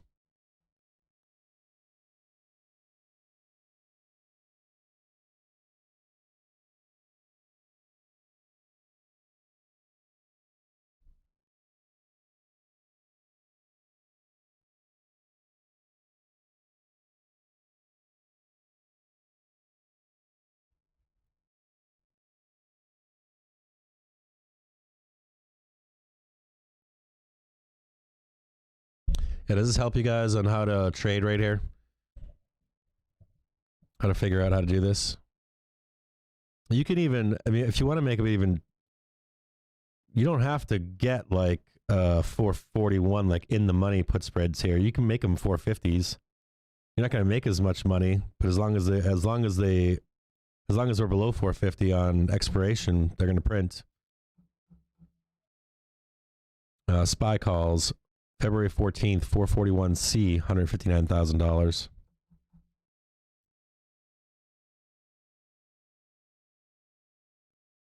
Yeah, I'll go on Twitter right now and accept. It's at Captain's Alpha. I'm not seeing any requests. If you did already request, I've accepted you. Oh, there's 4. Okay, you're right. There you go, Liam. So I'll go over this once more, okay? So we made this trade down at 420. It printed every step of the way it's printed.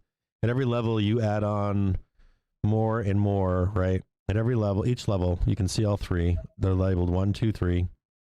You put this is the same thing you do in a bull market. So this is just the reverse of a bull market. When the last 2 years in 2020 and 2021, we would come to something like this, right? This would be a top, right? On the reverse. Then you would do the same thing with calls, though. But now we're doing with puts. So we're just doing it in the reverse. So we're down here. You slap some protection on. You know, we could trade from today. You could put on 440 Ps, 442s. It doesn't matter if we trade to 460. As long as we trade back down to 442, we're going to be good to go.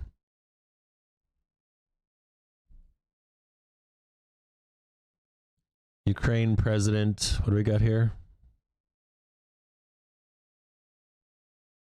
Ukraine President Zelensky says he wants peace, confidence in its army, which is much stronger than 2014. Looks like old news.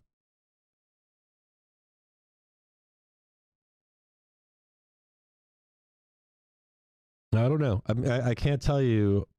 We're still in Beartown. Let's just be clear about this.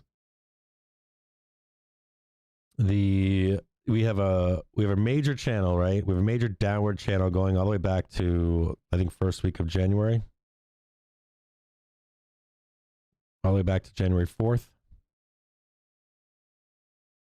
And we haven't broke out of that channel. Anything below that is still bearish. Even if we trade higher, you're still bearish.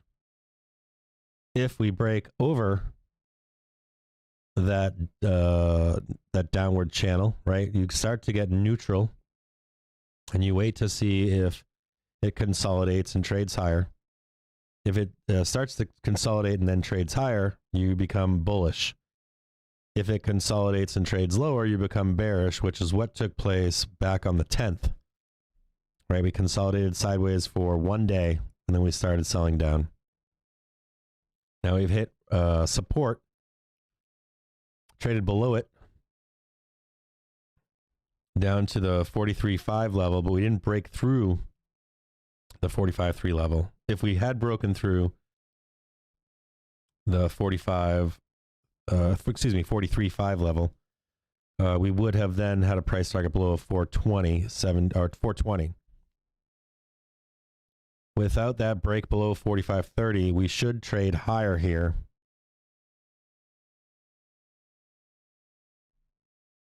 until once again we hit some resistance levels, heading all the way up to 450. And possibly even, I don't think we'll get to 460. No, but you have to trade what's in front of you at all times. So the SPY just is now, right now, currently at localized resistance. This is resistance that formed 3 days ago on Thursday. So right where we are right now here, we're touching.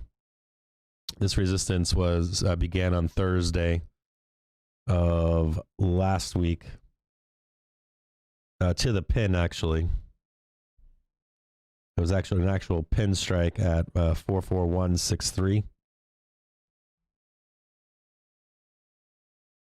If there's a break above this, if there's a break above 44163, you should see short covering.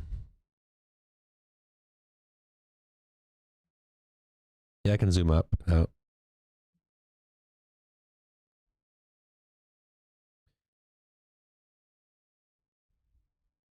Next round of sellers is at 442.74. If we break above there, you know that it's on, right? It'll be a squeeze to 4,500.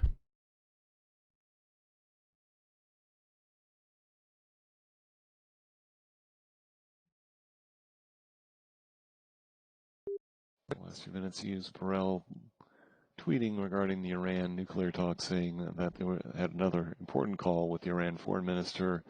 He believes an agreement is within sight. Comes from EU's Burrell. All right, so I'm going to check Twitter real quick.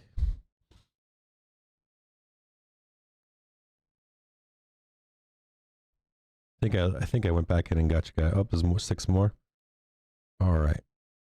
So let's go over this once more, okay? We'll start at the beginning, and we'll look at that chart. This is the last post that I have on Twitter.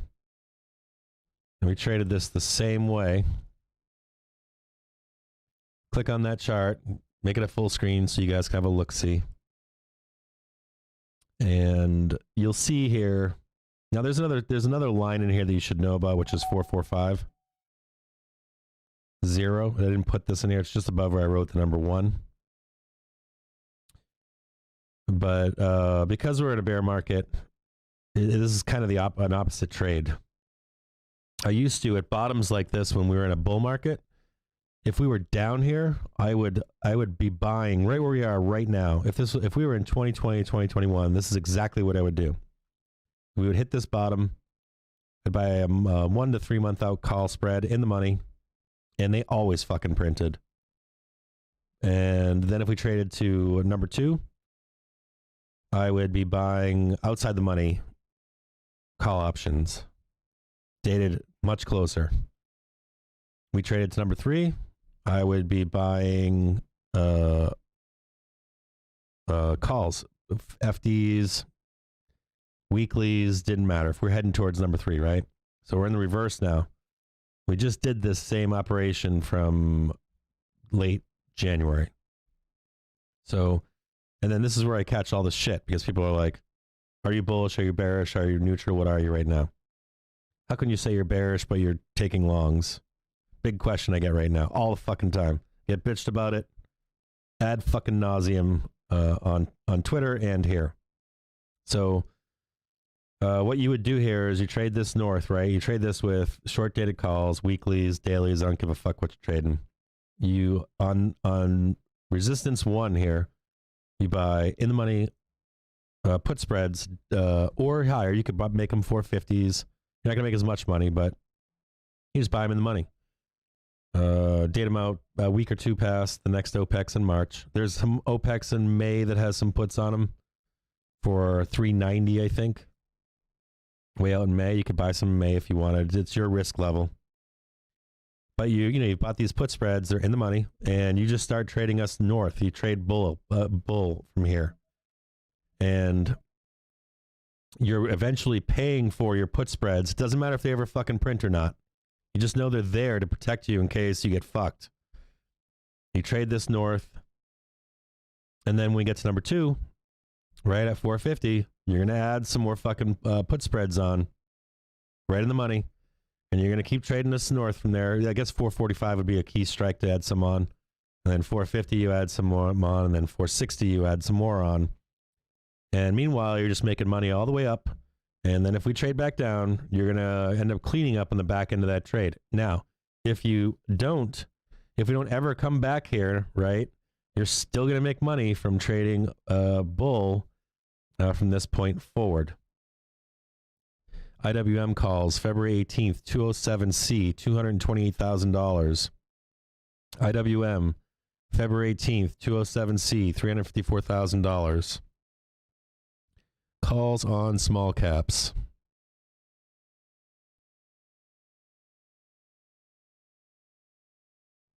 I'm going to tell you what, though. If we fucking trade up today, right? I'm going to start fucking banhammering again.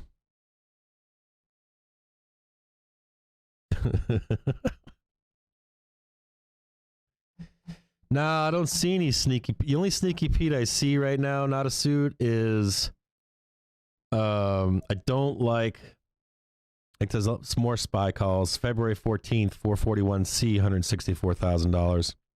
The only thing that I don't like right now is I don't like where some tickers are. Like, I don't like where Tesla is. I don't like where Amazon is.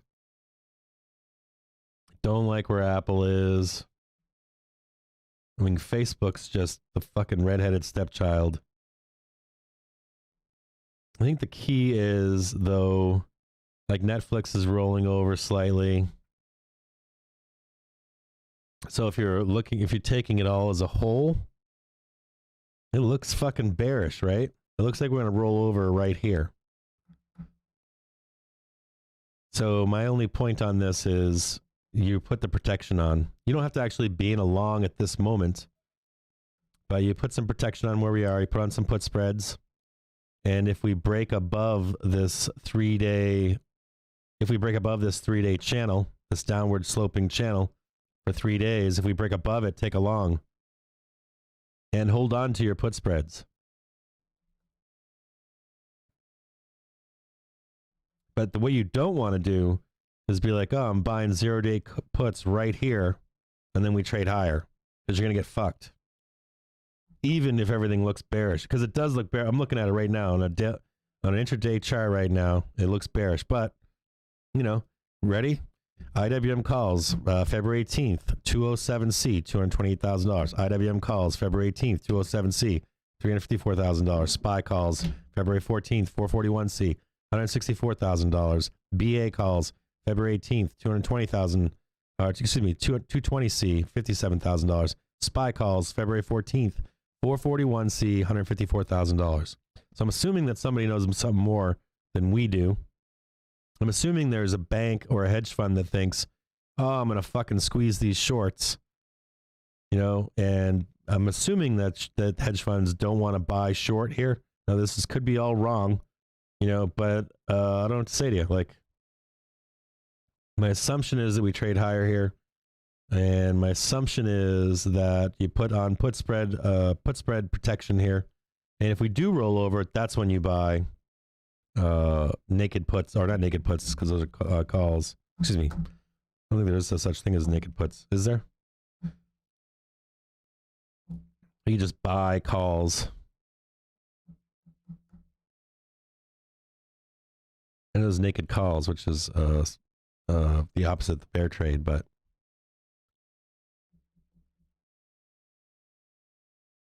there's mixed signals in the market right now where we are currently.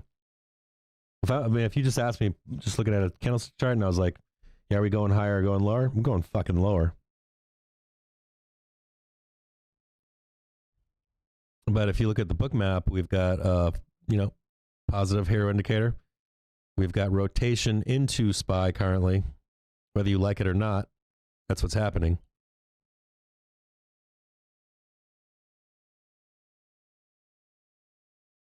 And if you were a bear back in January when we hit 420, you got fucked. Unless you were protecting yourself all the way up to 460. Remember, that fucking run was, 400 fucking points, right? So bears got their fucking shit pushed in. So I don't want to fucking hear we're selling off today. We could sell off today, but I don't want to fucking hear the bullshit. As bad as fucking bulls.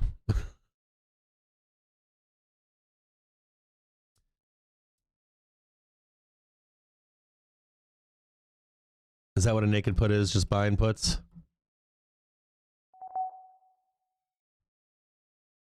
You guys get my point, right? Well, you guys at least get my point, right? If you're going to be, if the market goes down and it goes up and it goes up and it goes down, it seems like it goes down a lot more than it goes up right now in the grand scheme of things.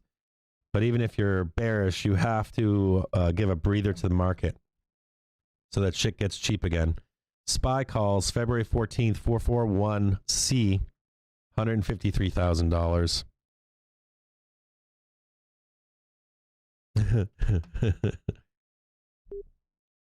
That's daily reverse repo operation. AD counterparties taking 1.6. Yeah, I'm going to do my own fucking band hammering at this point because I don't want to hear nonsense from fuckheads that show up in the morning trying to tell me we're fucking burning at fucking 9 a.m. Because we haven't burned yet. And it's unwise as a trader to take that fucking trade. The way that you take that trade is wrong.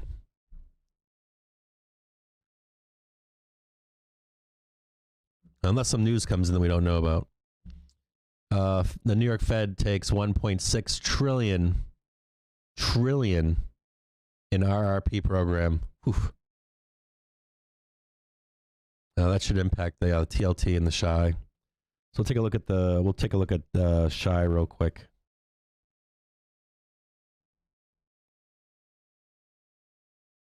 That's the twos, baby. Twos and 20s. It's like the old school DJ stuff, right? What they used to call the techniques, the 1-2s. Every time I see here 2s and 20s, I think 1-2s. TLT, we'll see what TLT is doing. TLT's got a bid. The SHI's got a bid the 1 to 3 year note. Not note, but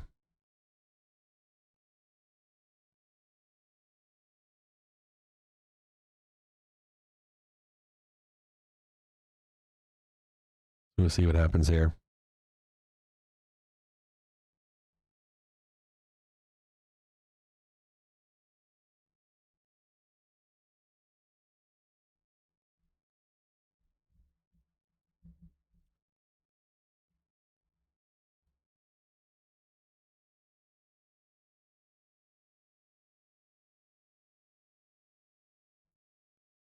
Now, if you do see a rollover here,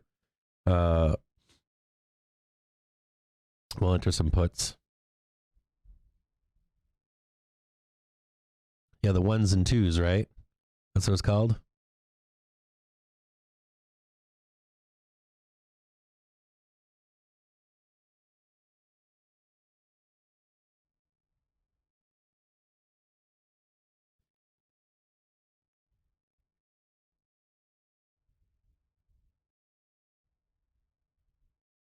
We'll see if we make a move higher.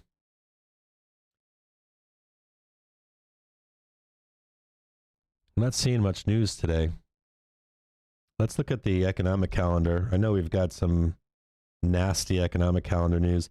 One point of note on the economic calendar, last week's hot CPI report, it wasn't that hot. So I don't like the idea of the PPI. If tomorrow we've got the PPI numbers coming out at 8:30. And let me know in the chat because I'm feeling like an awkward penguin with that number. So like the forecast, like the forecast on CPI last week, it wasn't that hot. And they used it to sell the market. So I am concerned with runway heading into the close.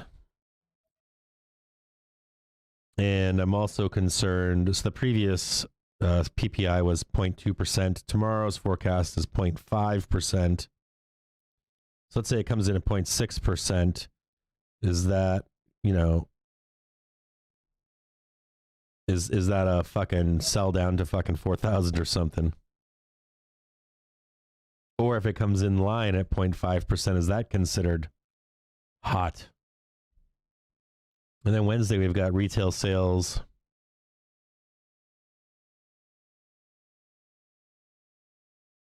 I don't see anything. We do have the FOMC minutes on Wednesday, the 16th, at 2:30 p.m. And then we've got claims and initial and continuing claims on Thursday. There's some other stuff in there, but what else do I see? Existing home sales is interesting. Where it didn't matter before, doesn't matter now if home sales have gone down. Look at the 18th. We also have OPEX on the 18th as well. We've got a Fed speaker on Friday. We got a Fed speaker on Thursday too, Bullard. And Mester. She's a dove, I think. I forget Waller. I can't remember if he's a bull or if he's dovish or not. I have to look that shit up.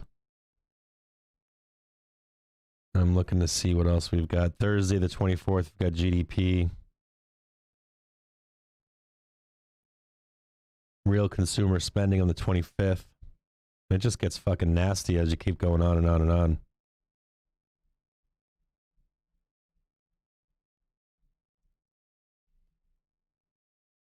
Let's look at the...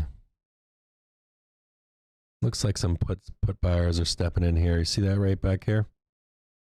Some put buyers stepping in now.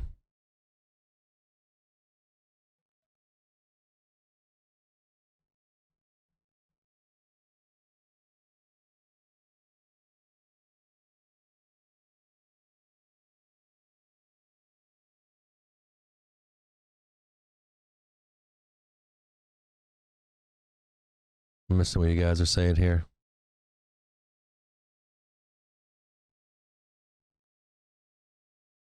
Let me scroll back up a little bit. Biden, Britain's Johnson speak Monday around 12:30. The White House YouTube has stuff at 2:30. Give the pamp. The world is so fucked. I'm missing some of you guys. AFR, Giant Bear Flag and SE. I think we read all this stuff already.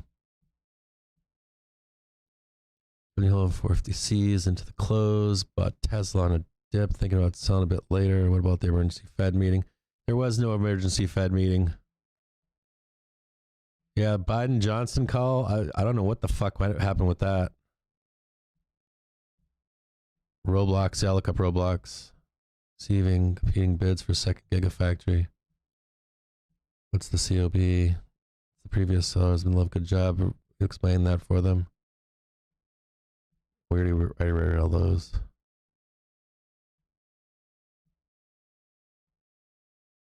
Twitter follow, yeah. Thanks. Please confirm me on Twitter.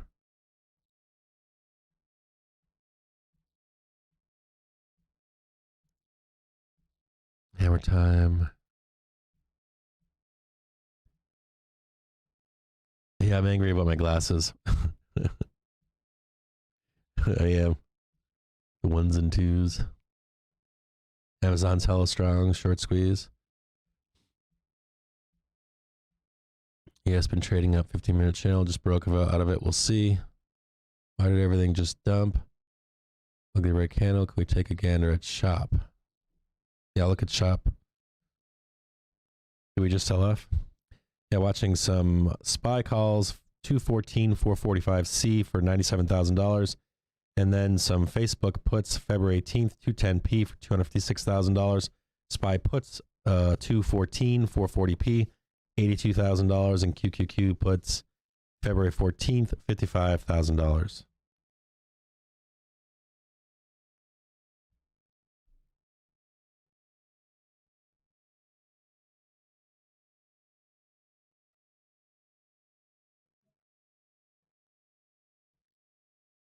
Okay. me look at shop.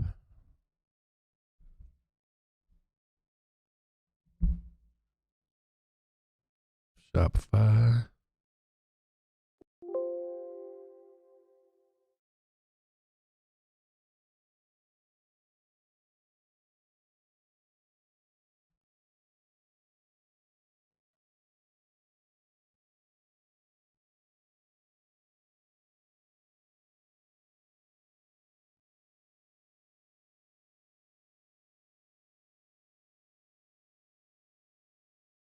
Michigan Consumer Sentiment Survey, any good? It only if it's in line with other news.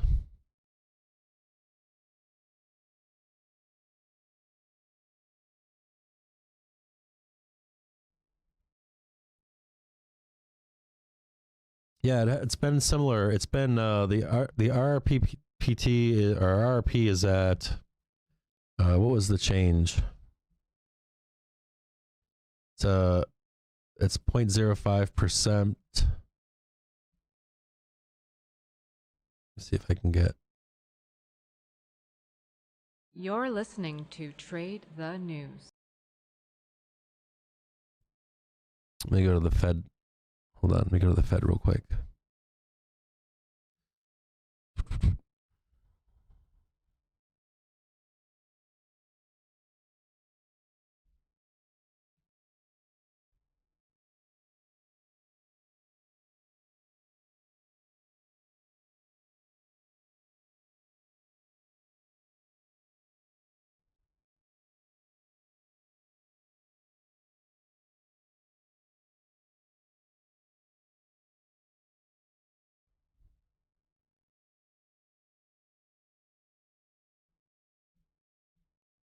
Let's see the change.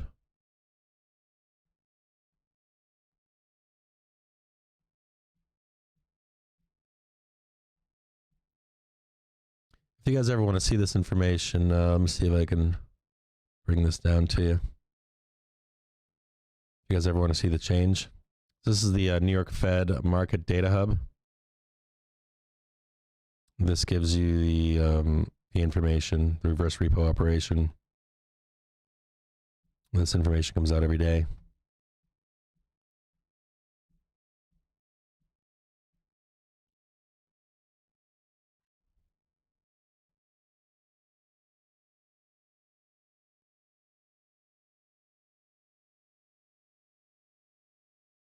You guys see all this? Website is newyorkfed.org, their data hub.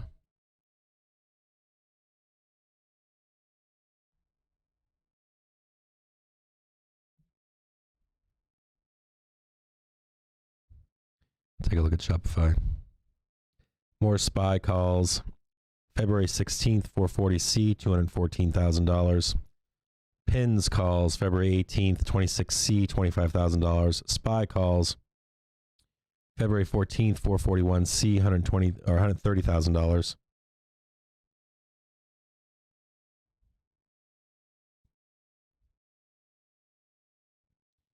I like the Shopify trade here. I like it to 875. It's got more sellers than buyers. Put the hero indicator on it. See where real support is. Down at 830. I like this trade a lot. I like it from lower. I like it from like 830. Down here. Buyers at 830, sellers at 875.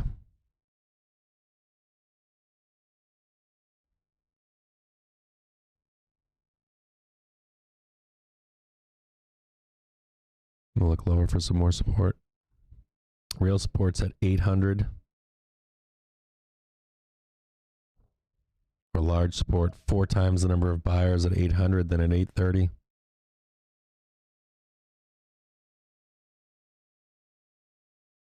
Set an alert. Real sellers above at 875. Set an alert for 830 and then set a real alert for 800. Shopify.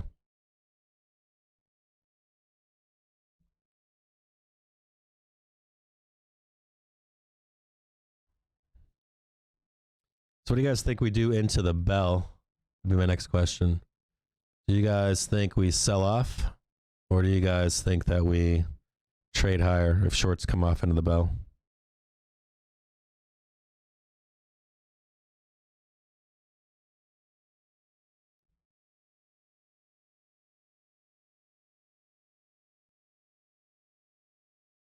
Given earnings play, some interest in 850, 880 weeklies.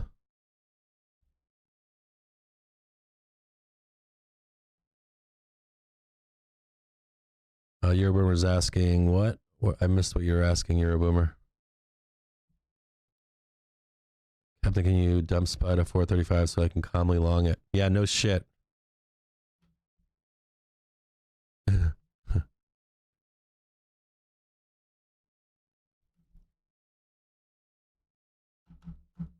Lots of burning today of options. I wouldn't if we trade below 435, I wouldn't be long in it, without a doubt. If we trade below 4350, take the SPY down to 420. Watching more SPY puts come in February 14th, 439p, 224 or $224,000. Also, QQQs, February 14th, 347p, $165,000. You should see some weakness into close, just depending upon that economic calendar for tomorrow. The PPI, if it comes in at 0.5%, just based on what happened with CPI numbers, it would be considered hot, right? I don't know. It'd be considered hot. We shouldn't have had such a steep sell-off on the CPI numbers, and we did. So maybe the market's just looking for excuses to sell.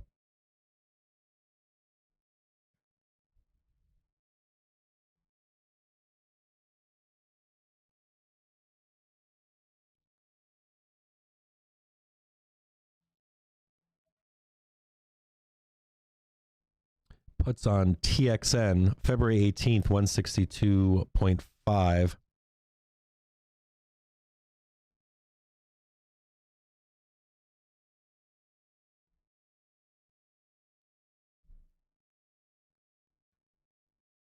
But you'll see that we traded up to 441.32 at 10 a.m. Traded up again to 441.55 at 1 p.m. It's now 1:30. We traded back down to 438.89. If the bulls can't put it together between now and 4 p.m., just the volatility alone into tomorrow could set up for a nice negative trade.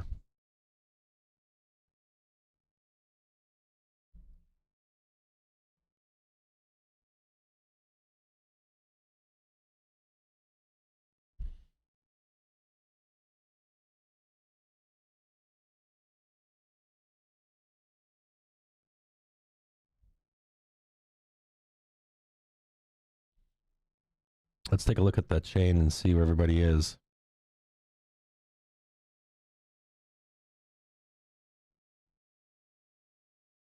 Yeah, you got a lot of puts on 438p. You got 128,000 contracts. They're at $1.05 or something like that. And then for the 16th, there's a lot of interest in 435p. There's 38,000 contracts for $2.78.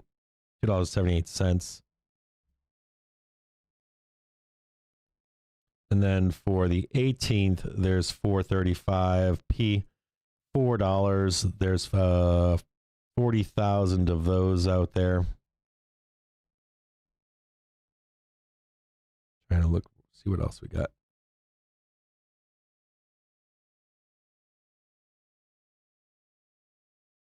I'd have to go back and see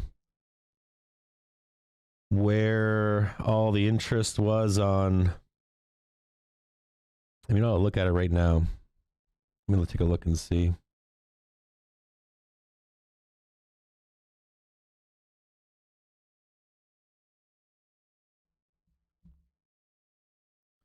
Where all the interest is for Friday.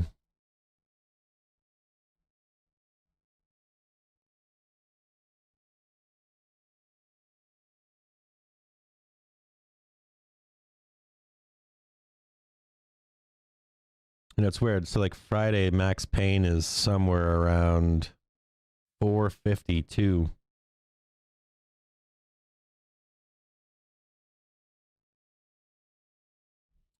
And there's a concentration. This is exactly where they were. There was a concentration of puts on Friday for OPEX at 424. That's where all the puts are. 424 for this Friday, for this Friday's OPEX. Let's look at today's and Wednesday's. So Wednesday, it's crazy. Wednesday, there's a huge concentration on 371. I'm betting that all these puts on 371, these were all, this is from back in January during the, this is back in January when we were down at 420. There's another concentration at 390 for Wednesday. There's another concentration for 420 for Wednesday expiry. And down to 437. So on Wednesday expiry, there's a huge concentration of puts for between 420 and 435.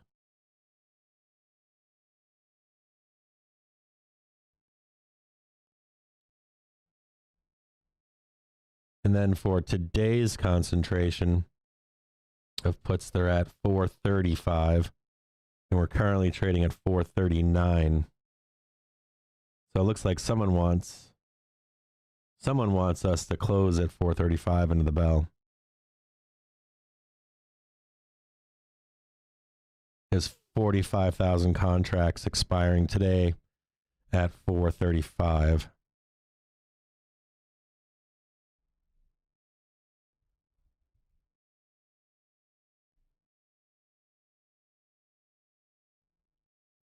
So someone's in, probably, I would assume that some bank is in 435. Saying Europe is ready to impose massive sanctions if Russia invades Ukraine. There are a lot of puts focused on expiry today at 435. SPY calls February 14th, 441C. PayPal calls February 25th, 116C.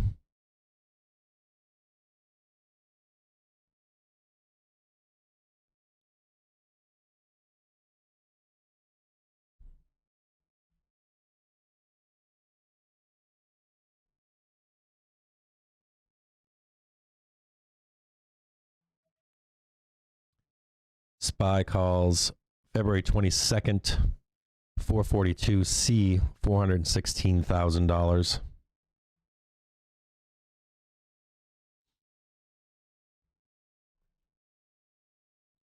Let's look at 435P and see what those are doing.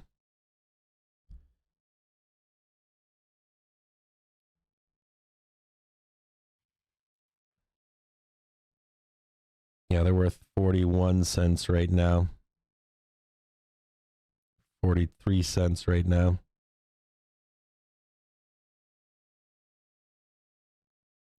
So I'll keep an eye on 435.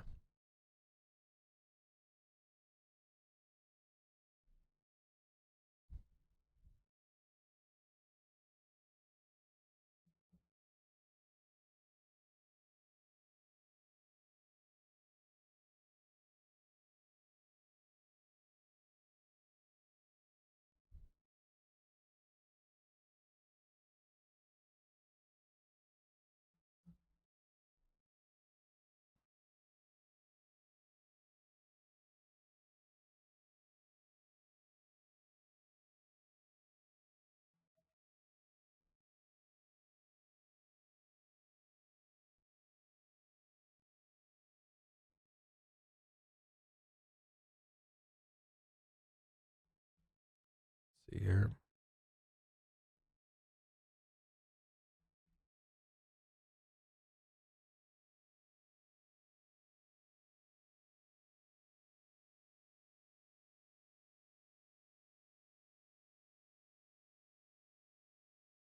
Yeah, start tracking 435's P. Keep your eyes on those all day long today.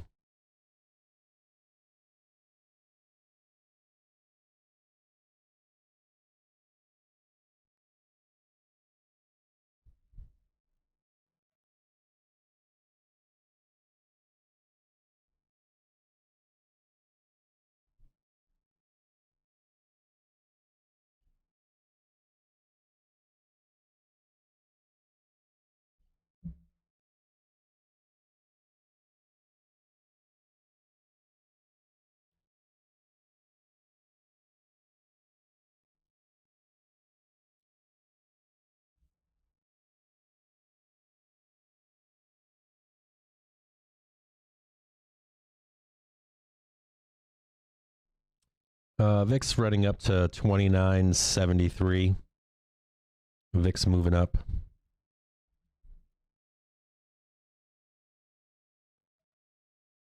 SPY calls February 14th, 441C, $110,000.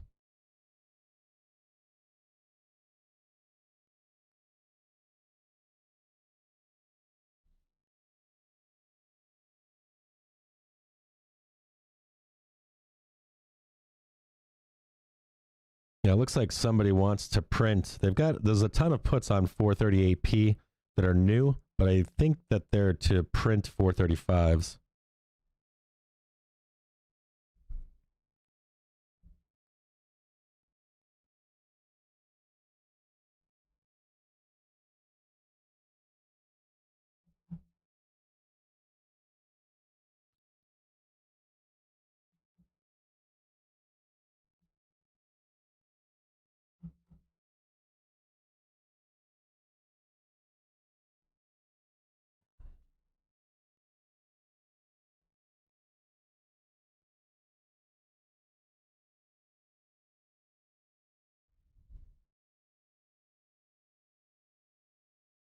More SPY calls February 14th, 441C, $110,000.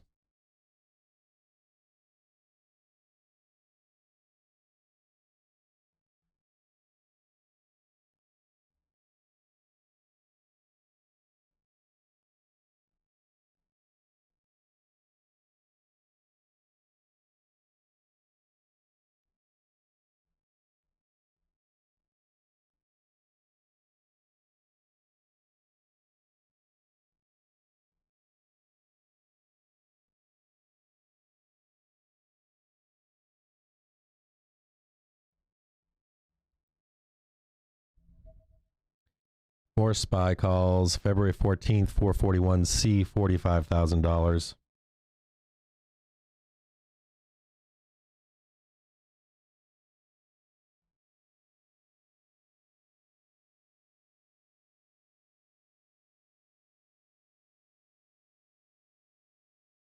So far, Tesla's up 2.5% in the day. Amazon's up 2.5% in the day. Google's up 1%. Nvidia's up 1.3%.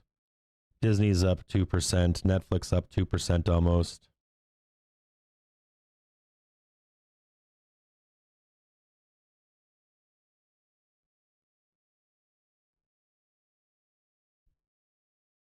More SPY calls. February 14th, 441C, $45,000.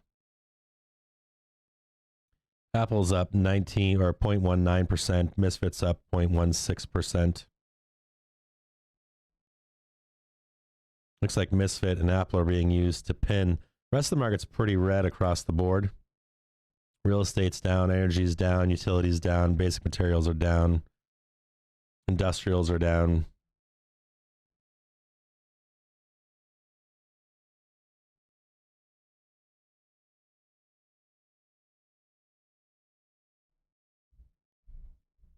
We'll see if the bulls can put it together heading into close.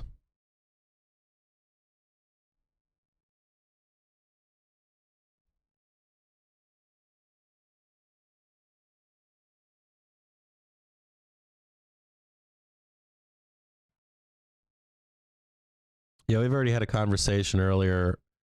Yeah, misfit. We've already had a conversation today about how to take put spreads. We had the conversation when we were at 441.28. So if you want to pause the video and go back and look for that conversation, you're more than welcome to it.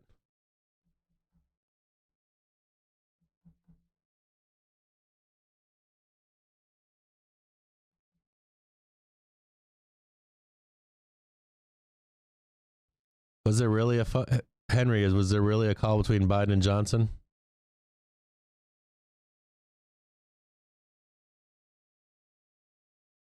So Henry's saying that there was a call between Biden and Johnson. I haven't seen that news yet. I'll look it up. Is it on CNN or something?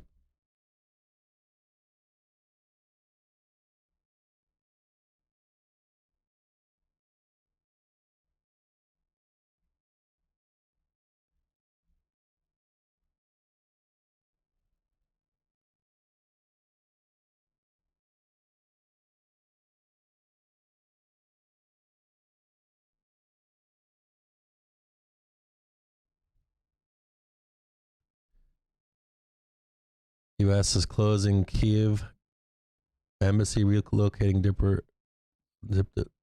diplomatic operations live.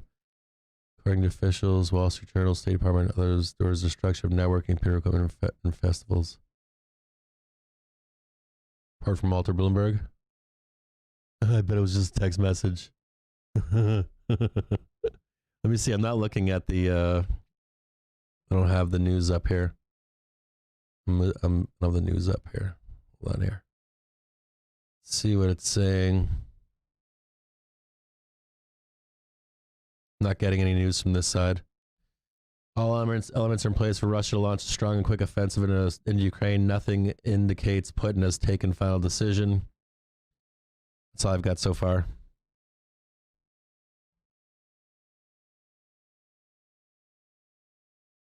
We've got no other news.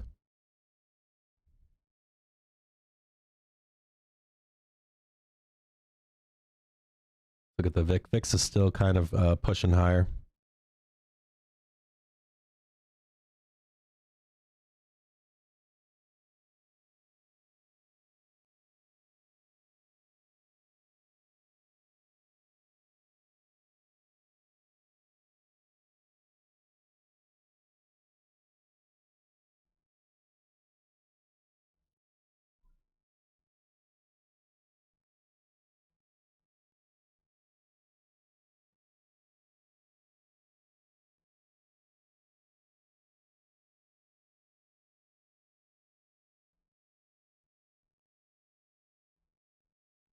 Let me see. I'm just trying to scroll through.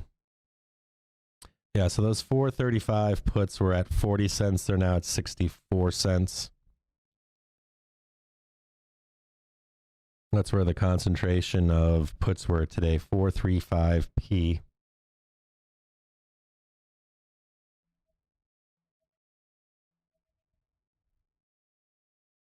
BBY, March 4th, 103C for $450,000.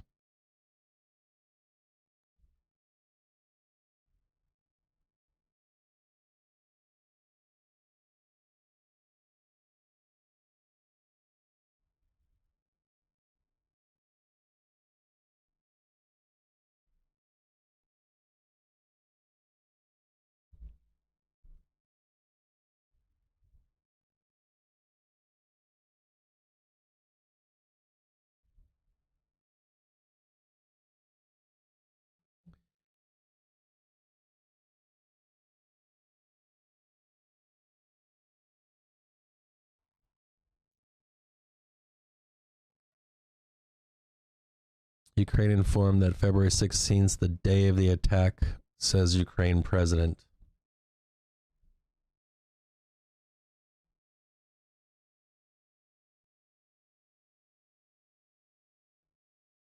Looks like we have some negative news coming in. SPY puts, American Airlines puts. SPY call or SPY puts are now up to 86 cents. Now you're down 82 cents, 79 cents. Big push there from 60s to 80s.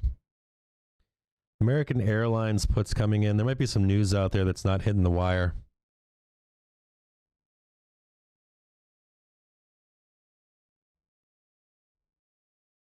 Or that hasn't hit the wire yet. That's my assumption. The S&P approaching session lows down almost 0.8%. Nasdaq Composite down about 0.25%.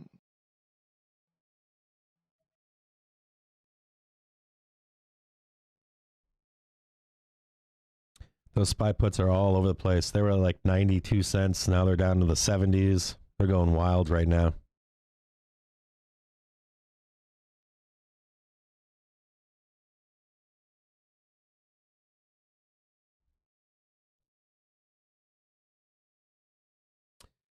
Almost 2 p.m. Now those SPY puts are down in the 70s. I'm going to look at jets here and see what's going on.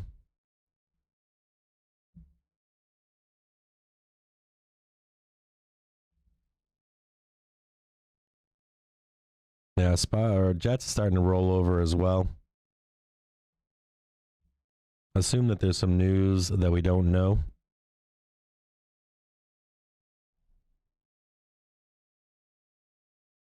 Trading now in lows of the day, 437.19. Facebook puts coming in February 18th, 215C. Excuse me, 215P, $262,000.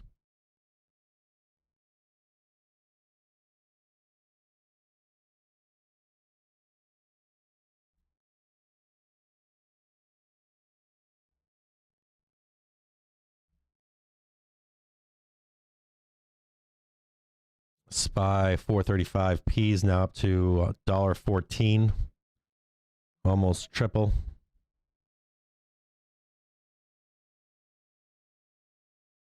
They're at 42 cents just about 10 minutes ago.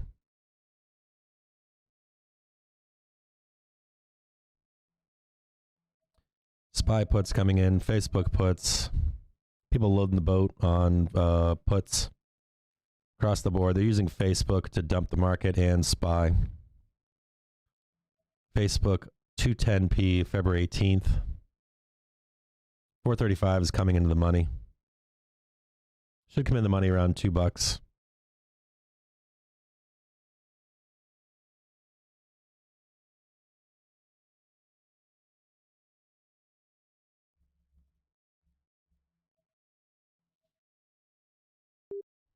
Some market weakness in the last few minutes on a report circulating that the Ukraine president has indicated that they're expecting an attack on Wednesday.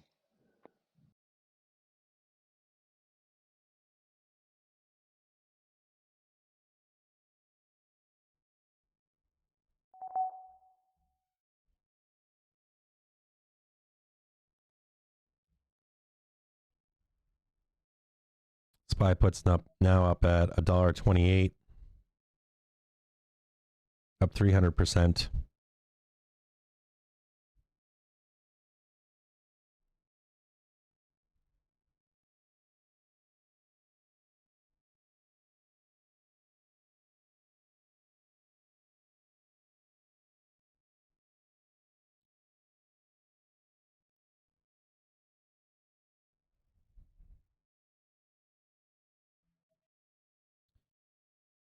American Airlines puts February 18th, 16.5 for $18,000. Weird vibe here. Just got Qs February 16th, 346C for $500,000. Qs February 16th, 346. Excuse me, almost $800,000. Split twice. February 16th, 346C. Half that's $548,000, and then Q's February 16th, 346C for $247,000.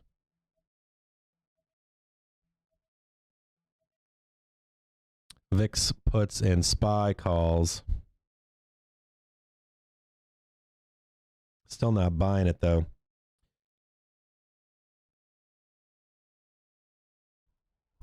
Those SPY puts are still around $1.24, $1.25.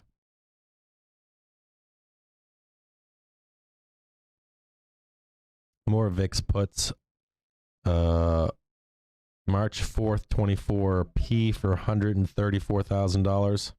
Kind of a weird thing.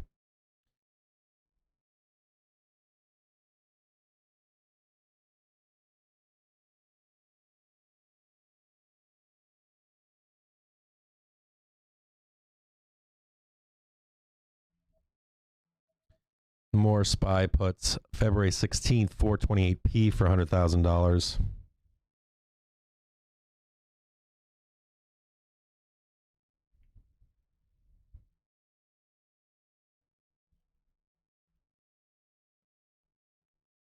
$100.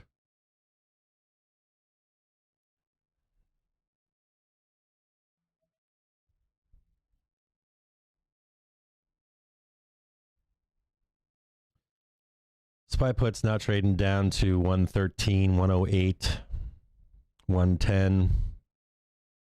Losing some of their value.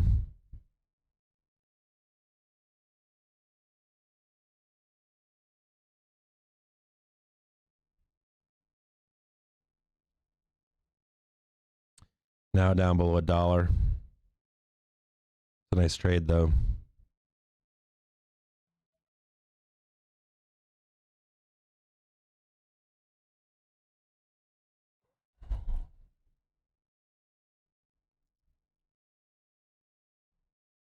$435P.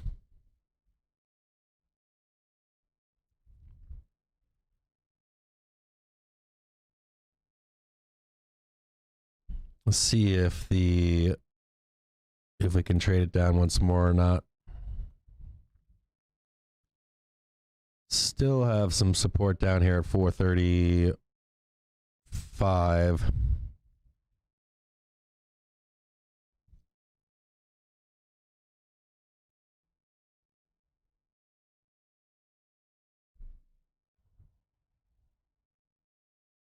If not, I'll cut them loose. So at 436.80, could fall another dollar or two. If support breaks down below, let's look below and see if we can break 435.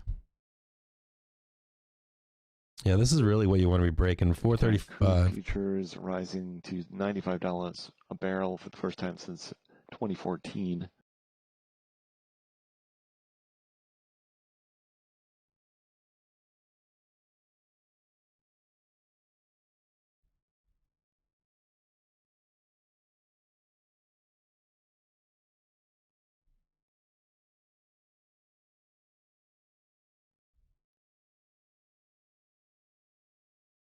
See if the market continues to sell off or not. Apple puts coming in February 25th, 165p.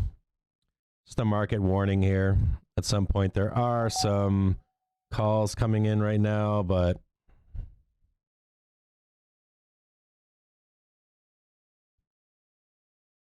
there are some calls on Qs coming in right now, but I would have some concerns. Currently, SPY puts coming in, loads of puts coming in. Just a heads up, if you are in any kind of a long position, market seems to be selling off here.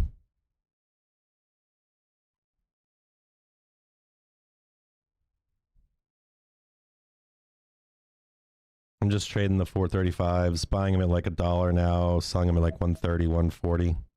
More SPY puts coming in February 14th, 439p.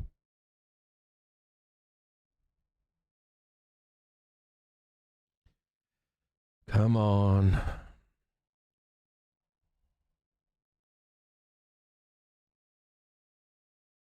Look for another rejection above and grab more.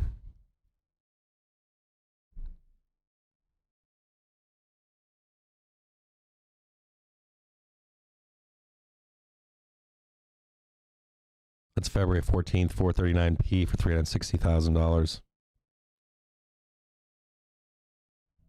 QQQs puts February 14th, 345p.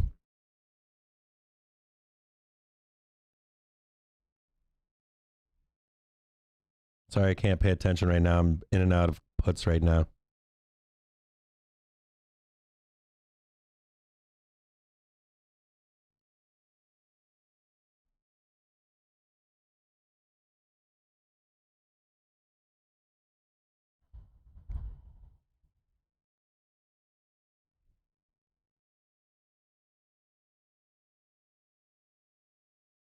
SPY puts up now to $1.41. Qs and puts it on SPY and Qs currently. Nvidia puts $700,000.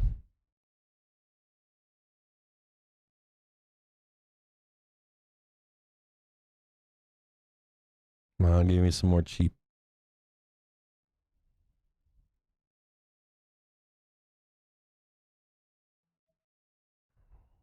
VXX puts February 18th, 26.5 P, $720,000.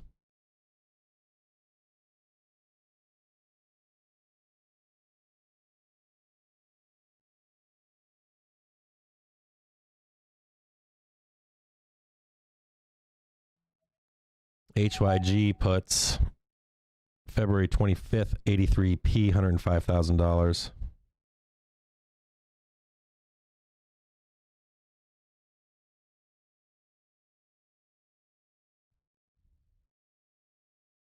Two o'clock hour. 2:02 actually.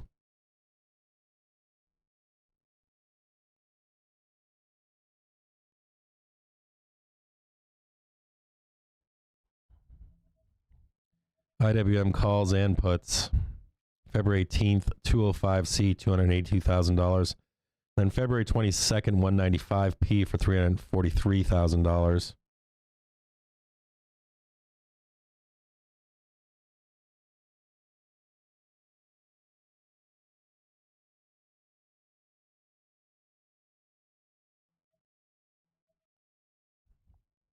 Dip buyers trying to come in right now.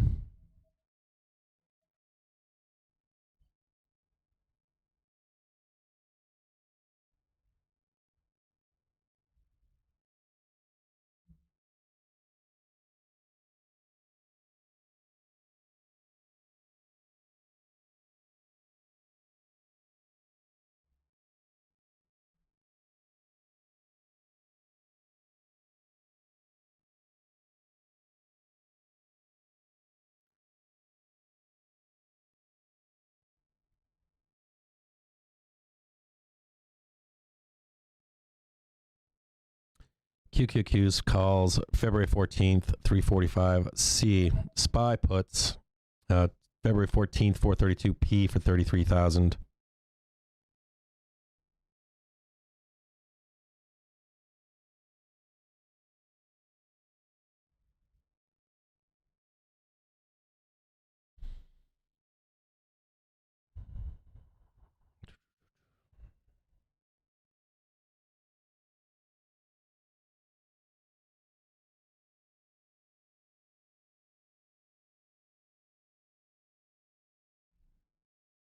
Are they going to print those 435s or what?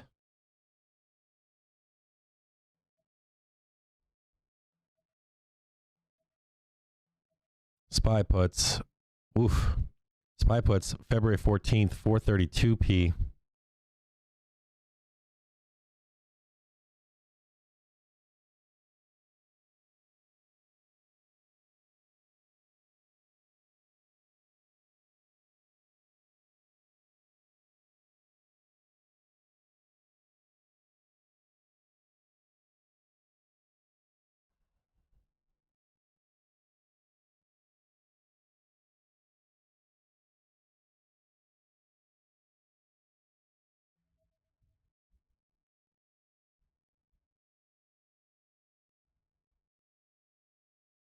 If we can break support here, let's see here.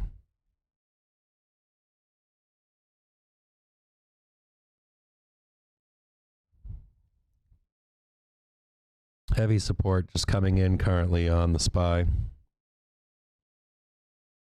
Buyers just waiting down at 435.02, so we'll see if we can get down there. Should be able to. That's where the buyers are. We should get there.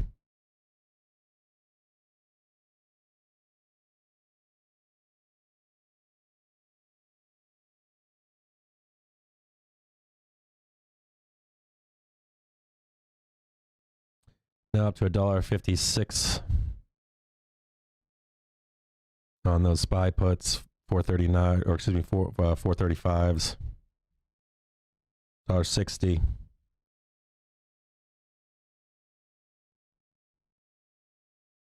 $1.64.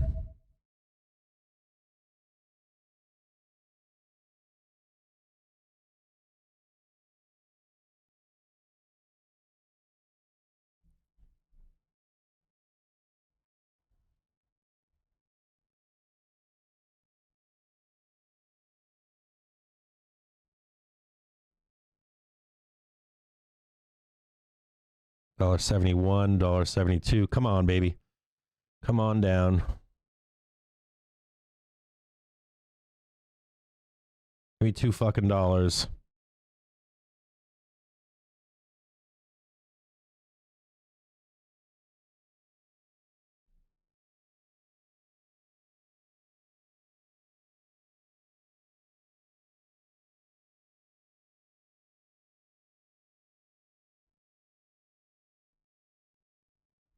Got another 50 cents. If we trade below 4350, you can almost guarantee we'll trade down to 420. It's about a 90% chance.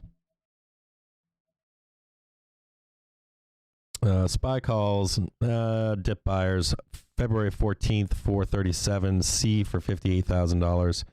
QQQs puts February 14th, 340P for $70,000. TSM February 18th, 115P, $225,000. Still looking for. I keep my eyes on both.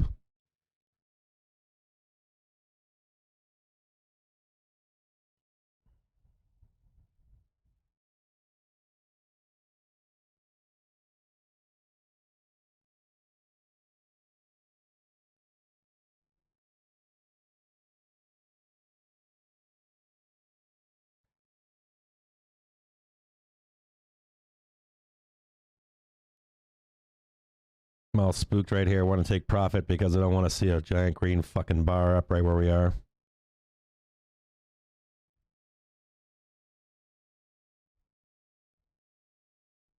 VIX resistance is 31.55 from previous days. We're already at 31.18.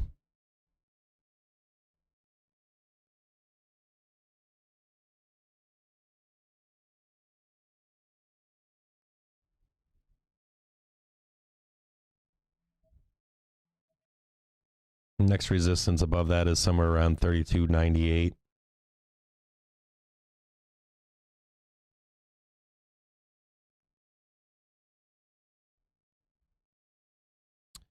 So the retest from futures was, the low was 435.20, and we just retested 435.34. A move lower is uber super duper bearish.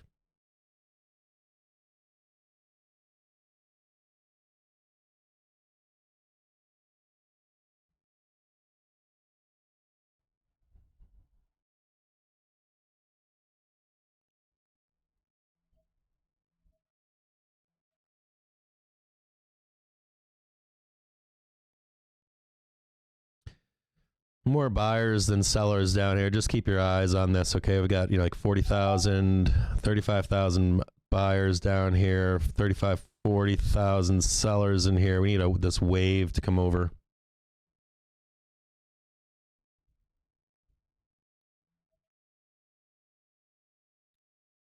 SQQQ calls February 18th, 43C, $184,000.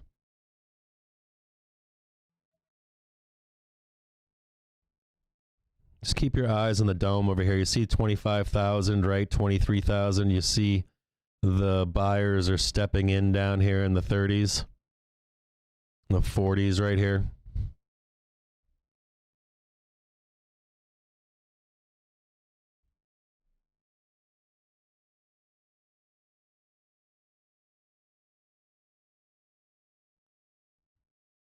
I'm not seeing any more puts or calls come in currently.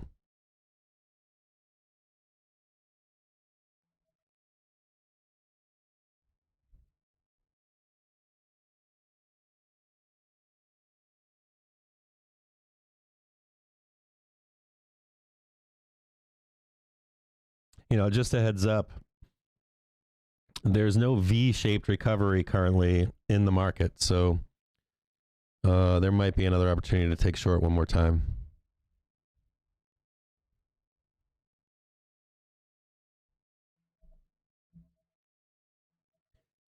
QQQ calls February 14th, 345C, $120,000. QQQ's February 14th, 345C, $184,000. American Airlines, February 25th, 18.5C, $26,000.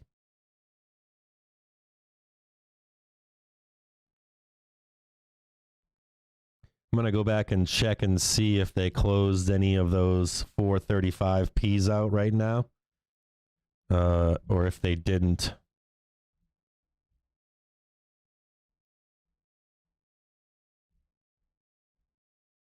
If they got their spread price or not. Yeah, they're still in them right now. They haven't closed. Well, from what I've got, they still haven't closed them. For 15 minutes or so to close the pit trading in energy markets. WTI crude futures climbing above the $95 mark, 95.41 last, up nearly 2.5%. More VIX puts, VXX, February 18th, 24P, $102,000. Bill, wait a minute. BLL, scratch that. BLL, 318, 87.5P, $420,000. SPY calls, February 14th, 437C, $141,000.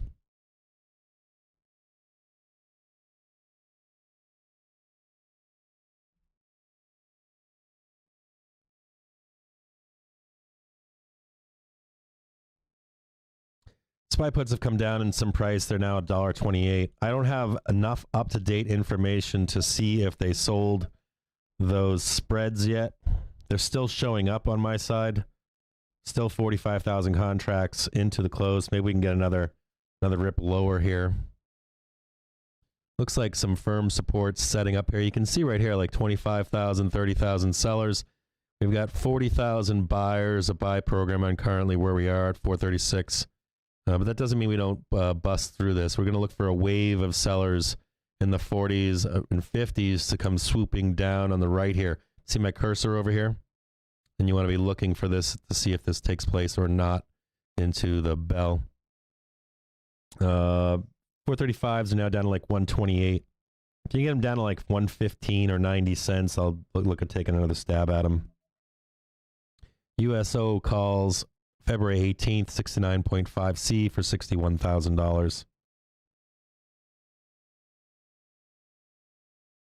But from what I've got in front of me, the 435s are still in play. So they're probably going to want those. I don't know if they want them into the close or if they want them or if they've already closed them out. My interest website here, like my strike interest, is not showing that they've closed them as of yet.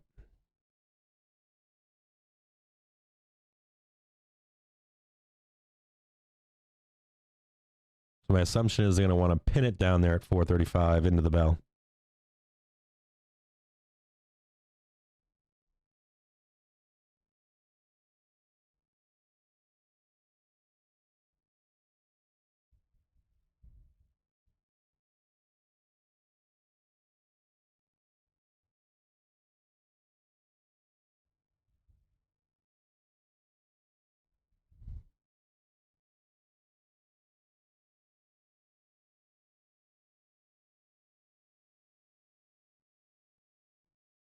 See if we can get a capitulation sell-off into the bell.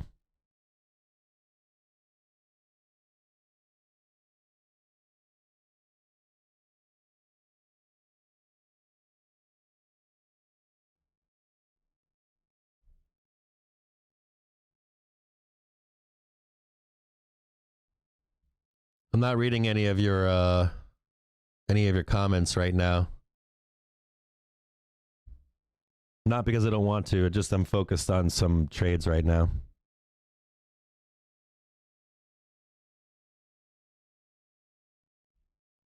All right, let's look above and below and see what we're looking at here. Same sellers above at 44173. Seems to be more support than earlier on 430. But this is new support down here, right? What is this down here? 430. Looks like these buyers have stepped up here. This is the level you want to break. You want to be breaking 43.50 for a move to 420. No break of this, and we don't move lower to 420.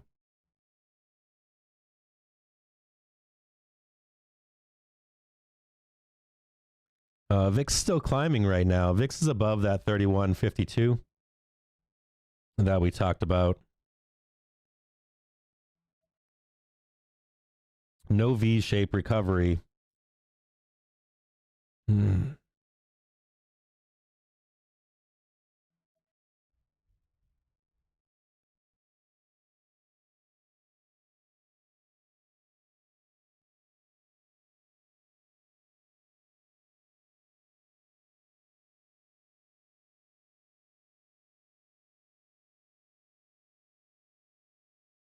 That localized downward channel that we were looking at earlier. Let's take a look at that again.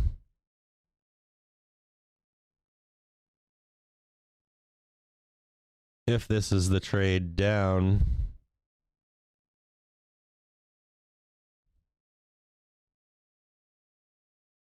your price target tomorrow would be, believe it or not, 420 by tomorrow. You would see a 100-point drop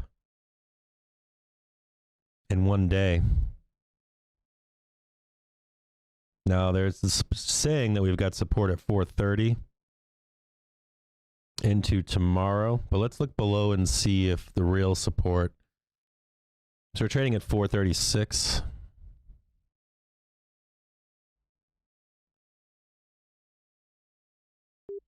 For the report on Ukraine,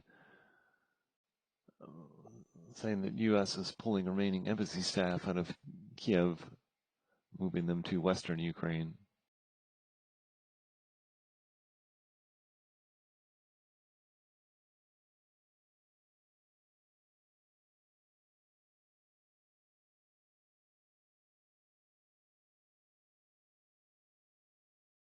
Give me a second here. So down below here at 430, right? Let's take a look and see if there's even any support down here.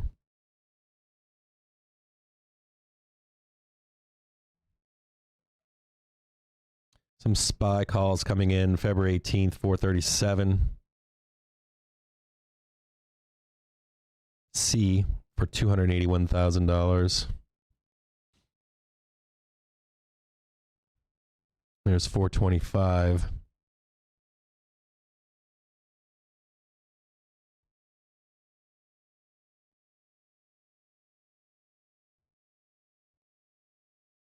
$421. 59.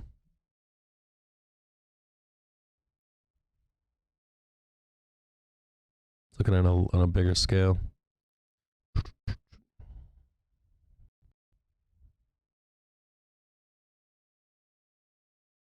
Yeah, 422.61.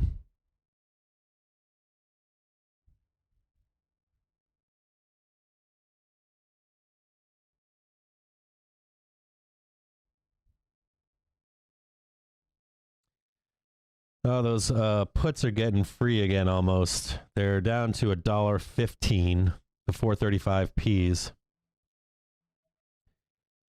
SPY call, or no, we already did the SPY calls, right? QQQ's calls, February 14th, 345 C for $151,000.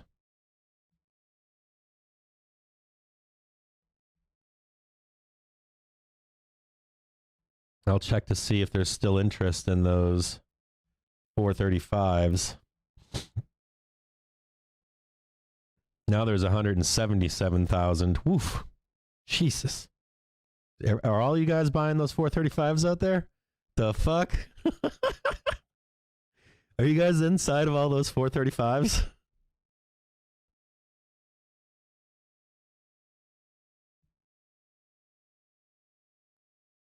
I'm checking your comments right now.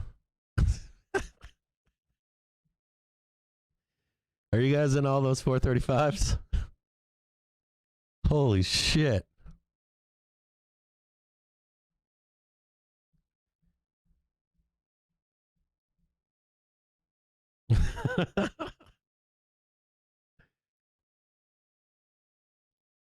So they're priced down. So they were no, but there was like 45,000 puts on 435, right? We talked about them earlier. Now there's 177,000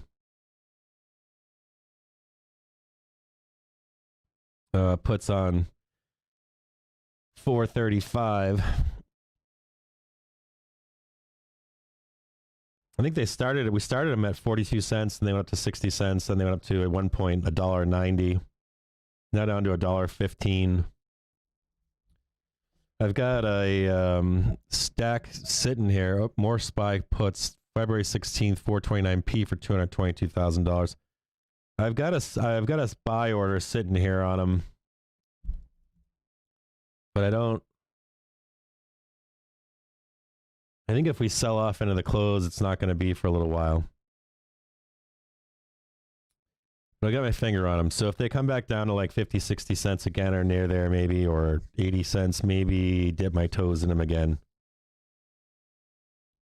One key thing right where we are, just as a concern, there's some more call buying coming in right now, but we are trading sideways on the SPY, and you don't want to see that. You want to see kind of a recovery, like a snapback higher, and we haven't seen that as of yet.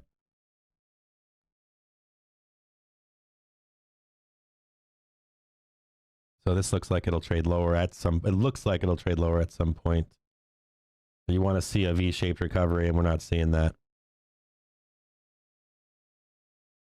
Those SPY puts are now up to $1.28. They're in the $1.15 for a minute there. I haven't rebought yet though. I want to see a snapback to like 438 and then a rejection, if I can even get that.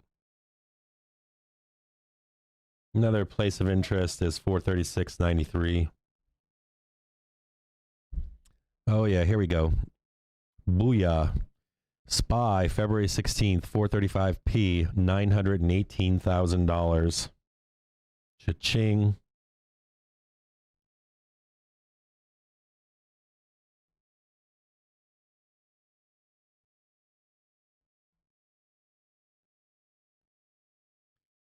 $1 million in SPY puts. Market warning, I guess, for even just a moment.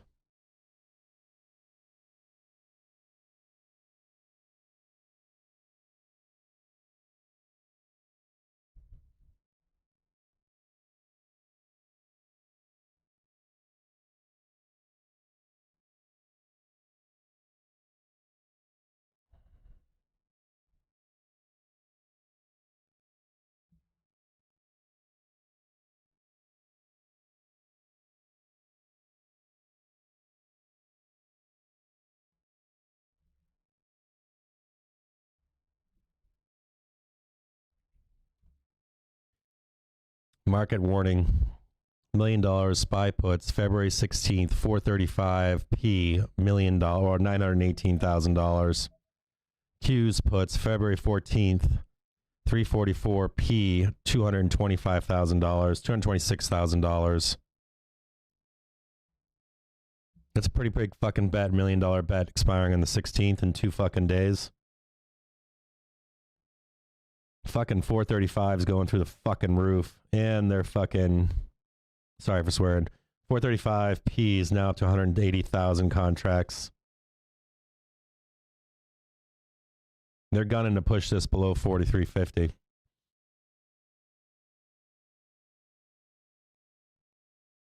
So I just want to go back to the chart looking at, we're on the precipice right now, just as a heads up, okay? So if we trade down into the bell, there's a fair possibility you'd see 420 sooner than fucking later. I'll try to post this chart right now for you on Twitter so you can see it here.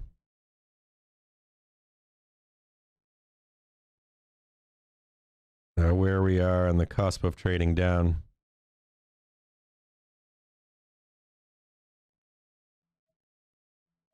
Big money right here.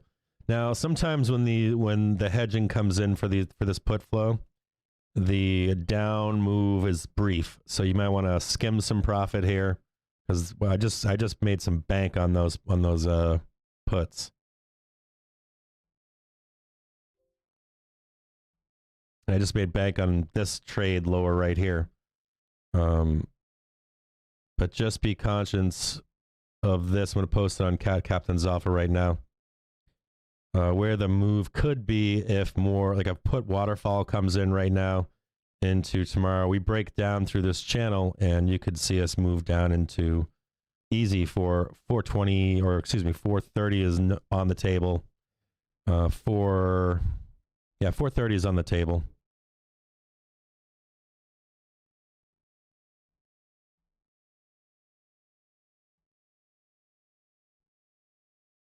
I just bought and sold puts on that $1 million trade, but I was in it for just minutes.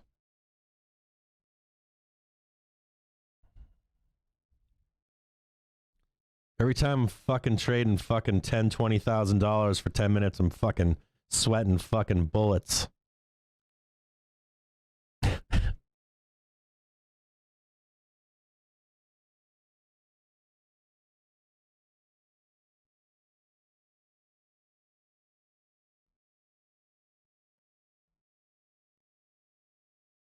A beautiful fucking trade.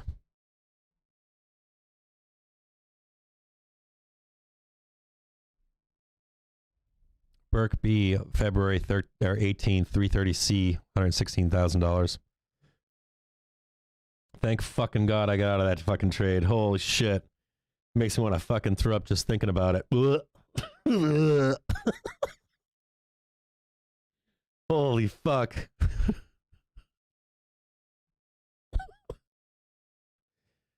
Woo! Almost caught my balls up. Almost got my balls caught in that one. Holy fuck. Shit. Thank you, Jesus.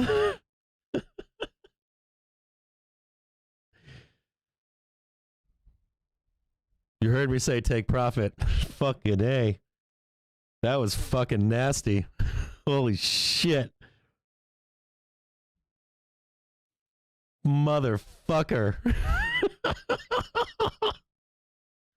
That was fucking nasty. Balls. Jesus Christ, sorry. That was a fucking ball catcher. Motherfucker, you guys see that out there? Holy shit. The fucking ball catcher. Shit, those 435s went down to like 60 cents for a minute. Now they're back to 90 cents. Fucking A. That was 100% trade in like 30 seconds. I didn't take that trade. I was out already. I just want, oh my God. Shit. That was fucking crazy. The 435s went from like, they're now up to $1.10. They were at fucking 60 cents for, they might have even gone lower. I wasn't paying attention. That was a fucking ball catcher and a half. What the fuck was that? If I'm nervous, I'm not gambling. Fuck no. I'm not gambling. I know exactly where the money is. Holy shit. That was fucking crazy. You put $1 million put bet on, it's gonna fucking drop, even if it's briefly. Yeah, 100 fucking %. That's what options are used for. My fucking balls got sucked up inside of me, though. It was like, balls gone. I was like, oh, if I was in those. And it's crazy is they're now back up to $1.20 and $1.15 again. $1.13. That was fucking nuts. More SPY puts. IWM puts. February 22nd, 195p for $104,000. SPY puts February 18th. What's crazy is those fucking puts just went back down to 60 fucking cents again. And we've been talking about them being at 60 fucking cents and 40 fucking cents for half an hour. And all the interest that was on 435. And for the briefest moment, they went right back to fucking 60 cents again. Fucking crazy town. Shit. I should have bought them at 60 fucking cents. Because they're already back up 100 fucking percent. It's insano. Fucking pure insanity. I'm fucking like I'm shaking right now. Jeez. All right, same numbers. 442, right? 441.75. Got more buyers than sellers right now. That was fucking crazy. Are you guys watching this shit? Motherfucker. Jeez, sorry for swearing. That was insane. Whew. Apparently Fox is saying it's fake news. WTI crude March futures settling 95. My ass. All this news is used to sell the fucking market and buy the market right now.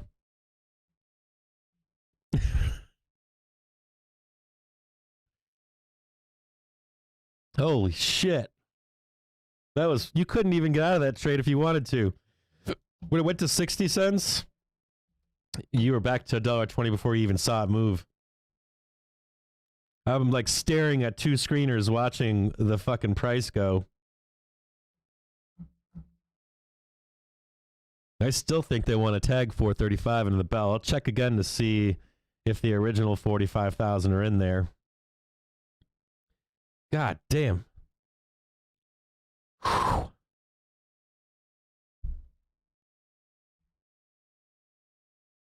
Fucking gotta be fast as fuck. Like, shit you not, you gotta be fast. You have to be fucking fast. I mean, look at that snapback. I gotta look at this closer. You see that right there? That is... UK Prime Minister's office saying Johnson, Biden, and a discussion agree that there remains a crucial window for diplomacy and for Russia to step back from its threats to... That was fucking wild. I shit you not. That was fucking wild. Johnson's office saying that Johnson, Biden, and their... Go on. You know what I tell myself now is take the money and run. Any further incursion into Ukraine would result in protracted crisis for Russia. We already know that, buddy. Because it was rumors before. It wasn't so, you didn't talk about it because it wasn't, because it was a rumor and not So again, we go down, right? We test 435.34. We don't trade below it. We need to trade below 45.30, believe it or not, for a move to 420. No trade below it. No fucking go. SPY calls 214, 439C for $49,000. SPY calls 214, 439. Industry denying any issues with executing energy deal with Francis Total. So it's all scams, right? Saying that the energy bullshit from this morning is a scam. February 14th, 439C, $90,000. SPY, February 18th, 437C, $300,000. They're saying the infrastructure wasn't in there for fucking oil or some bullshit for the demand. Now they're saying it's a scam. Johnson is saying discussion with President Biden emphasized that any further incursion into Ukraine would result in protracted crisis for Russia. Now he's getting all super fucking bullish. Ukraine is. Saying they're going to kick ass and take names.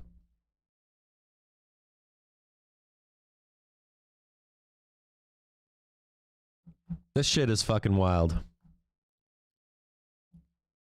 Apple calls March 4th, 170 fucking C. This market is a fucking clown market.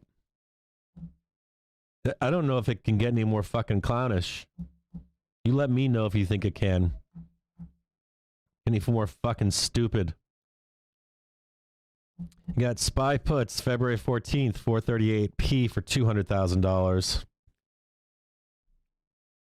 I could have just lost a fuck ton of money. I mean, that was like a minute or two. That was like a minute. I don't know how the fuck I got out of that one.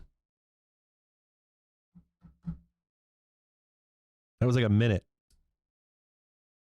I got back into the fucking trade of the $1 million fucking trade. I knew it wouldn't be long for the hedging. Like, dealers aren't going to hedge forever. And as soon as it went down and it fucking tagged, like, right fucking there, like 435.70, and I fucking sold them again.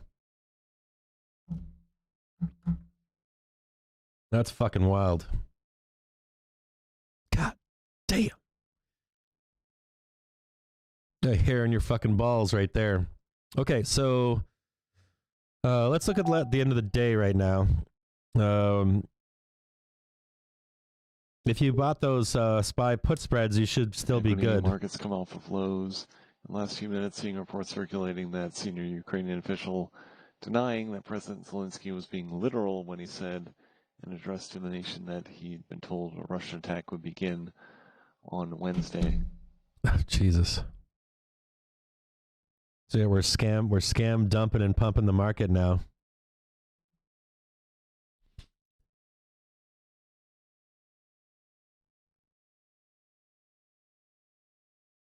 Oh, fuck no. Dude, everybody's playing fucking... You know what's fucked up, right? Is no one's fucking in this market. Everybody's in this fucking market for 5 minutes. Everybody. There was fucking 45,000 fucking... There's 45,000 fucking puts on 435, right? Right?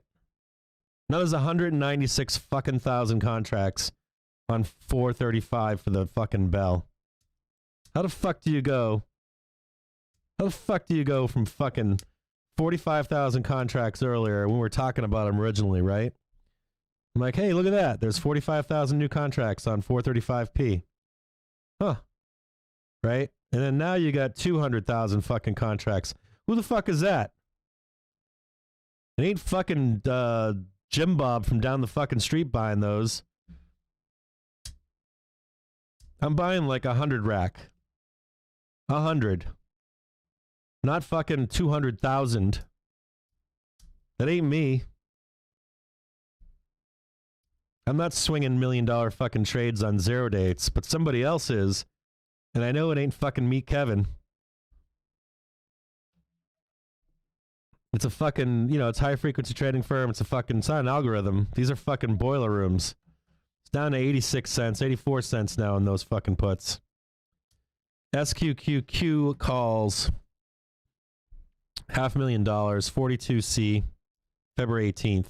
February 18th, SQQQ. I get indigestion now. February 18th, 42C, $554,000.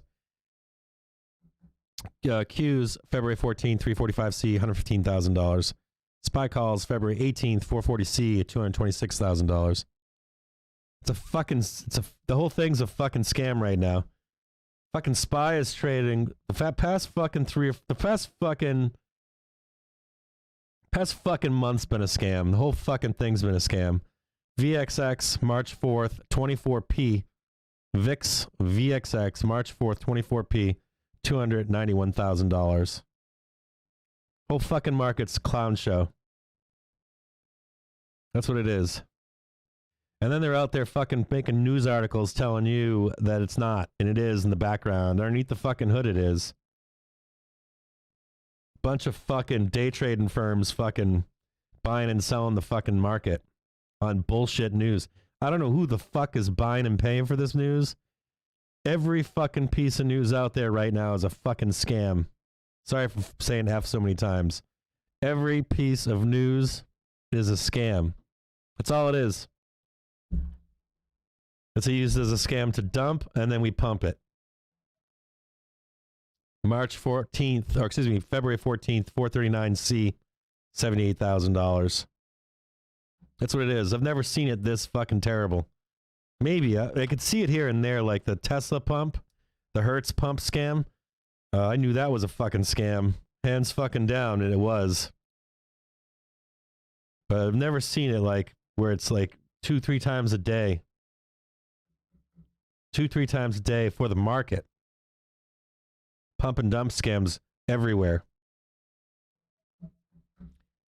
NVIDIA calls February 18th, 250C, $236,000. SPY calls February 14th, 439C. State Department spokesperson Kirby just saying he does not believe that President Putin of Russia has made his final decision, but it could happen with little or no warning. Is fucking Kirby fucking playing the market right now?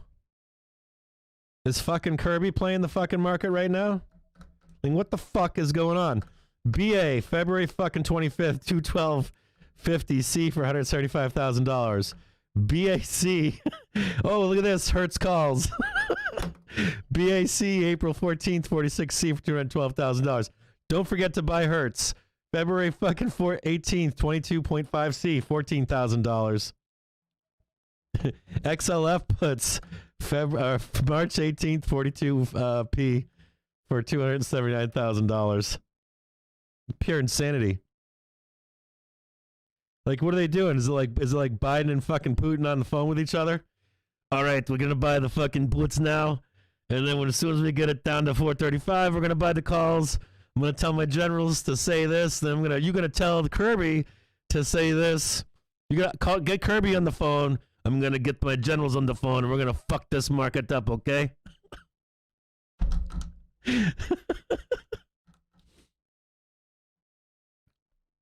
Don't ask me about the Tesla Hertz pump and dump.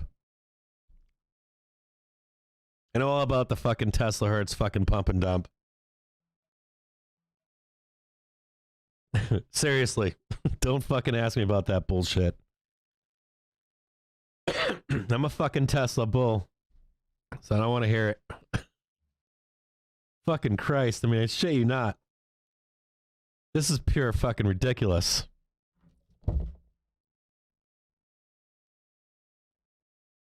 Hang tight a second. I need a whiskey.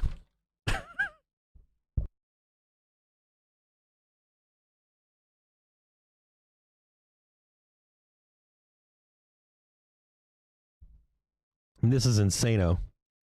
SPY puts February 14th, 435P, $175,000. SPY calls February 18th, 439C, $249,000. Meanwhile, you've got fucking Hi. Can I please have like 3 fingers of whiskey in a rocks glass, please? Bourbon in a rocks glass with some ice, my love. I love you. Teddy had a long day.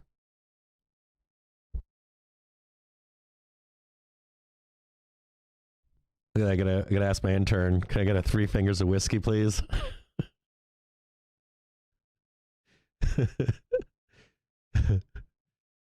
Everything is a fucking clown show. It's not always like this.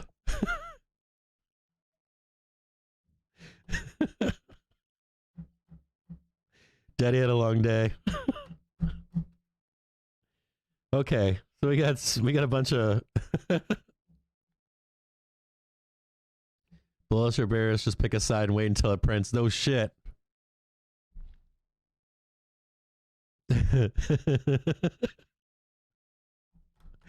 Yeah, I don't smoke. I did smoke for a brief moment when I was in the army. I smoked. I'm not gonna lie. Smoked for like 2 years. Report to HR. Yeah, long-term fucking clownish. I mean, I don't know what else to say about this. How often have you heard heads of state come out and fucking say stupid shit? We're not talking about like, you know, if like the president of Iraq said something, or like if whoever the guy that had the gold AK-47, like if he makes a statement, you're just like, yeah, fucking whatever. But you got like basically fucking Putin and fucking Biden or their mouthpieces straight up fucking giving conflicting fucking reports. How many reports have there been today? This is a fucking clown show. This is a fucking clown show.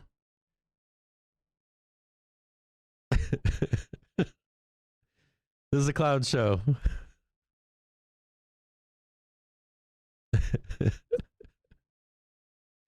Start burning doobies on stream.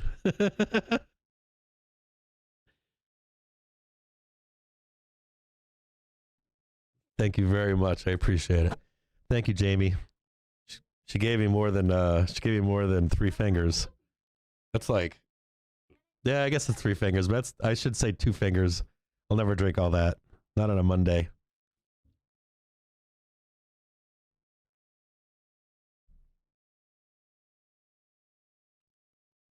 And this is freaking wild. Okay, so what do you do for the rest of the day? We've got a shit ton of spy. We got calls across the board, puts across the board. The U.S. State Department saying that the U.S. has taken note of comments by the Russian foreign minister, but not seen any signs of de-escalation by Russia. Yeah, I think that this is so fucking stupid listening to this shit. So, like, the fucked up part is they have to report every fucking little thing, too, that they say. And it makes you just wonder, do you just sit here with your finger on the fucking put button, right? And you just wait for fucking some stupid fucking news to come in and you just hit the fucking spy on the puts every time some kind of fucking nonsense is released. Doesn't matter if it's real or fake. Can the intern... My interns are kids. Well, she's older. She's 16, so... Yeah. I mean, that's what I'm saying. It doesn't matter who it is that's reporting it, right? This is ridiculous. Are you shitting me? We've got a White House presser in fucking 10 minutes? Fucking nay, dude. Here we go. It's time to get some... So just a heads up, if we're getting a presser from the White House in 10 minutes, more than likely we're getting... Is this like a... We're in like the no offense. I mean, I don't care about Trump or Biden or whatever. But this is like the anti-fucking Trump presidency in terms of the market. Fucking Trump, he'd come on, we'd fucking go up 4%. Biden comes up and we're down fucking 3%. Our spy puts, fuck yeah, spy puts. February 16th, 437p, $250,000. If we get a fucking presser in 10 minutes, you bet your ass we're going down for a little bit.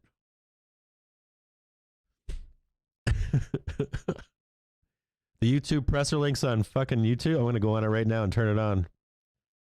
This is ridiculous.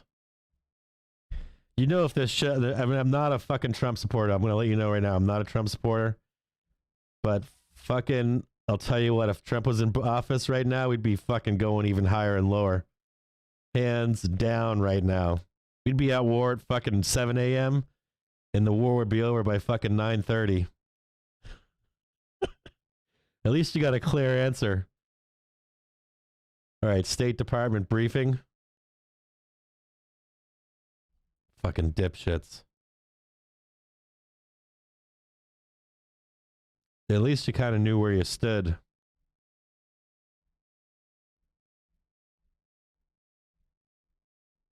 Everybody's out having briefings right now. Bunch of fucking strokers.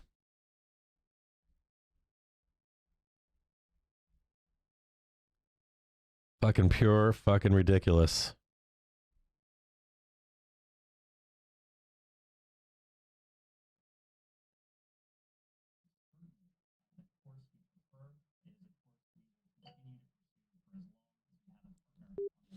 CDC out with the most recent list of countries to avoid for travel includes South Korea.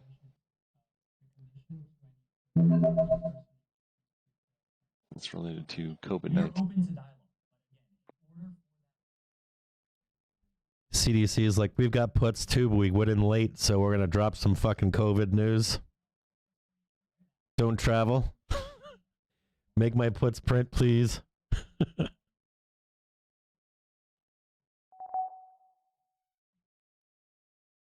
They got a presser right now, but it's not Biden. It's some other fucking dweeb.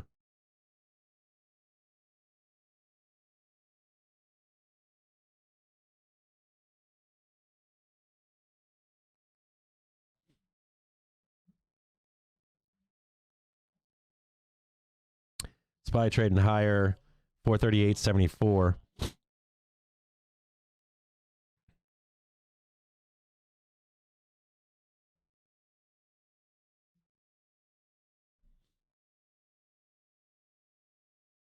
So if you didn't take SPY put spreads earlier, if we trade higher to that 431, let's say, or that 443, I haven't had a drink of that whiskey yet. No way. SPY calls February 14th, 439C for $100,000. IWM calls all retail traders, right? IWM February 22nd, 208C, $117,000. IWM calls February 22nd, 208C, $64,000. SPY calls February 14th, 439C, $152,000. SPY calls February 18th, 439C, $409,000.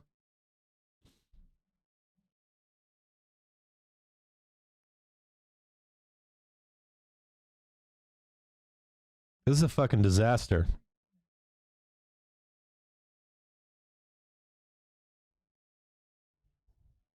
I don't know why they're fucking talking. They should just shut their fucking mouths and say it once.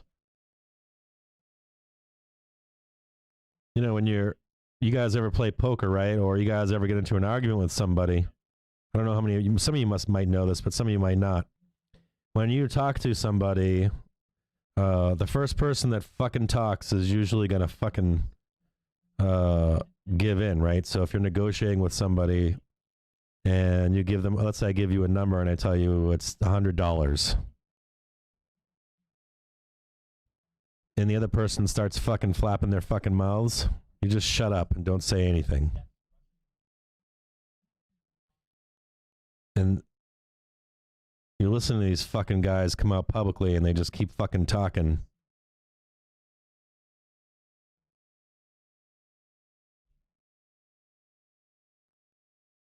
And I shit you not, it looks more like a pump and dump operation than it does.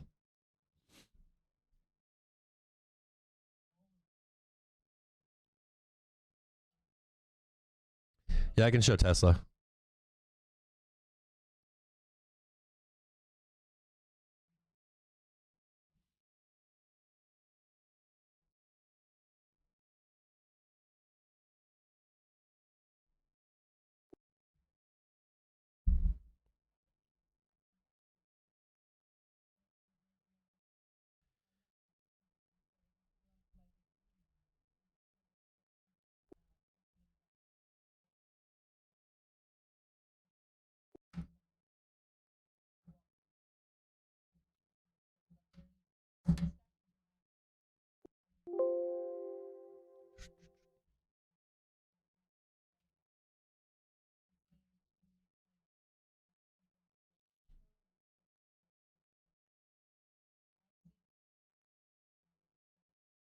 Still interested to see if we can get it down to 435. Those original 45,000 put contracts looked like they were on.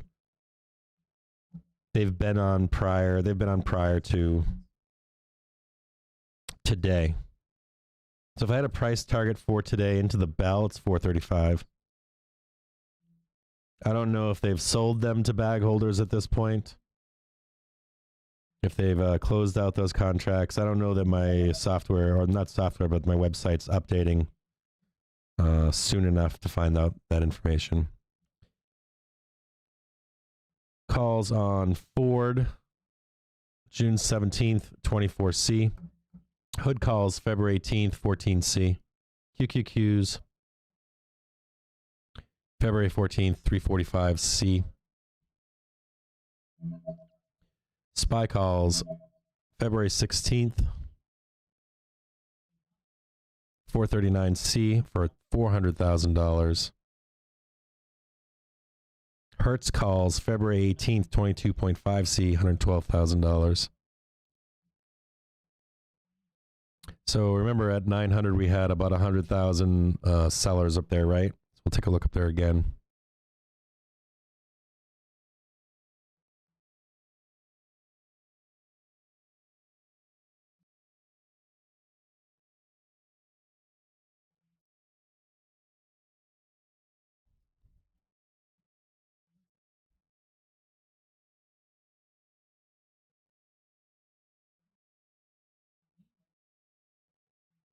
So they're not saying anything different in this press conference. They should just shut their fucking mouths. It's the same shit that they've said all along. Everybody knows it. I was watching, I had a news feed running all weekend I was looking at, a Reuters news feed. and it was on the hour. On the hour, same shit.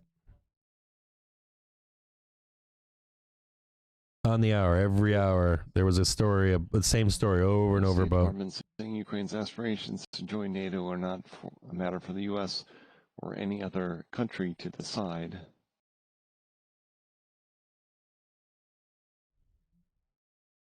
A Ukraine government advisor, President Zelensky, was being ironic when he said he'd been told Russian attack would begin February 16th.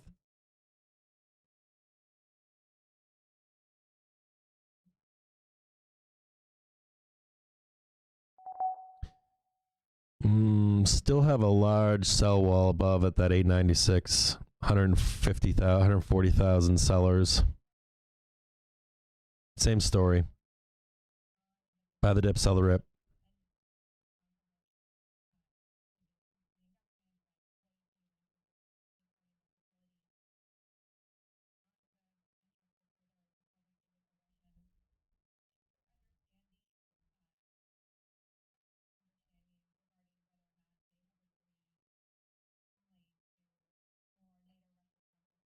Thoughts on whale scooping up those 311 195s on Apple?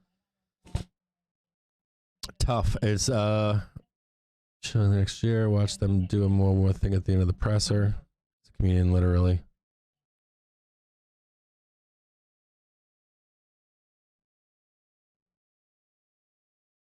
Yeah, so Tesla's basically still buy the dip, sell the rip. There are more buyers showing up a little bit higher than that 750 number, but it does look like a target down below.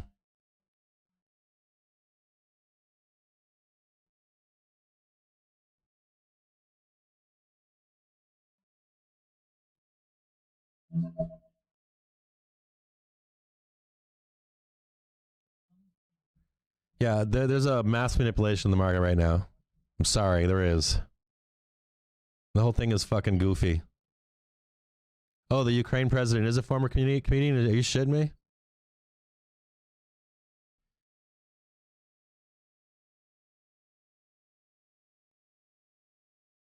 Yeah, watch him do one more thing at the end of the presser. It's kind of fucking stupid. No, what I think they do is they think they're going to try to pin this into the close. We'll look between like 441.28, 439.95. We could trade higher into the bell. I know that there was some spreads that needed to be. I know there's some spreads that needed to print earlier down at 435. Looks like those printed. There's a shit ton of puts still on now. There were 45,000 contracts. Now there's almost 223,000 contracts down there. The price of those puts are now down to 45 cents. REI and Z house sales data for January minus 20.6%, compares to minus 29.5% prior. So they've got the market pinned, which is good for 1 hour now. 1 hour to the U.S. cash equity close. U.S. 10-year yield at 199 here as we head out of pit trading for U.S. fixed income markets. 2-year at 1.587%.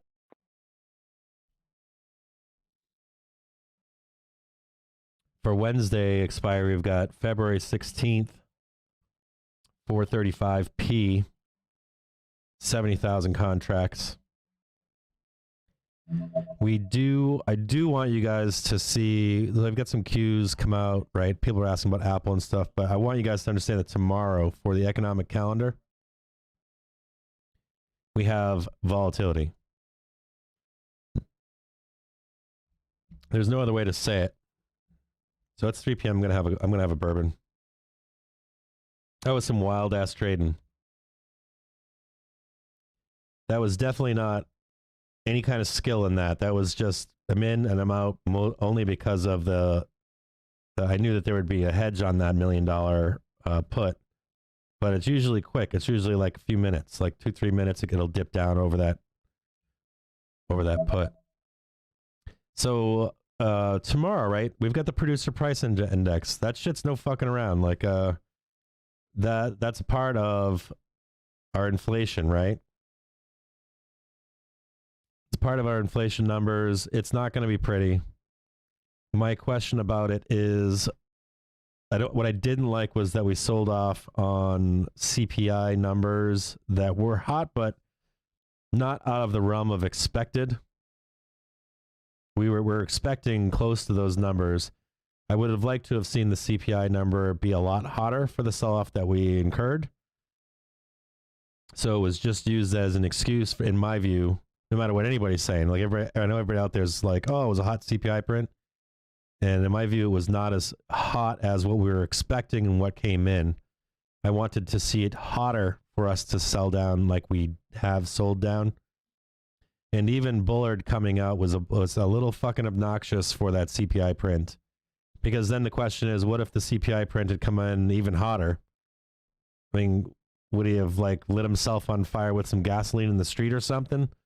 So I'm still scratching my head over the reaction to that, to the CPI print. But that does lead us into Tuesday's PPI, which should come in hot. Nothing for nothing, it should come in hot. So the expectation, and then we've got retail sales on Wednesday.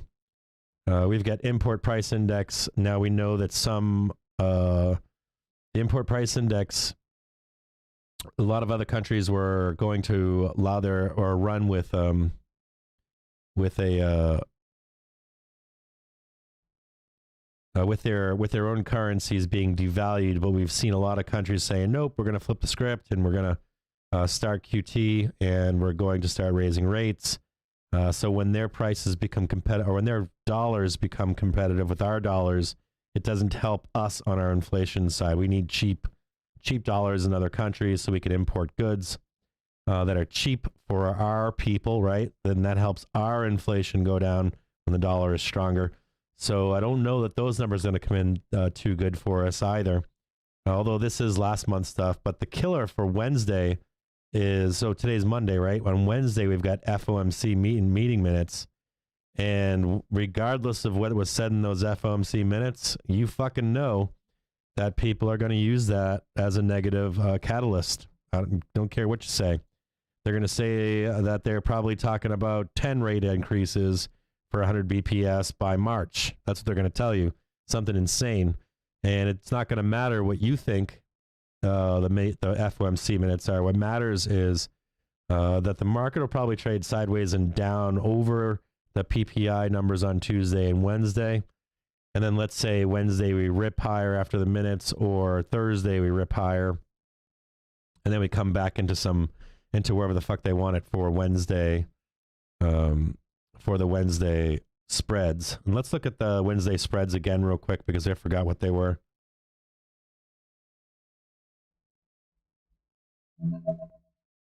Where's all the concentration? Oh, excuse me, Friday spreads, I mean. Like, where do they want it on Friday?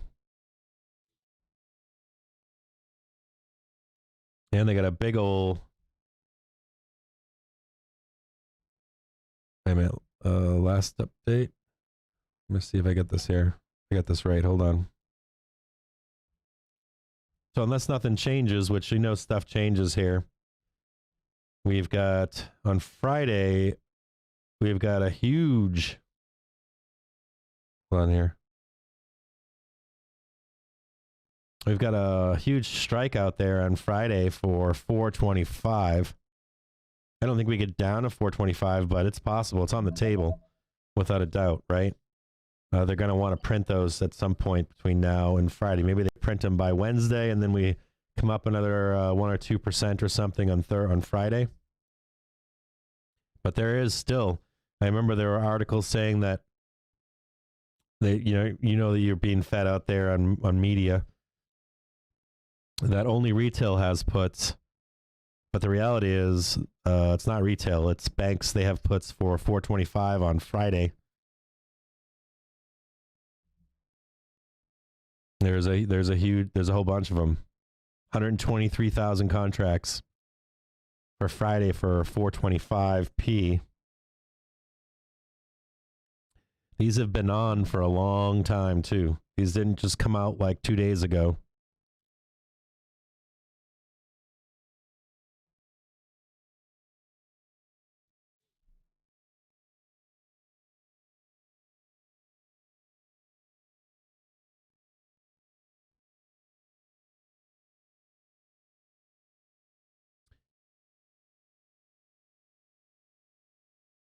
He was a comedian before it was in office, huh?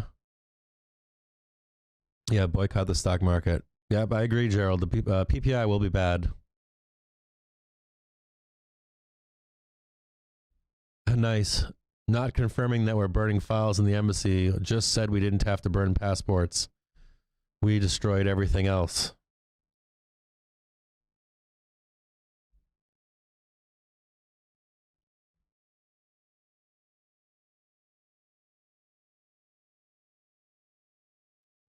It does look like they'll park it into the close.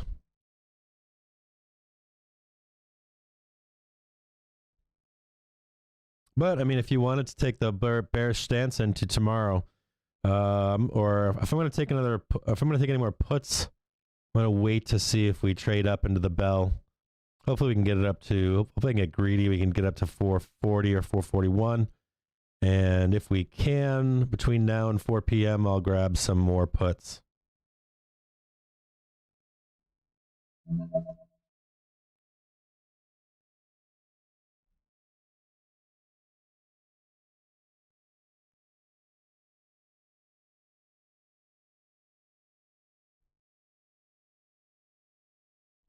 Yeah, press conference is over.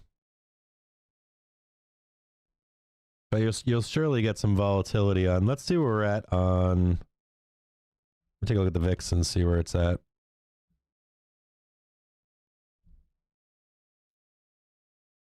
VIX is trading slightly lower.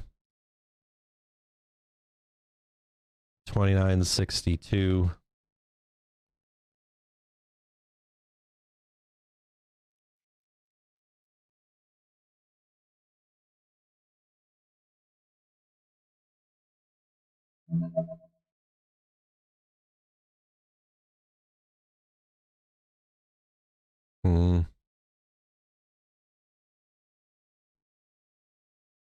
Man, I'll tell you what. For where it's at right now, tough place to be short here. It really is a tough place to be short here.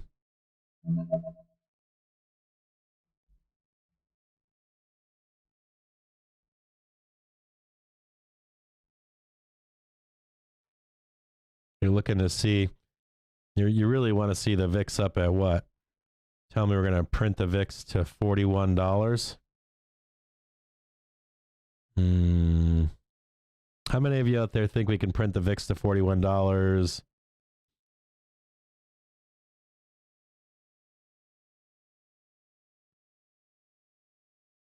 I guess you could print it to $41 by March 28th. $42.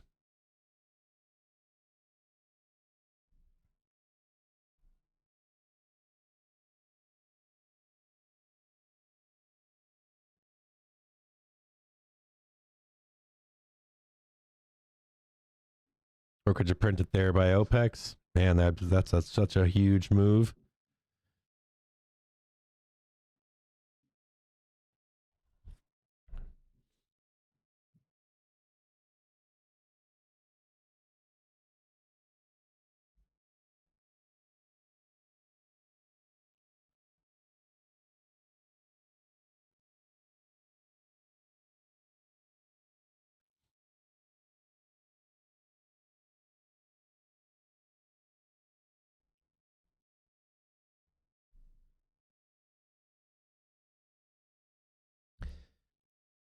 Yeah, I think you can get VIX to. It looks like you can get the VIX by Friday up to.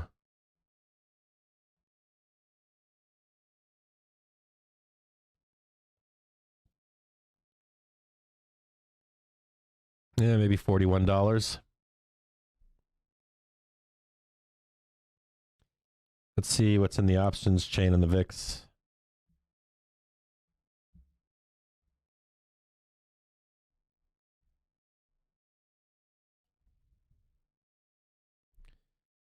There's a concentration of calls in the VIX for $40.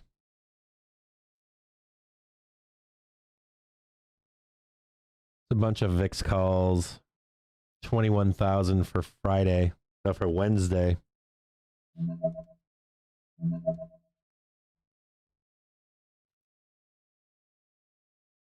35C for Friday. There's 2,000, but not a ton more. There's only 2,000 contracts for Friday to 35C. Nobody's sitting on 40C. So no one's expecting that move. SPY calls for February 14th, 440C, $44,000. IWM calls February 18th, 204C.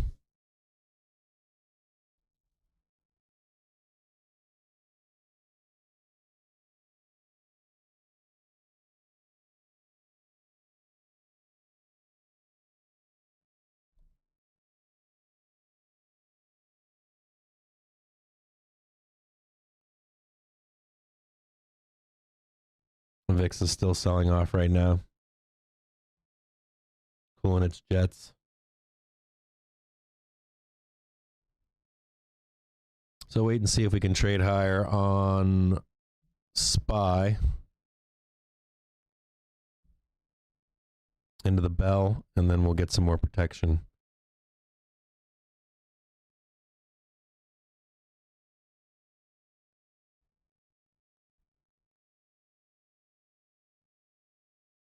Still a buy program on. Still positive hero indicator. Even with that sell-off.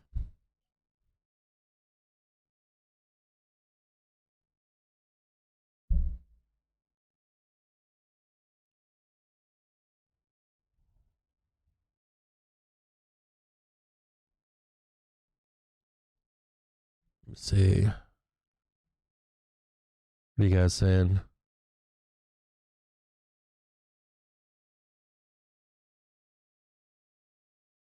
Yeah, 41 VIX by March doesn't seem unreasonable.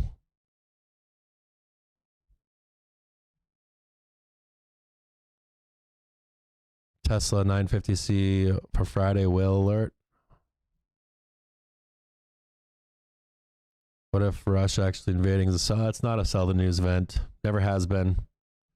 All wars are not every time we've had issues like that, it's not a sell the news event. We sell down. Change the weighting calculations based on, yep. In fact, how is Putin could invade with little to no warning, a headline. You're saying, Josh, how is Putin could invade with little to no warning, a headline right now? Left mouse, no shit. He's going to tell us in weeks and months ahead. Yeah, I agree. Equities pairing losses, the NASDAQ back to flat on the day. The White House presser is over. Down less than 0.5%. Because it's all BS. Yeah, it is all BS. CPI is lower due to the way it is now calculated. I think Kanye splitting with Julie Fox is what's really doing the market today. Agreed.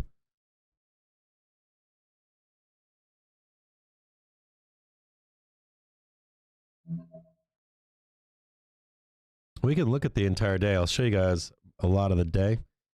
The hair indicator has been green all day long. Other than the scam fucking pump and dump jobs that are coming into the market right now. Straight up fucking scam pump and dump jobs. The call buying has been relentless. It's really weird too because the put call ratio is neutral at best. It's at 72% bullish. It is 0.566 right now. So you put flow, you get 172,000 puts to 305,000 calls. And let's look at the hero indicator for the day and see what we can see here. I mean, regardless of this sell-off, this is accumulation. Right? There's been call buying all day long on the market. You can't be denied, even with that sell-off.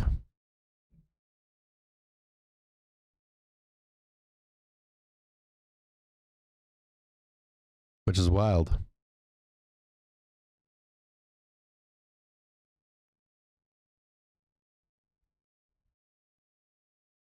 Still a positive hero indicator on the market.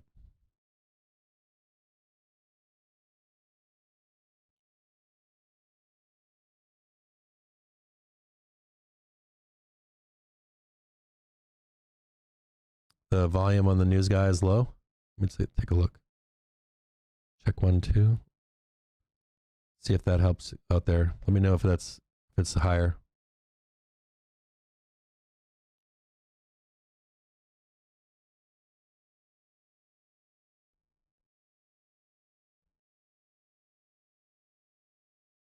You're gonna give it a 1% chance that Biden or that Putin is full blown invades or Ukraine, a war breaks out. I don't know. Oh, I see why he wants to invade. I see intent behind. I'm gonna have a cheers to all of you out there.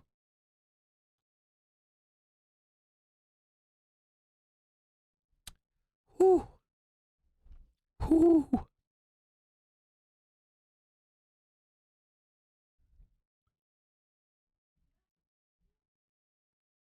I think Putin has good reason to invade, unless they're going to move Moscow, the capital, somewhere else. I understand the reasoning behind it. There's a bunch of different reasons. It's not just that reason that is close to his capital. But there's a fair point to be made. You know, if Russia and China parked a bunch of shit next door in like Quebec or something, the US would be like, oh fuck no, they ain't happening. We know it's a criminal organization. We know that it'll do well with nationalists, right? Just like American nationalists, right? People that are like, hey, I'm pro-America. So it'll be good for his presidency. We also know that Ukraine's got some good. They've got ports, right? Ocean access. Geopolitically, the reason why the United States own or runs shit is because we have access to the world's oceans. We have lots of land on the ocean as well. And to be honest, one of the things that limits China and Russia is their access to the world's oceans is small. It's what makes us powerful. It's why China is part of the reason why China is influencing so heavily in Africa is to have access to the world's oceans. The Iron Curtain, when it was up, whether you liked it or not, lent stability across the world, believe it or not. There was a lot of stability when the Russia and the United States had their Cold War. That includes the Middle East. It includes everywhere. They ruled with an iron fist. There's buffers everywhere. Now, that doesn't mean that it should be like that. So, like, will there be a war with Ukraine? I'm going to give it more than likely yes. I'll give it like a 70% chance of happening. Will it impact our stock market when it happens? Absolutely. Every event like that has. I just don't like that it's being used right now to pump and dump our stock market the way that it is.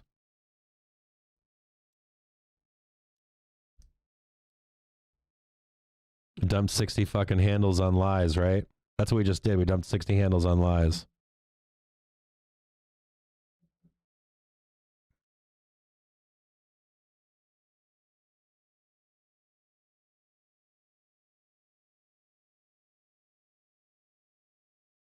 Ukraine makes a ton of wheat. Absolutely.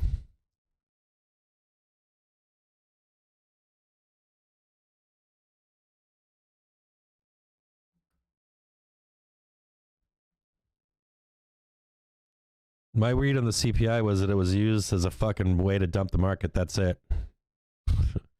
It's that simple.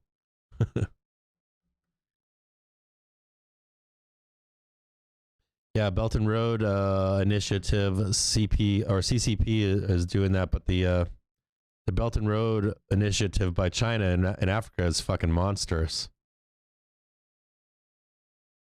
What are you guys talking about? I didn't see what you said, Winky.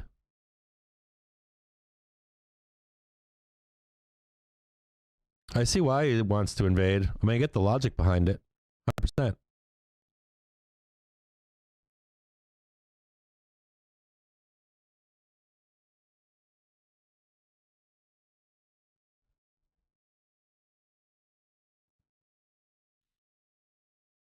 Do I agree with it? Fuck no. I'm a Democrat, just so you all know out there, but I am an old school kind of Democrat.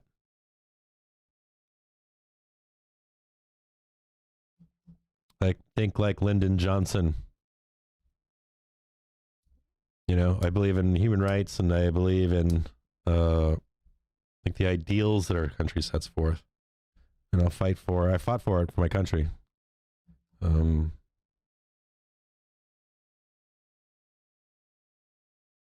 But I think you should own your gun. And I don't care what you do with your body. I don't care what your religion is. I don't care what color you are.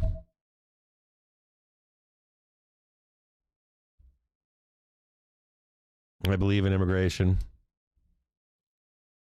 All that kind of stuff. Like an old school Democrat, I guess. I don't know if that's what you'd call it. And nothing's black and white when it comes to politics. But our country makes it glaring. But for me, I don't want to see China and Russia get power. You don't want to see Russia and China get power. And trust me, you don't. When I hear people say that they don't mind it, we got Spies ripping higher into close here. Spies looking for that 443 again.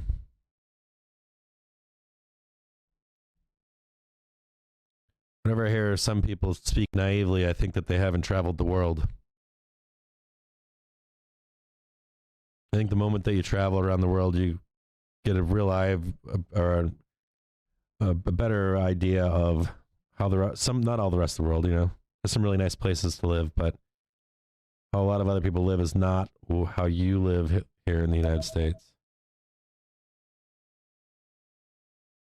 Calls on silver, July 15th, 20.5, $221,000. High algo score.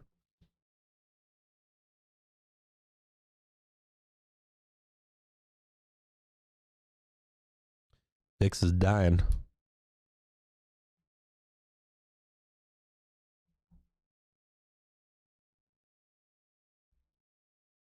All catching bids.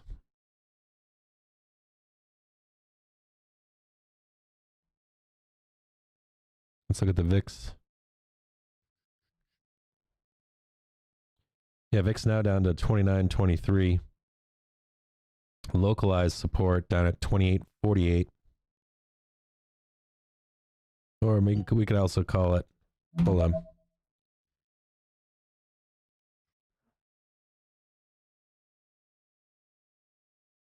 It's kind of sitting on support right now. VIX. At least since February 11th at 1 in the afternoon.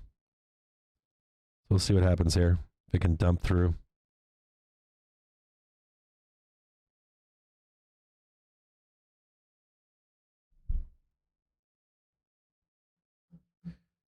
Yeah, so I've bought every flow service out there. I bought them all. I bought Tradie Ticks, Unusual Whales, you name it. I paid for it. I paid for what's the other one? Bar charts. I paid for most of them out there. Probably at least 8 to 10 different flow softwares, and you'll get anecdotal evidence from people. They'll tell you things like, "Oh, well, Tradie Tick says this," or "Unusual Whales says that." But I've never seen, like, it's always anecdotal. I've never made more money with more concentrated, directed information than I have with Flow Algo. So when I peel through and dig through all these other flow sites, it's too much information to find an executable trade. So I'm not looking to, if I wanted to dig through Tradie Ticks, I guess you could if you wanted to dig through Tradie Ticks, but you can get Tradie Ticks shit free everywhere else. But you can get bogged down in information. So I'm just looking to go to the flow and say, what is the flow saying?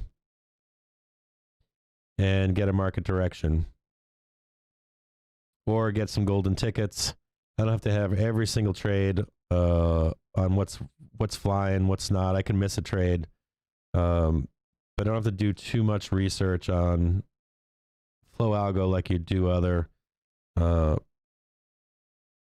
flow services.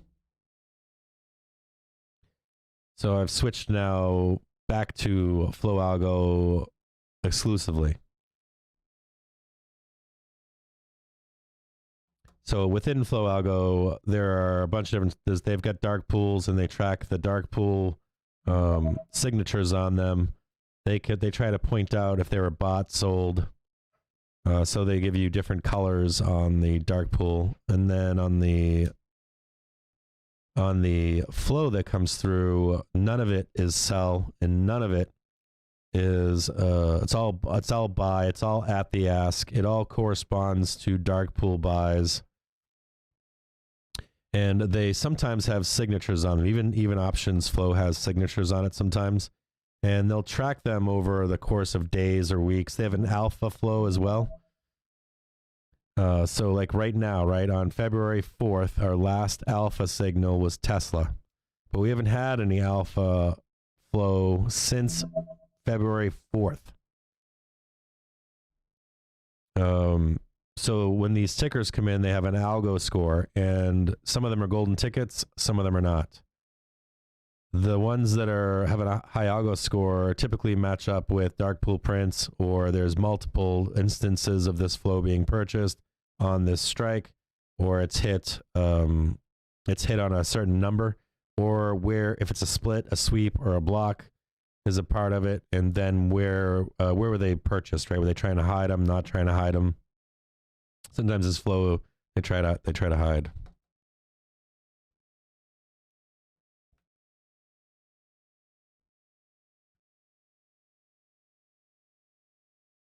So I guess the question becomes into the bell, are you bullish on tomorrow and Wednesday? My guess is that I would be bearish into Tuesday, Wednesday, and then bullish on Thursday, and then sideways into Friday for OPEX. So if I'm going to look at a larger chart here, let's look at some stuff, right? We traded as low for the month of January, right? Or excuse me, the month of February. We started out at roughly $426 on the SPY. We traded to a high of 460. We're currently sitting at 440. So the question would become, do we sell the market down, let's say to 420, and then bring it back up into alignment to 420 into the end of the month? Or do we trade it higher for the rest of the week to 460? Or do we trade sideways the next couple of days, just park it for Friday OPEX? Would be the question. Now, in the month of December, we started at roughly 452. We traded high into the 480. So we traded, if you look at December, we traded hot from the December OPEX to the January beginning of January. We traded from 450 up to 480. Then we traded down into the January OPEX down to a super fucking low number. I think it was January 18th. We traded down to 455. And we're kind of looking the same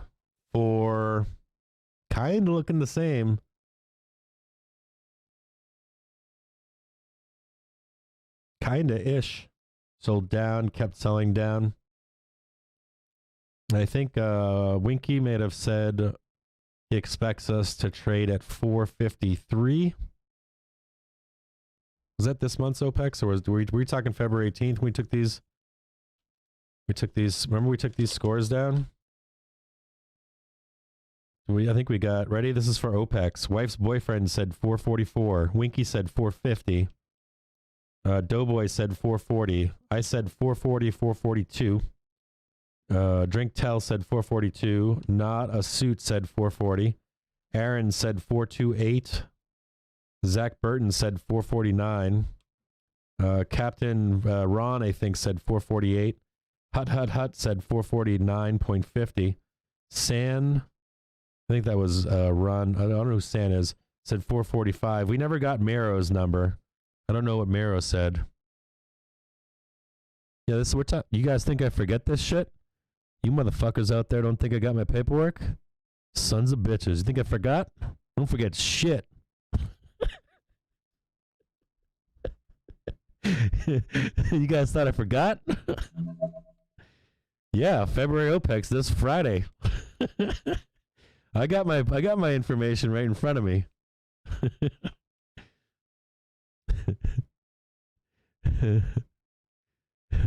Lingo, you're so far out of the loop, bro. So far out of the loop. I swear, we got some people that come into this. I swear we got people that come into this feed and they're either listening for like an hour and then they just pop right in and they're like, what the hell are those guys talking about? You guys are all crazy. You guys are crazy. So we took this survey on, we took it on, we were running. We were like near 460, right? We were at least like 450, 460.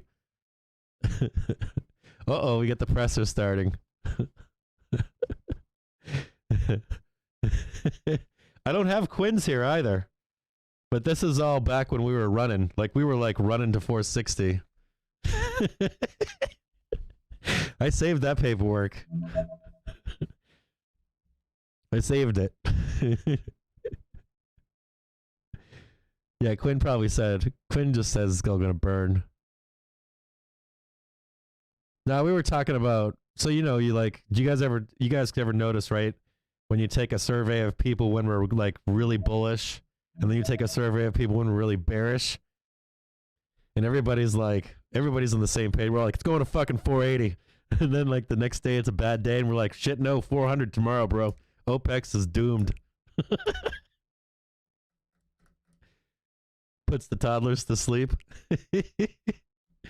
So, you think Quinn said 420? I don't remember. I don't have Quinn's or Mero. I'd like to see what both of those guys think now, where we're trading into. But I'm looking at the OPEX date for January, and I'm looking for the OPEX date.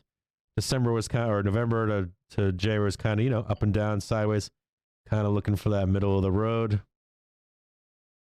And if we were to take the bottom of the range, right, for this month, the bottom of the range was 420. The top of the range was 460. Sure than shit, we're trading right at 440. Wouldn't it be a thing to see us just trade sideways into the OPEX on Friday? Huh? That would be a shocker. See a 440 or a 440 or 435 into OPEX.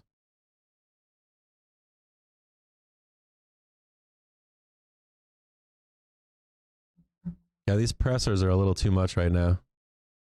My extended warranties paperwork.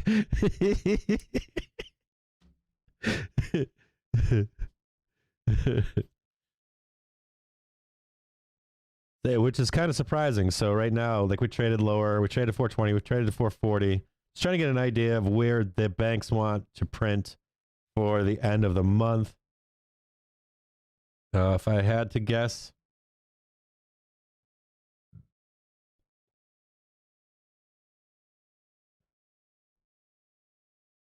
they want to print those goddamn 420s on OPEX. To be honest with you.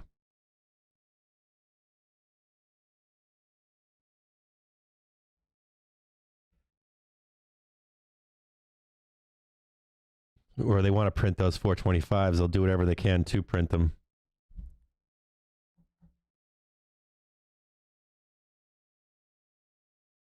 Yeah. Now we rip up because I sold all my calls in the dump. Yeah, SPY is still struggling.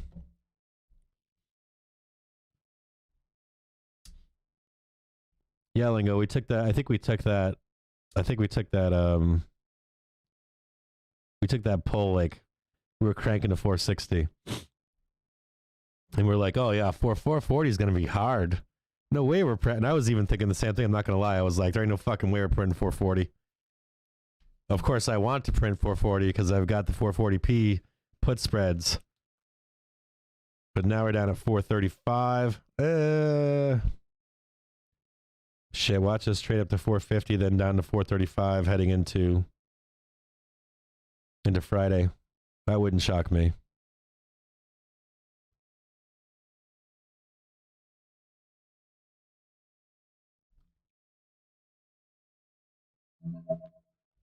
And this stuff's all, this is all like parking stuff, right? We got more Hertz calls. I'm not seeing nothing right now, guys.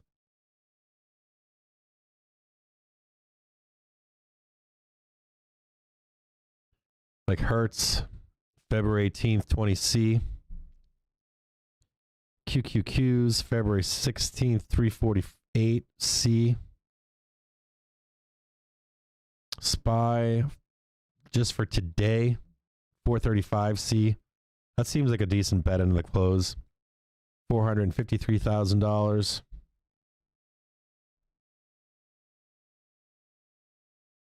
Looks like they're parking it.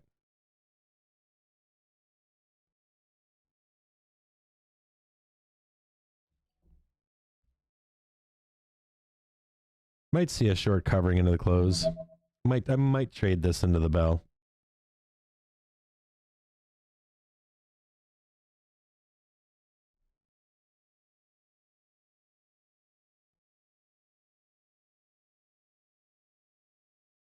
Let's see. I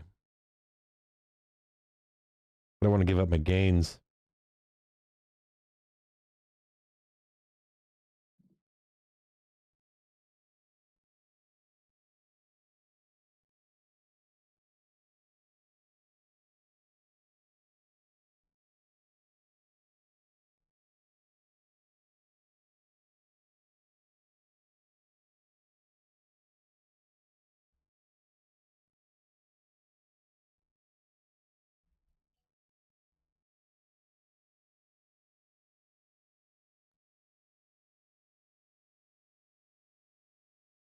Those 435s are now worth 5 cents.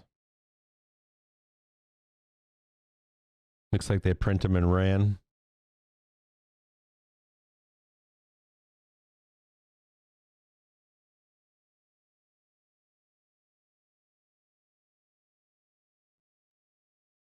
Looks like they're killing some call side.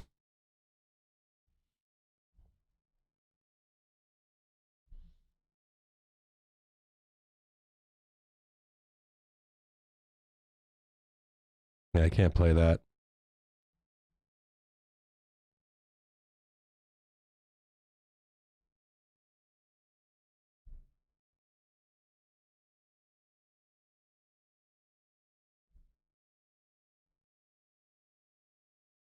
We'll see if we get a squeeze up into the bell here. Resistance is still at, so for where we are in the day, resistance is now at 440.38.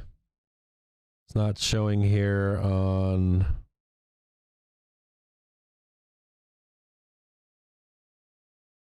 See if we can look closer here.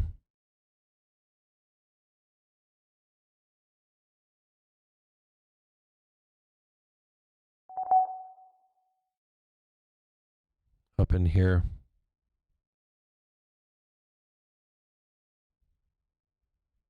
Right here. These are sellers that are hiding right here. 440.38. See the dome here?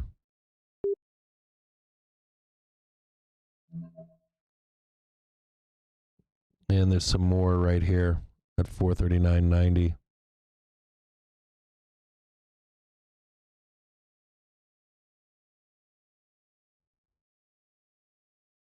So we can look higher.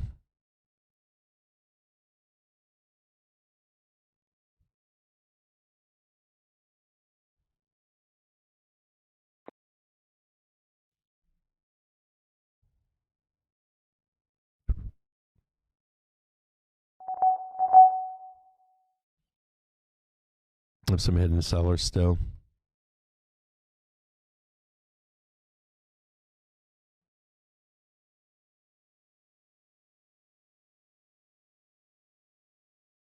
Yeah, there's Sneaky Pete's up in there. They're hiding up in here. You got minutes on Wednesday too. Make no mistake about it, right? Going into Wednesday. Make no mistake about it.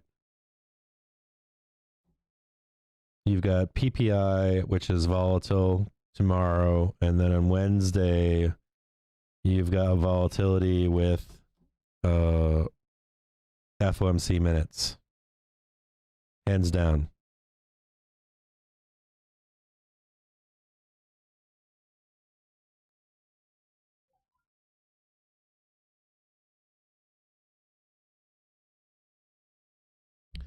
Yeah, look at CTX right XS right now.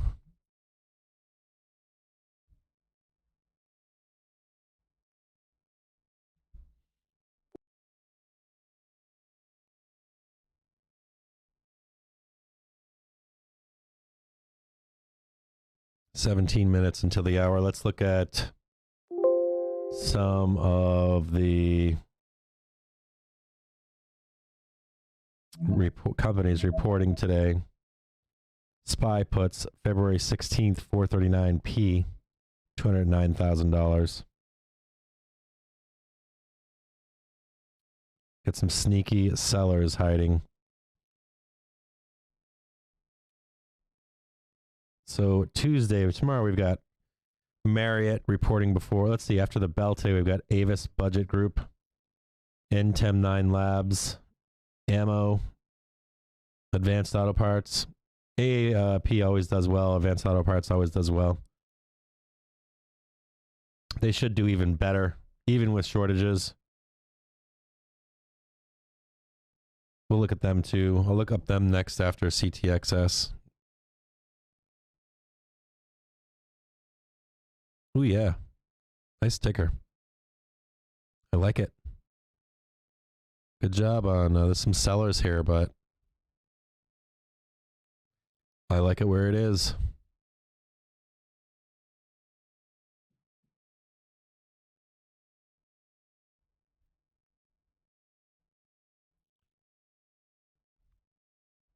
I like this trade a lot.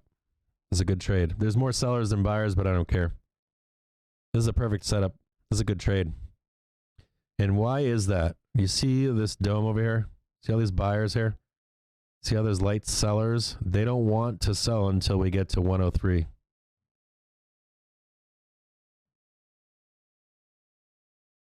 More sellers at 104. Let's look at it and scale it down a little bit.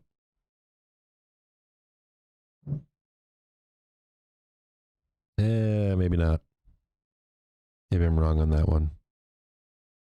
Looks like they want you to sell at 104.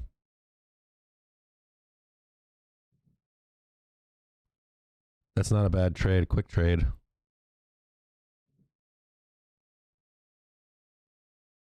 I don't know what's going on with it, but I don't mind this trade. Seems like this is major support. I like this trade. I have to look into it more.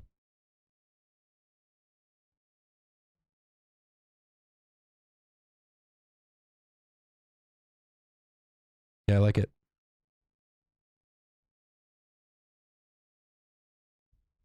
I like it a lot.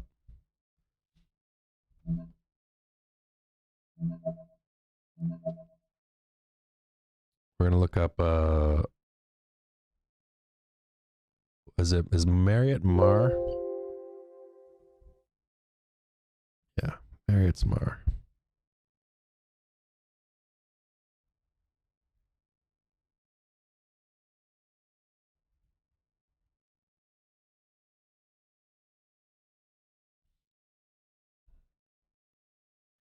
So we've got Marriott reporting. Well, so we got some big reports. Right? We got Marriott's tomorrow morning. So we'll look at Marriott. We'll look at Advanced Auto Parts. I think I know. Yeah, AAP. I thought it was AAP. Just want to make sure. Let's look at Marriott into the close. Oof.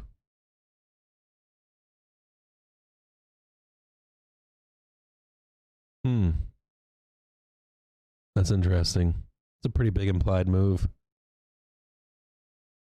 179 and 163.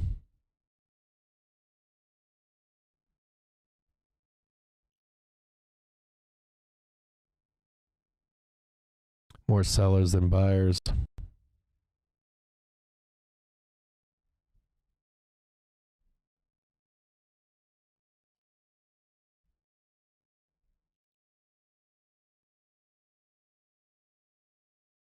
It's traded high.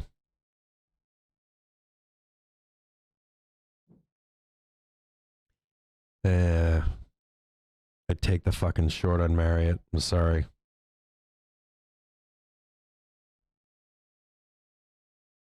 I'd take the fucking short at the bell. I wouldn't take the short. I would take a 3-month fucking put on Marriott. No offense, Marriott. I like the trade, but it's been pumped up pretty fucking high, hasn't it? Or is it more like a Home Depot? Well, I don't know. I shouldn't say that. And Marriott's one of the core hotels in our system, right? And maybe I shouldn't say that about Marriott.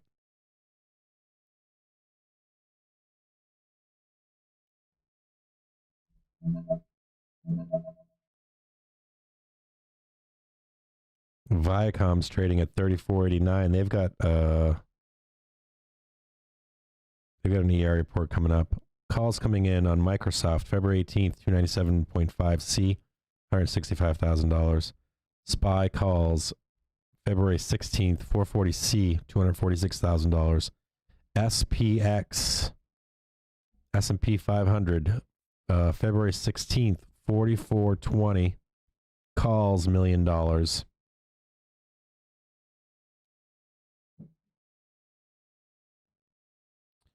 Looks like SPY is catching a bid up into 440. Close to it.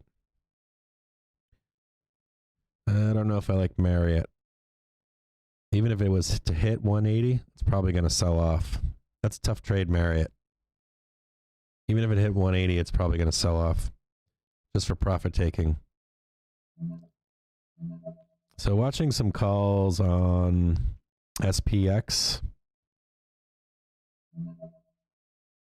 442. Same seller wall above here. At 441.69.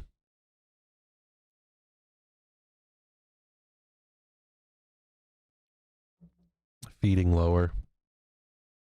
Whew.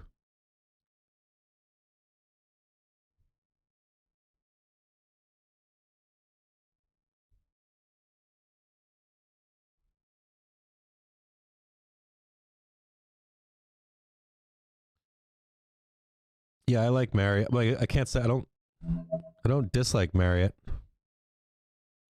They're kind of like a core hotel in our country. I shouldn't say kinda. They are. They're core business hotel in our country. Plus the whole Mormon part of it.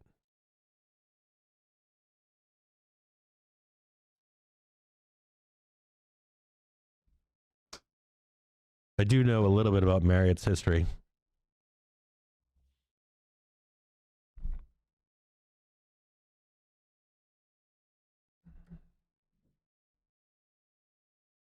You guys know a lot about the LDS history. They bankrolled gangsters in Las Vegas, wrapped up in banking. CIA, NSA, FBI, they all recruit from BYU. BYU is a huge, huge recruiting place. I used to live in Utah.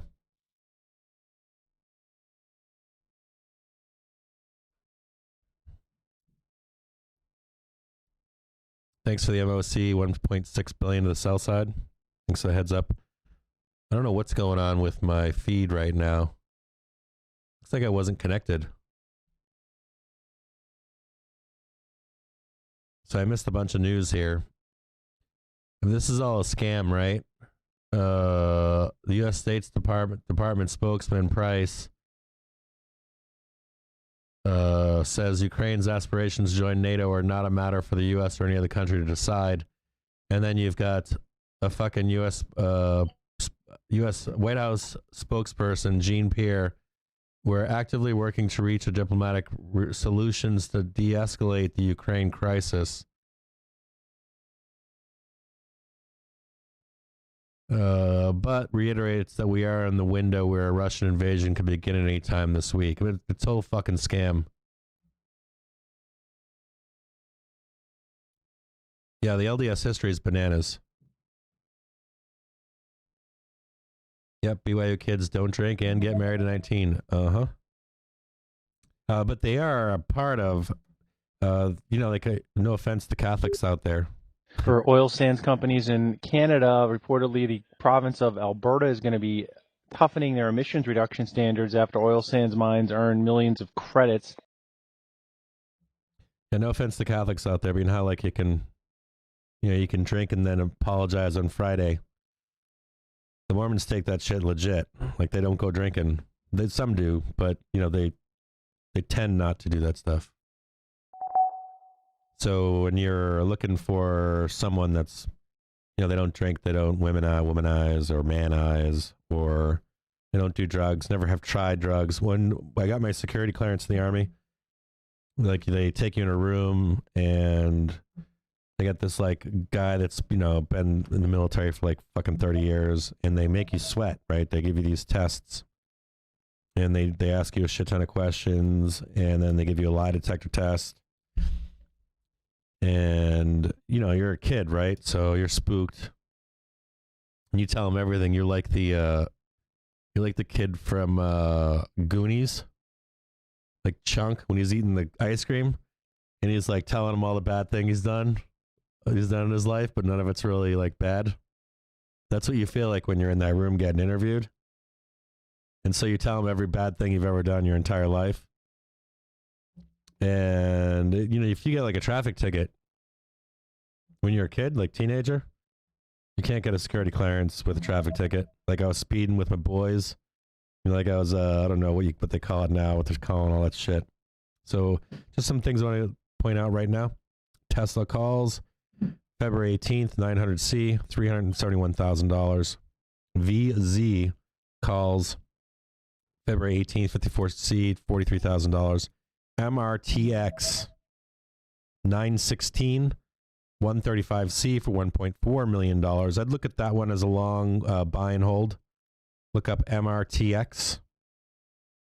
We've got Skin 318, 15C, $43,000. Skin March 18th, 15C, $75K. Same thing, 15C. T February 18th, 22C, $211,000. Yeah, so I was in the Army, right? And it looks like we're trading higher into the bell here. If you're bearish, buying some puts at the bell probably is something to do. So I was in the Army, and I didn't want, I was in, I was out of high school, and I joined the Army. I ended up going twice. But I went to college and shit, but I wanted to just be a soldier. I didn't want to be an officer. I just wanted to blow shit up, all kinds of cool shit. Uber, February 18th, 35C, $430,000. So I joined, and I aced my ASVAB test. I got the highest score you can get. I don't think I got a single question wrong. So I get pulled aside, and they're like, hey, you did so well on this. We want you to take what's called a D-Lab.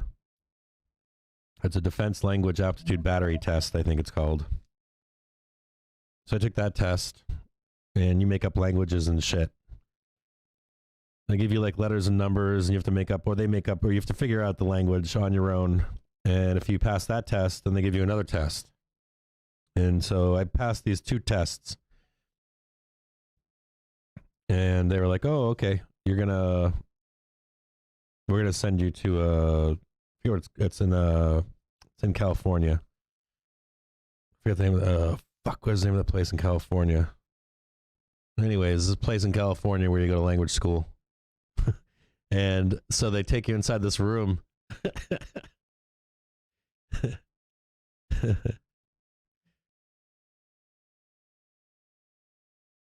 And I take you in this room, and they're like, asking you all these questions, right? Like, you ever smoked weed? And like, hell no, never smoked weed, Sergeant. And like, you lying to me? And I'm like, no. You know, they ask you these stupid fucking questions, and they pull everything. They go speak to your family. They fucking go and speak to your friends. They fucking speak to fucking everybody you fucking grew up with. They ask your fucking neighbors shit. It's all wild. They want to know your personal character. Yeah, so we're pinned into the close, right? Right around 440. Got some VIX puts coming in. Well, let me know what you guys are doing on the bell. I'm flat right now. So I think I think it's danger into the close.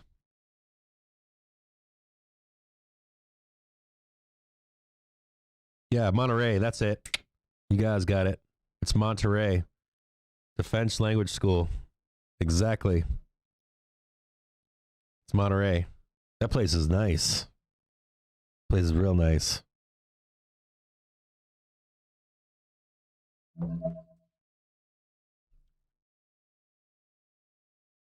Yeah, it's the in Monterey. So I ended up failing my background check.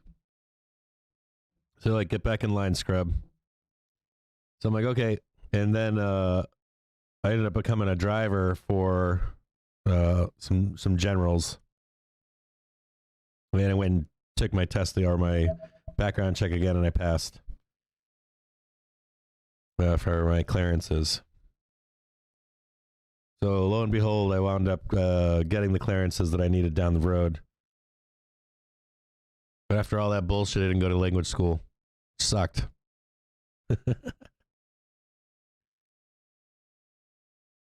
Yeah, I wouldn't be holding long into PPI numbers. There's no reason.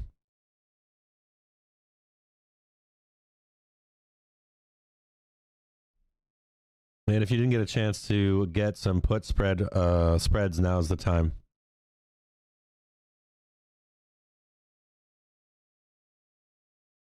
We know we have a high concentration of 420Ps expiring on 425Ps expiring on the 18th.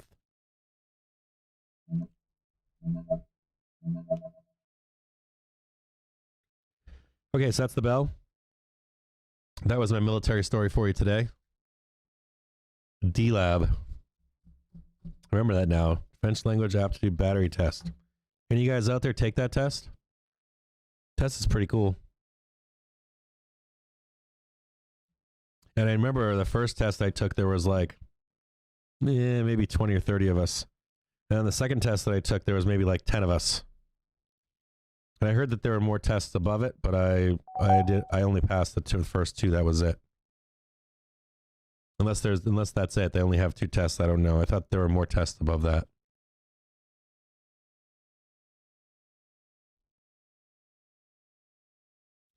Yeah, I'm fucking flat. There ain't no goddamn way I'm holding in tomorrow. I got some other shit. I got some run calls. I've got like a bunch of other crap in other brokerages, but as far as like SPY, what am I doing tomorrow? I'm fully fucking flat right now. Lost some money on some calls from this morning. I ended up selling those I ended up losing like 60% on those. But then I made a shit ton on puts. Like hundreds of percent. So I'm up on the day, which is all that matters. I'm not willing to hold into tomorrow. There could be a squeeze much higher. If PPI comes in, I don't see how they don't come in hot tomorrow. I don't like this whole Ukraine thing. I'm getting to this point in the market where, I'll be honest with you, I'm getting to this point in the market where I think I'm going to start closing almost everything and only holding for the day in either direction. I don't like the idea right now of holding. And there's a lot of moves made in the overnight right now too. But I've made a lot of good ones in the overnight holds, but I don't like, because right now, I mean, on a normal day, I'll be honest with you, on a normal day, any day of the week, if I was looking at this chart in the last 2 years, right? and I was looking at this chart last 2 years, I would have bought the fuck out of that close. I would have bought the fuck out of it. I would have bought that with a lot of money. A lot of money. Trying to look back to see if there's anywhere I wouldn't have bought that close.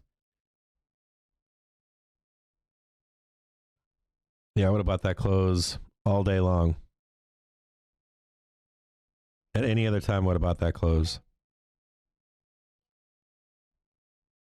Hands down, I would have bought that close. Under normal circumstances.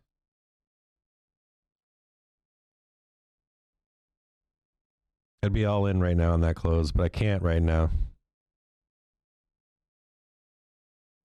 We get the tap down. We get the tap down below at 435. We rechecked it again this afternoon at 210. We didn't sell off below it. Had we sold off below 435, that would have been the time for us to sell off, right? We didn't. So the only other thing that I could see would be that we trade up and about. We traded right to resistance on the bell. I would say that futures are flat tonight, maybe slightly high. I'll give you to maybe 441 in the overnight. And if PPI numbers come in hot at fucking 8:30, sell the fucking news. They didn't even try to pump it up. That's another concern, right? They didn't pump up into the bell on this. It wasn't like a ripper to save PPI numbers. Boom, right there after the bell. It's we'll be here till 4:15. So 4:03 p.m. SPY puts. You ready? SPY puts after the bell, March 18th, 4:15 p. $1 million. Stick around till 4:15.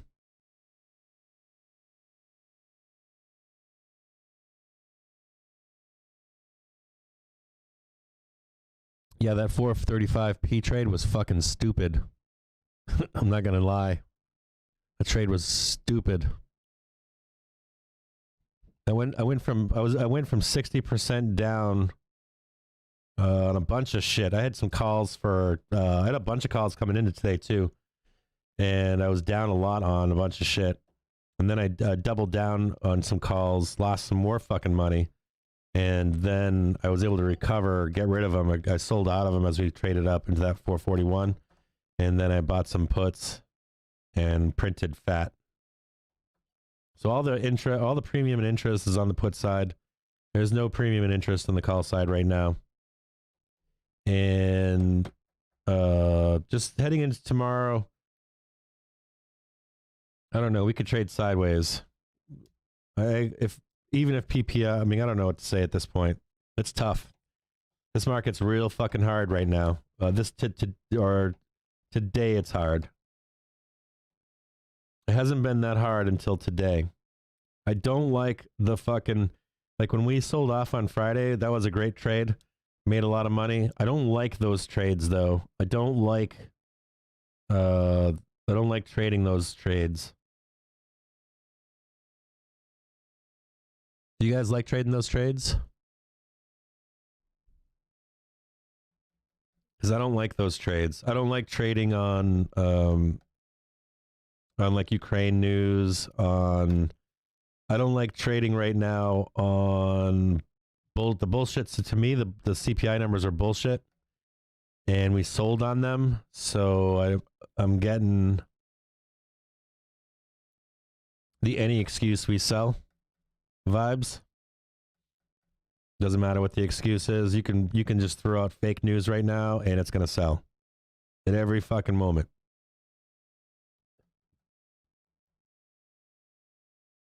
Yeah, the market did kick the can down that.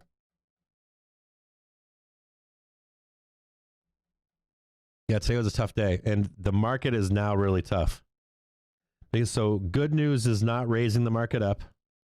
And bad news, whether it's real or not, is selling this market heavily. Well, with effect.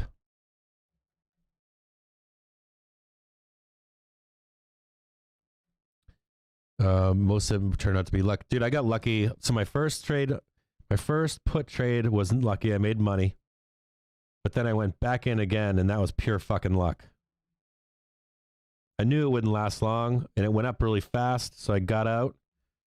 But I know for a fact that if had I stayed in like another minute or two longer, I'd be fucked. I would have gotten fucked.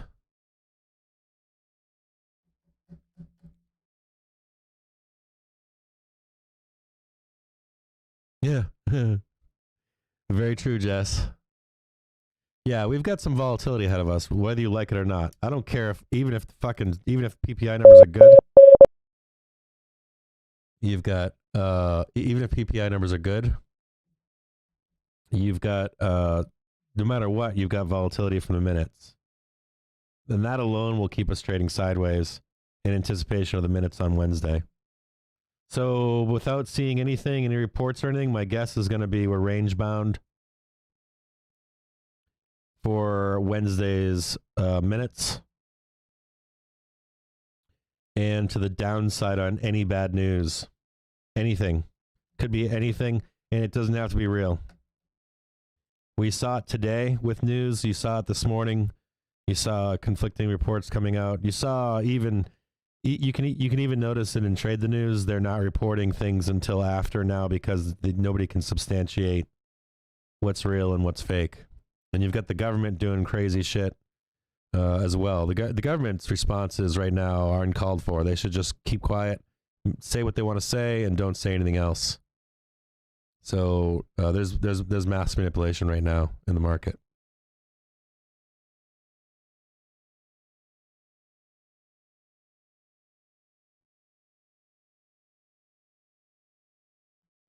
Yeah. You want to look at the book map for Tesla after hours? I don't know if it's fragile. I think that it's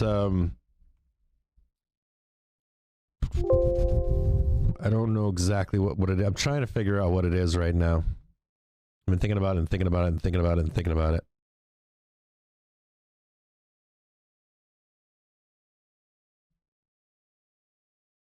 There's like an argument that the market's doing the work for the Fed. I don't like that argument right now.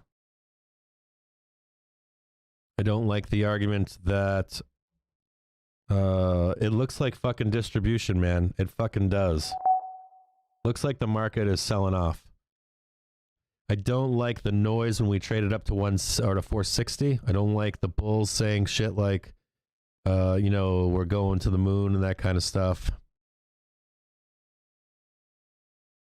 There's a point in the market right now where almost, well, there was a point where you didn't have to listen to the news, and now you do. Being required to pay attention to the news, and but the social media you got to kind of have to stay off of and just watch the news. I don't know. It's kind of weird. Market dynamics right now are a challenge. I was thinking about all the bad news that came out on a Friday. And then the government didn't do anything over the weekend to quell that news until just before the open this morning. All that shit is timed. All that shit is, they know when to and when not to do that stuff. So it's concerning to me that the White House is now involved in this.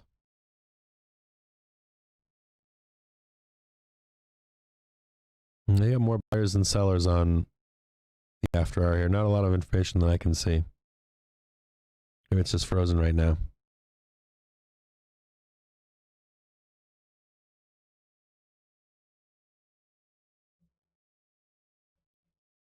Yeah, I think we're going down this year too.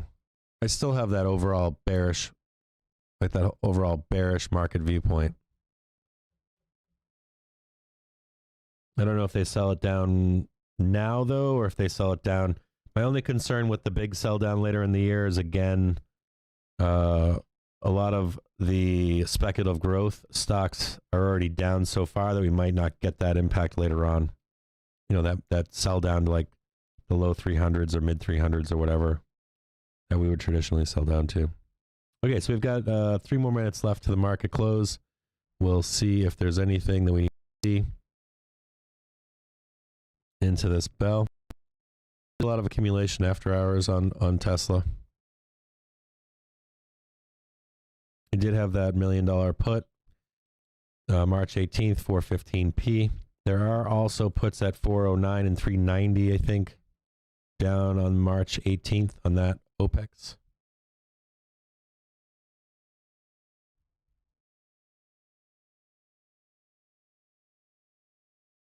You should see some selling in the overnight from that trade as well.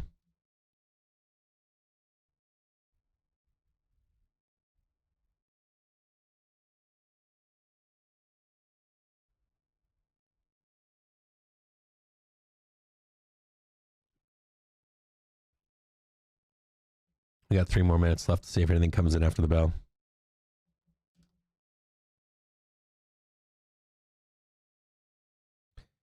And you see how quiet the market is right now after hours? Like, this is unusual.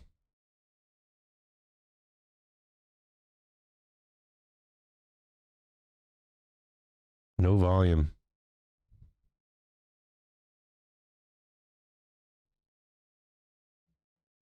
Amazon's printing a larger size after close.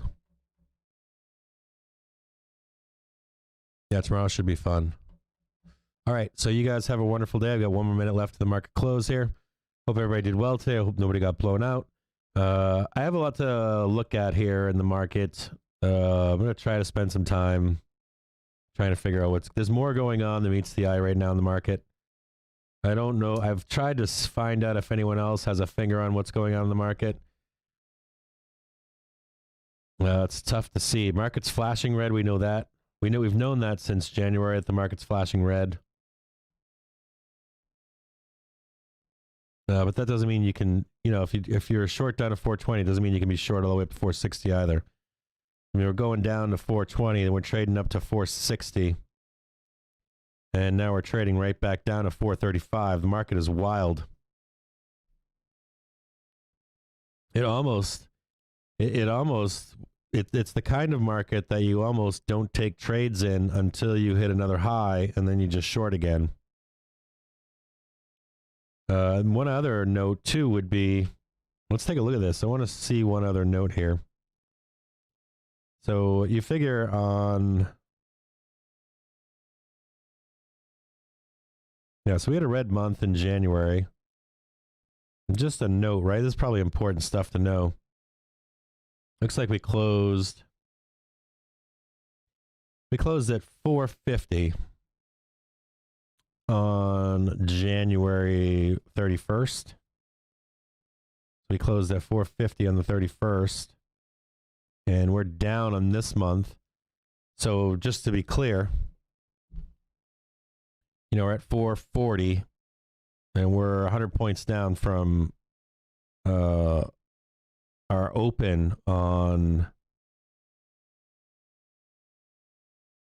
the 1st, right? We closed the month out. We closed the month of January out at 450. And we closed. We closed at. See where we closed that here. Just get it right. 450. And then we closed December out at 480 or ish. Let's say 470 something. No, it was a 475, right? We closed at 450 on January. We're at 435 or 440, and inevitably right now. If we close down on the month of February, that means we don't trade to 450, and that's putting together a quarter or negative quarter. And we've talked about this in previous days.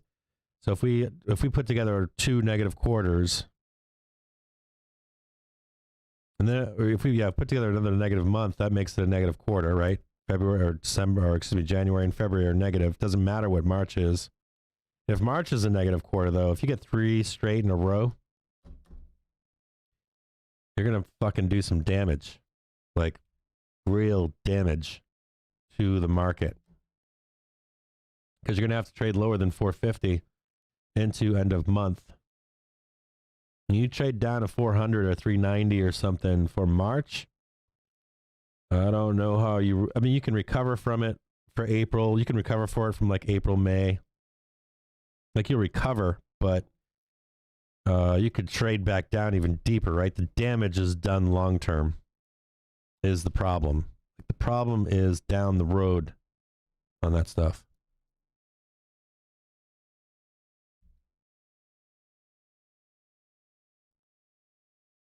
Yeah, you guys all have a great night. Check you all out tomorrow. And thanks for everybody that supports the channel. Thanks for liking and subscribing. Please donate to help support the channel. I want to give a special thanks to Winky for donating over the weekend. All the support helps. This stuff costs me a lot of money. This shit's costing me, I don't know, $1,000 a month or something stupid like that. So I appreciate the support and the help that the channel gets. And we'll see you guys tomorrow. I'll have so today I didn't have time. I've been doing, like, I had to wake up this morning and get my kids some stuff or get some stuff together for my kids for Valentine's Day. Had a long weekend with Super Bowl. So tomorrow I'll be here early and I'll do what I normally do on Monday mornings, where you get that nice hour with me, and I'll go through all the ways that we look at the market for the entire week. I'll go through the market profile. I'll go through spot gamma stuff in depth, and then I'll go through charting, and then we'll go through the flow for the entire week, all that kind of stuff that we normally do start of every week. So be here tomorrow. I'll be ready here for you guys sometime around 8:30, I think. Don't pin me that time, but between 8:30 and 9, I'll try to get on here for a nice hour, and we'll look at the entire market. And we can also watch the PPI numbers come out and at the same time, and we'll just look at the entire market. You guys have a great afternoon. Yeah, happy Valentine's Day to any of you out there. If you guys are alone, happy Valentine's Day, especially to you.